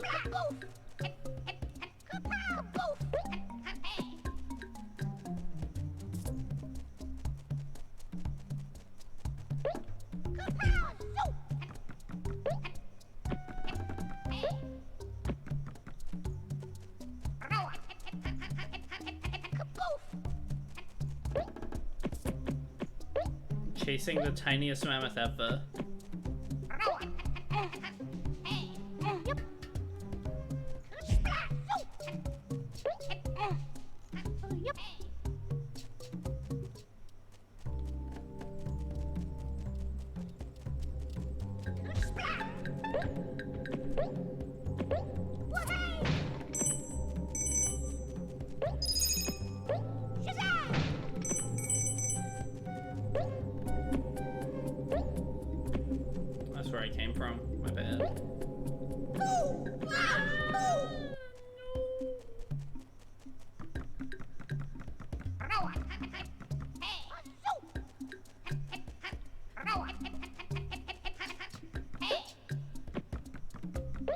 These things are funny.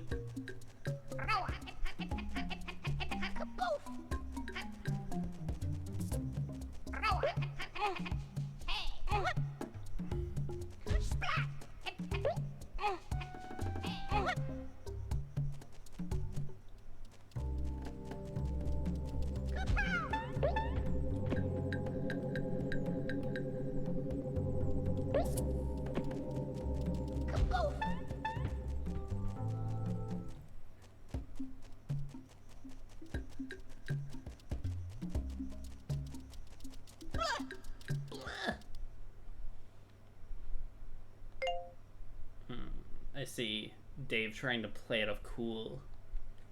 Typical Dave.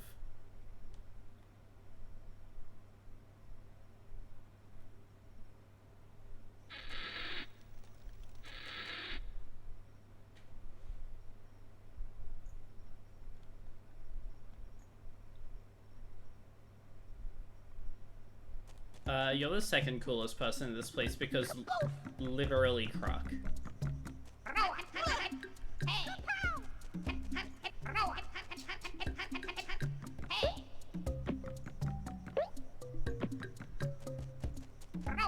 Like, you're awesome, but you can't compete with the little guy himself.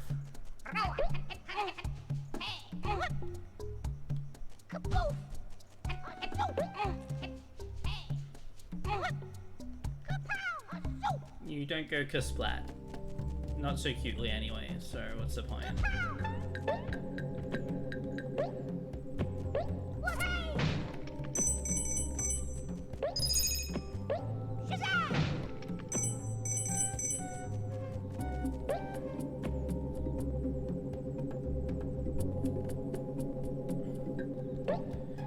Well, okay, simply put, Croc is cooler than, like, basically all real people.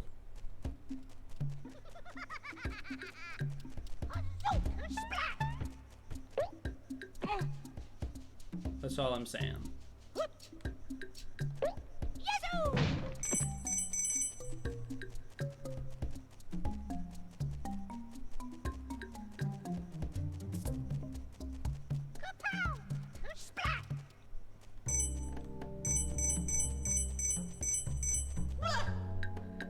In a scarier game, a Croc one, there would have been the worm that popped out of there. Unfortunately, we are not playing Croc 1, so there is no worm.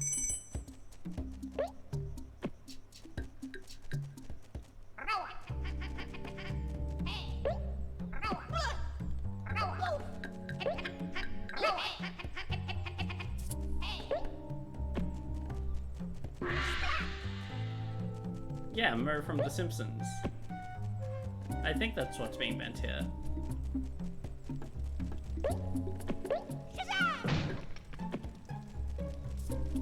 Oh, my bad. Yeah, no, I should have known.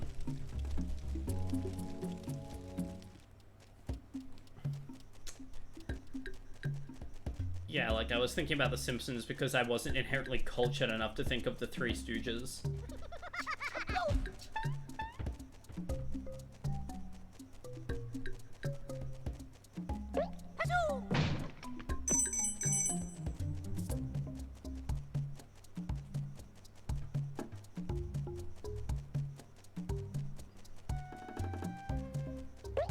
When the Stoogen too close to the sun.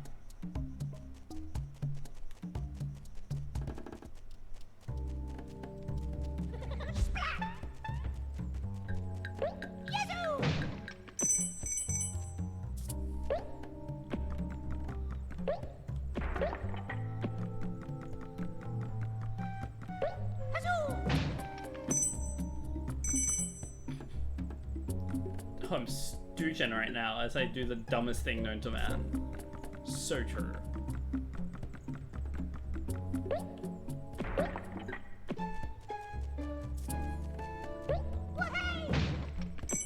It's a little gross, I'm not gonna say that again.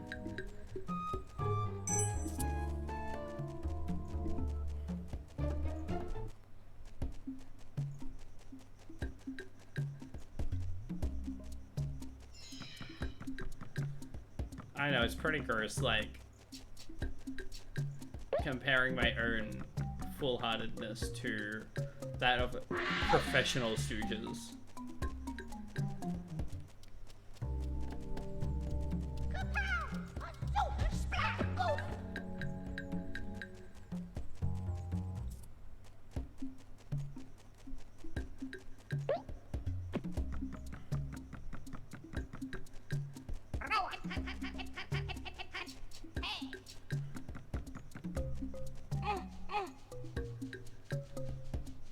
Don't hit your screen with a coconut, that's bad for your screen.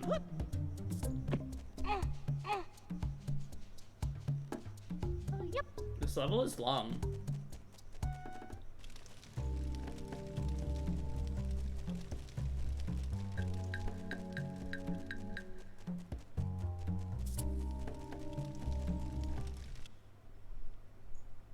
I saved the mammoth. Hell yeah.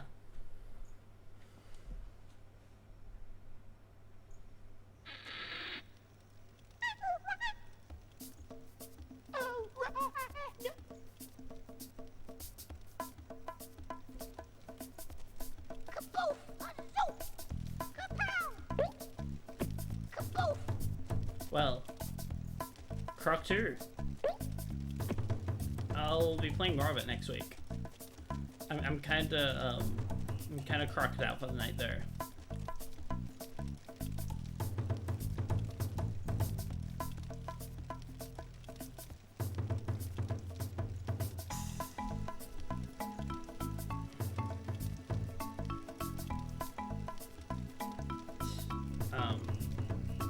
I don't know, I'm surprised by this game.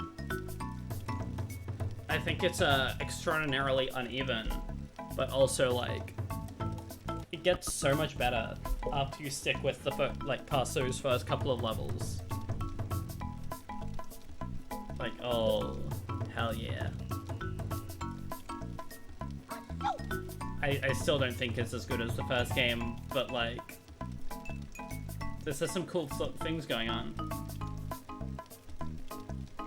Even if it also has that Swap Meet Pete, who isn't as evil as Platform Pete, but he sure is very unpleasant.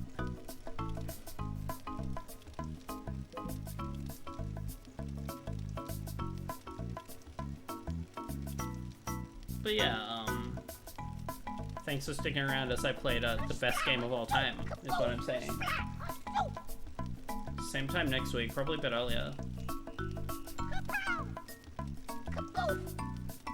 There are many important things to learn from Kempo always, because I am so smart. Same time, not tomorrow. Oh, same time every day, all the time every day. 24/7 streaming starts now. I was joking about going to bed. It's time for me to never sleep again. Let's go. I'm going to sleep. Oh, not even sleep. I'm gonna eat that yummy cheesecake. More frick bears. I want to become like significantly better at that game before touching it on stream again.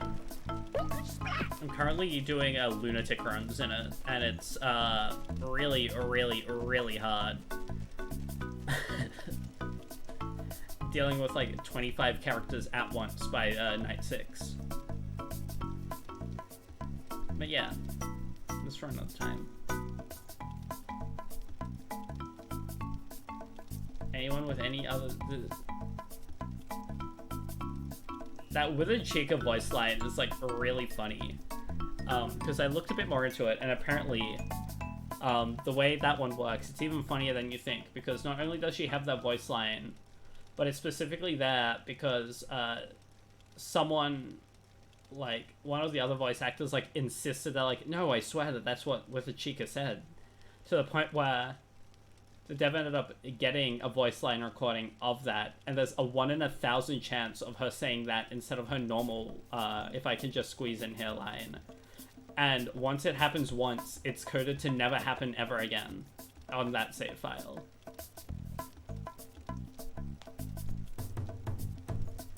So it's like, it's an Easter egg to catch you off guard and then never happen again. It's just fucking with you.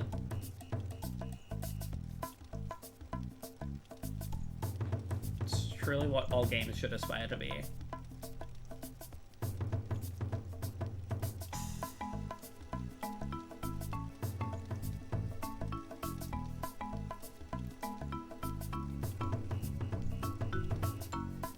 True. Because of the way it's coded like that, it essentially means that it becomes so hard to get a recording of it.